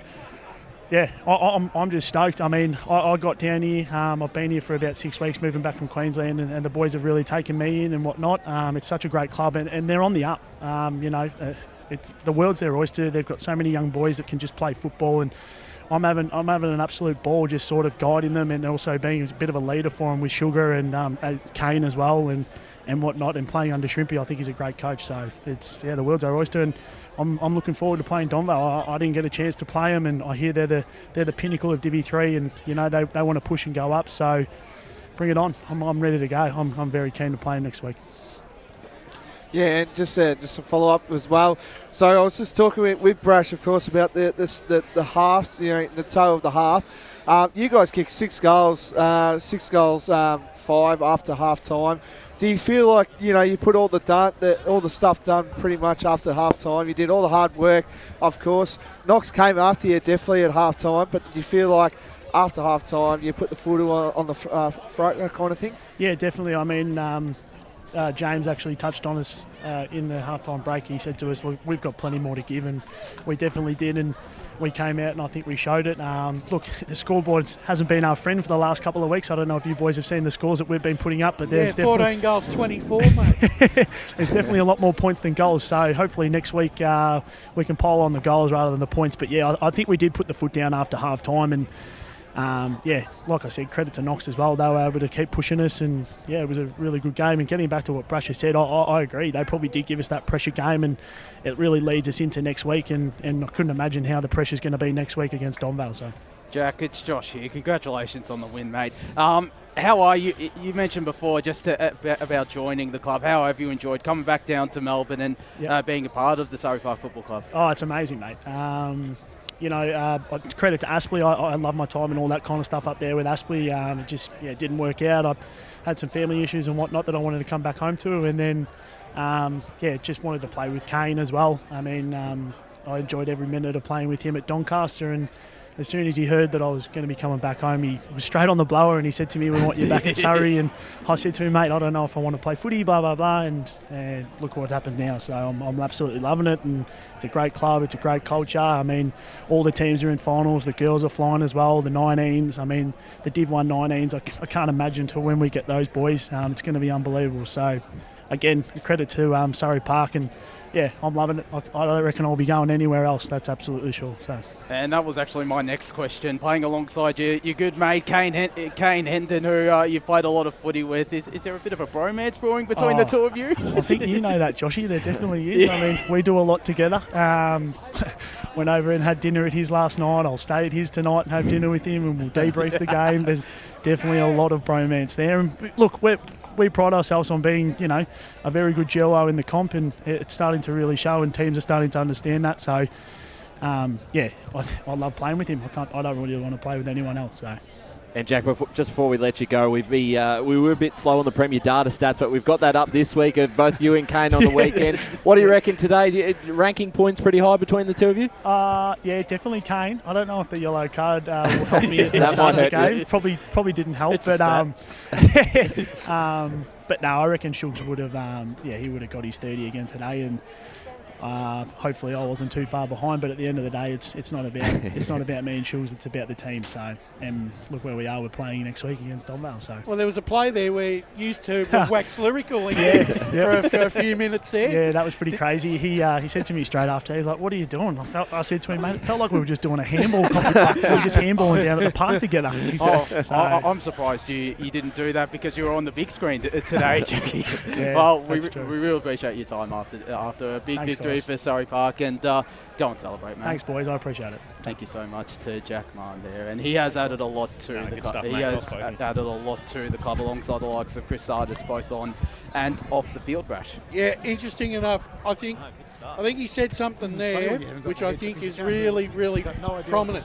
He wants to stay there and nurture the next brigade, and that's exactly. And the fact is, when a club is in such a zone like Surrey are at the moment, where everything's flying, it's almost like you've got to seize the moment and take it when it presents itself, because you just never know when the opportunity is going to arise again. And Surrey Park, they've done it the right way. They've nurtured their juniors, and it's becoming a factory. And when you've got a production line of talent, right, coming through, this club is setting themselves up to go further than where they are now. Absolutely. Alongside the likes of Donvale, you could argue Boronia in Division 2 as well. There's certainly a lot to like, Ryan. Before we go to the ad break, we will just touch on, there will be a Sportsco Eastland Best On Ground Award, because we've still got one more for them, as well as the last Tobin Brothers Goal of the Day. So we'll have a bit of a think. The MGT Rookie of the Year is finalised. We've had all our nominations in, so there will be a award at Chandler Medal presented, but we'll have those 2 awards after the ad break, Josh. Looking forward to that. We are going to go to a final ad break here on the Eastland match of the round. It was the Panthers the winners, 11-15-81 to Knox 8-6-54. As Sarah opened her best friend Jackie's wedding invitation, she was overcome with a wave of emotion. While her 2 young boys wrestled on the floor, tears of happiness rolled down Sarah's cheeks as she saw the words she'd been longing to see. Please note, this wedding will be a child-free event. Well, Sarah, looks like we're off to Eastland for a new frock and some heels. And let's book in that babysitter. For all of life's little moments, there's Eastland. Eastland. Live real. Sprained your ankle, bursting through the banner? Broke a finger, high-fiving the ruckman? Or did you run into the goal post again? For bumps, breaks or bleeds, be seen sooner, close to home at Knox Private 24/7 Emergency Department. The preferred provider of emergency care to the Eastern Football Netball League, you'll generally experience shorter wait times. You don't need private health, but there is an out-of-pocket fee. Be seen sooner, close to home at Knox Private 24/7 Emergency Department, 262 Mountain Highway, Wanturna. Do you feel good about your bank? Because there is a bank you can feel good about. They share their profits to fund big community projects, small community clubs and vital emergency services. They've given $250 million to help Australian communities thrive. They have all the products and tech you expect from a big bank, with service you don't. It's Bendigo Bank. Feel good about who you bank with. Try Bendigo. Search bendigobank.com.au or search Bendigo Bank near me. Tobin Brothers Funerals wear their heart on their sleeve. Their clear and easy-to-use website and Memory Maker app make it easy for families to make an informed decision. Here's James McLeod, Managing Director of Tobin Brothers Funerals. We pride ourselves on being the most transparent funeral company. All pricing on goods and services are available on our website. It's all there for you to see and make very informed decisions when planning a loved one's funeral. Visit tobinbrothers.com.au. Tobin Brothers Funerals, celebrating lives. At Yarra Valley Water, we know reducing your shower time, or show time, to 4 minutes can save you an average of $200 a year on water and energy bills. Shower shorter. Save water. Authorised by the Victorian Government, 1 Treasury Place, Melbourne. Sprained your ankle, bursting through the banner? For bumps, breaks or bleeds, be seen sooner, close to home at Knox Private 24/7 Emergency Department. You'll generally experience shorter wait times. Knox Private 24/7 Emergency, 262 Mountain Highway, Wanturna. You are listening to Radio Eastern FM 98.1. With live and exclusive coverage of the EFNL football season, bringing you the match of the day with score updates from all divisions. And now we cross to our commentary team for the Radio Eastern 98.1 Match of the Day coverage. Eastland match of the round. Surrey Park winners in the Division 3 qualifying final, 11-15-81 to Knox 8-6-54. Josh Ward here alongside Ryan Long, Jared Beelan, Brett Beston, Wayne Brasher and Paul Yukone. We're going to go to our awards, as you mentioned, Ryan. There's one more Sportsco Eastland Best on Ground 2 award and another Tobin Brothers Goal of the Day award. Let's start with the Tobin Brothers Goal of the Day. I think it's safe to say Jackson Anderson's Bunana in the first quarter. So I think, unfortunately, the live stream dropped out just as he was coming in on these on the set shot. So hopefully we'll be able to. Was it on that one? Was it at that point? It was that point. So that'll be right. We'll have a look if we've. We've got the file, we've got that recorded. The raw footage. We'll have to sign affidavits that it actually happened. Well, I just know he's going to be so disappointed. He's going to open up the live stream and go, oh, let's have a look at my goal. Oh, hang on. So, yes, I think that would by far, Josh. Yeah. Tobin Brothers Goal of the Day. So that's a $50 Coles and Myer gift voucher going to Jackson Anderson. Been great since coming back into the Knox lineup. The Sportsco Eastland Best on Ground. Paul Yukone, I'm going to go to you first in the Stats Centre. Yeah, I'm going to give 1 vote to Vitaka, 2 votes to Falahi and 3 to Smith. Brash? I'm going to give one vote to Gavin Pearce from Knox. I thought for basically most of the afternoon, I think he tried his heart out to keep Knox in the contest in the midfield, and he was clearly Knox's best player. 2 votes to Chris Sardis in the back line. I thought he was basically, didn't put a foot wrong for most of the afternoon, and right, his defensive skills linking up with Nick Can, took some timely marks, timely spoils. Yeah, and like I said, he really played his position right to a tee this afternoon. And this guy, he's got something about him, right, Tom Smith, that I haven't seen. He just seems to be able to have time, space and poise when you need it in a pressure situation. And he has that in spades. And once again, he brought that to the table this afternoon.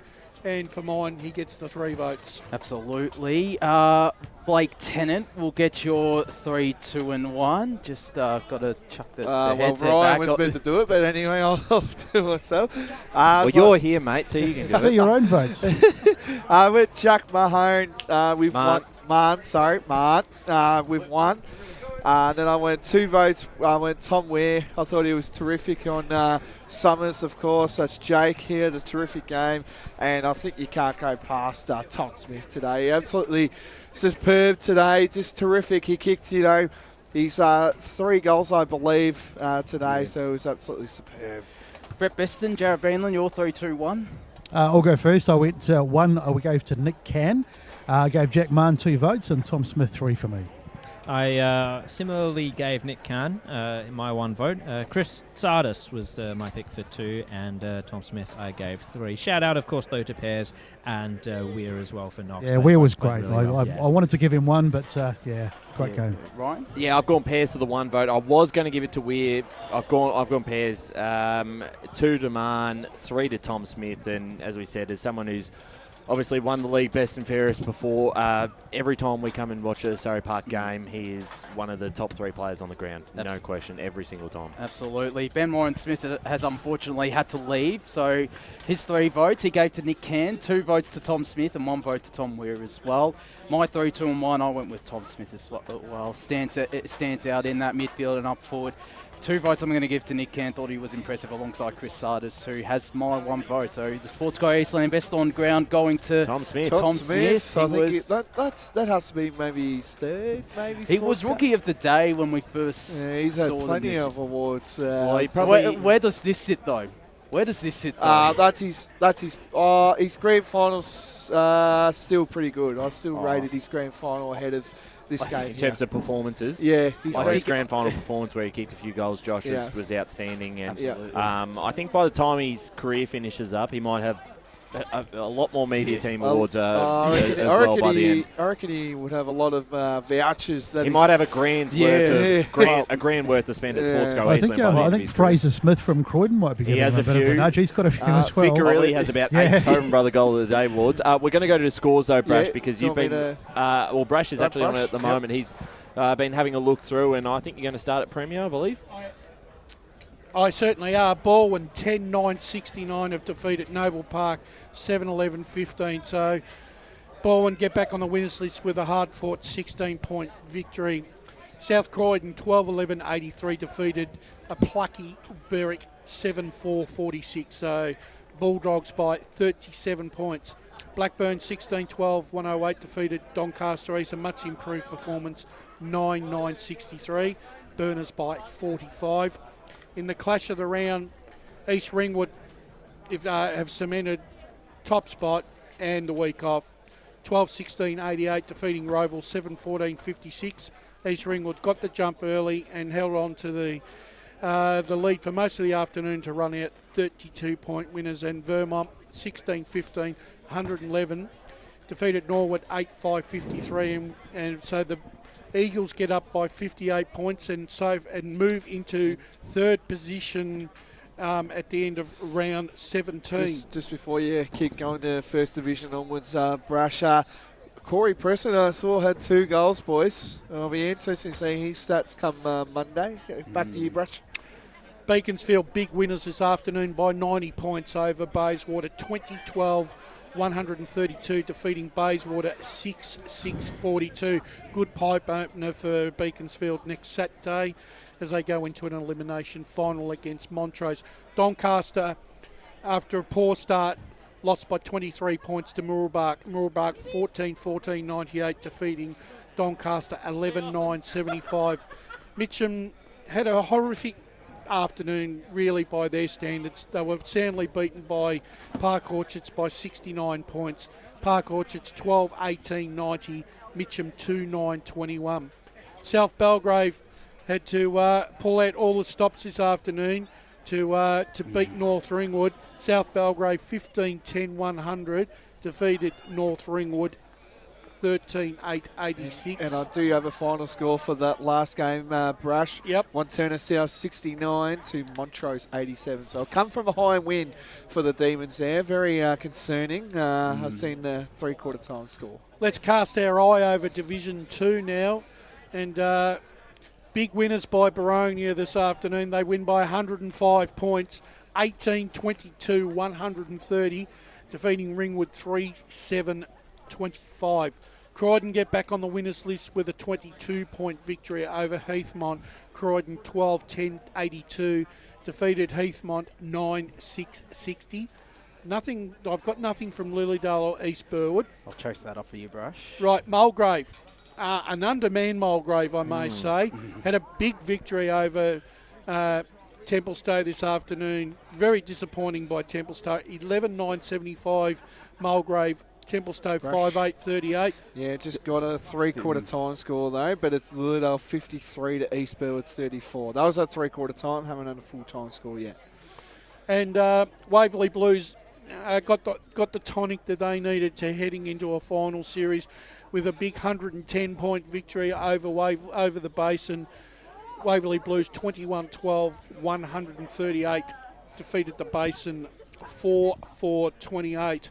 Let's quickly move into Division 4. While you're doing that, that obviously locks in Mulgrave for the double chance. Yes. Templestowe, they'll play Croydon, and I don't think they're coming in with the best of form as the fifth seed. And does that mean Waverley Blues have finished second? That is correct. Despite very poor form towards the back end of the season. Yes, yeah, it's funny how it all It's plays remarkable. out, isn't it?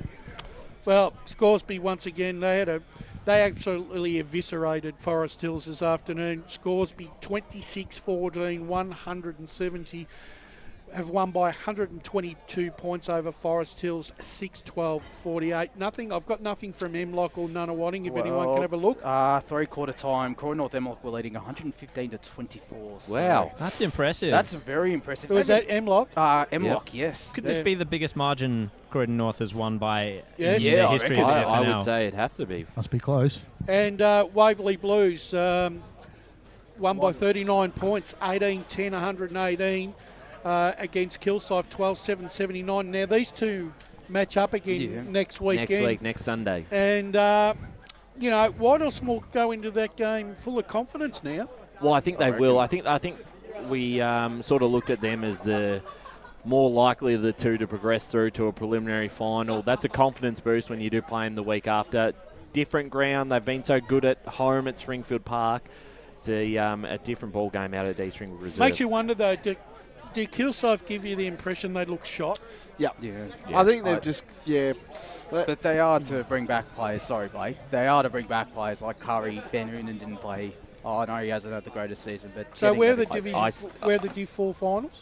Bayswater. Bayswater for the Saturday for the Churnside Park Scoresby. Sunday out at East Ringwood Reserve for Kilsyth, Whitehorse, and I still don't see Whitehorse after that result at this stage beating Churnside or Scoresby. I'd put it this way: I think Churnside and Scoresby are clearly the best two sides in Div 4. And actually, to be honest, it'd be a travesty of justice if those two don't play off in the grand final. Yeah, absolutely. So the finals next week, obviously, with Division 1, it'll be South Belgrave and Mitcham, Montrose and Beaconsfield. That's already been locked in for a couple of weeks. Yeah, a couple of weeks now. Division 2, so that means Waverley Blues will take on Mulgrave, and the last time those two met, that was an absolute classic out at Central Reserve, which, of course, we were out there calling the game, Jared. And I remember that one fondly. That was one that might have been your last farewell before you went for... I reckon... I commentated the Surrey Park Donvale. What a coincidence. Yeah, I've come back to a Surrey Park game, haven't I? I think we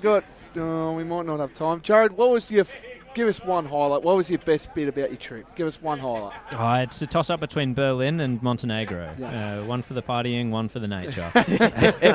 And I'm saying that it wasn't the nature in Berlin either, was it? There's some nice...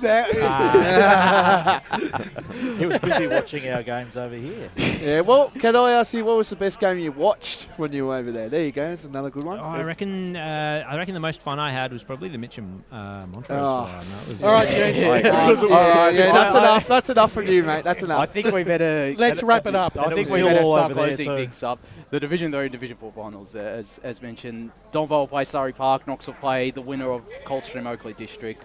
And, of course, Turnside Park take on Scoresby Bayswater Oval, and then Whitehorse play Kilsyth at East Ringwood Reserve. But we're just about to close out here for the Eastland match of the round. To Jared Bainland and Brett Preston first for doing a terrific job on the boundary.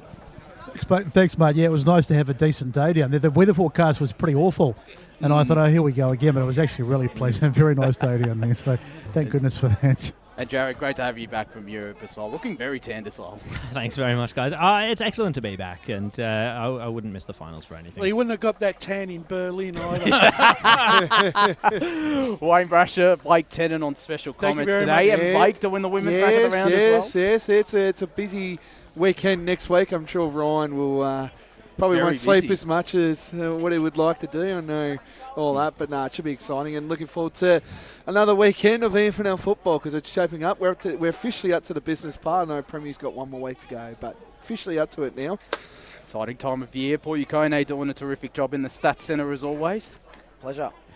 Ryan Long doing the women's match of the round. Of course, we were out at Netball Grand Finals last night as well. Big night for us. So it's and don't forget, we're back here tomorrow for Oakley District and Coldstream. Are you going to sleep here? I don't think my missus would be too happy. Lee, would you sleep here? Are you going to sleep here? No. I might put my tent behind Jubilee No, it's Park. Bayswater for me. That's my That's second right. home. That's it. Yep.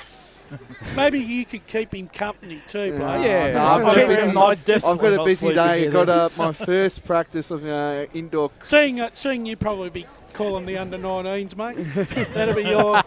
You can kick the Jew off for us. Just sleep in the van tomorrow I've got my first session of cricket training next tomorrow. So here we go. For my new club that I'm playing for. Okay, so, I don't care. Move on. Just a quick shout out to my wife too. She's listening. It was her birthday yesterday. Happy birthday. And we're going out for her birthday tomorrow. So happy birthday. Happy birthday. The happy birthday to her. To Ben Warren Smith, who, as I mentioned, unfortunately had to leave. A terrific job, of course, calling all the action. To Lee and Megan Green, always doing a superb job delivering the audio and the visual from LKLM Media. That does us for the Eastland match of the round. It's Surrey Park winners 11-15-81 to Knox 8-6-54.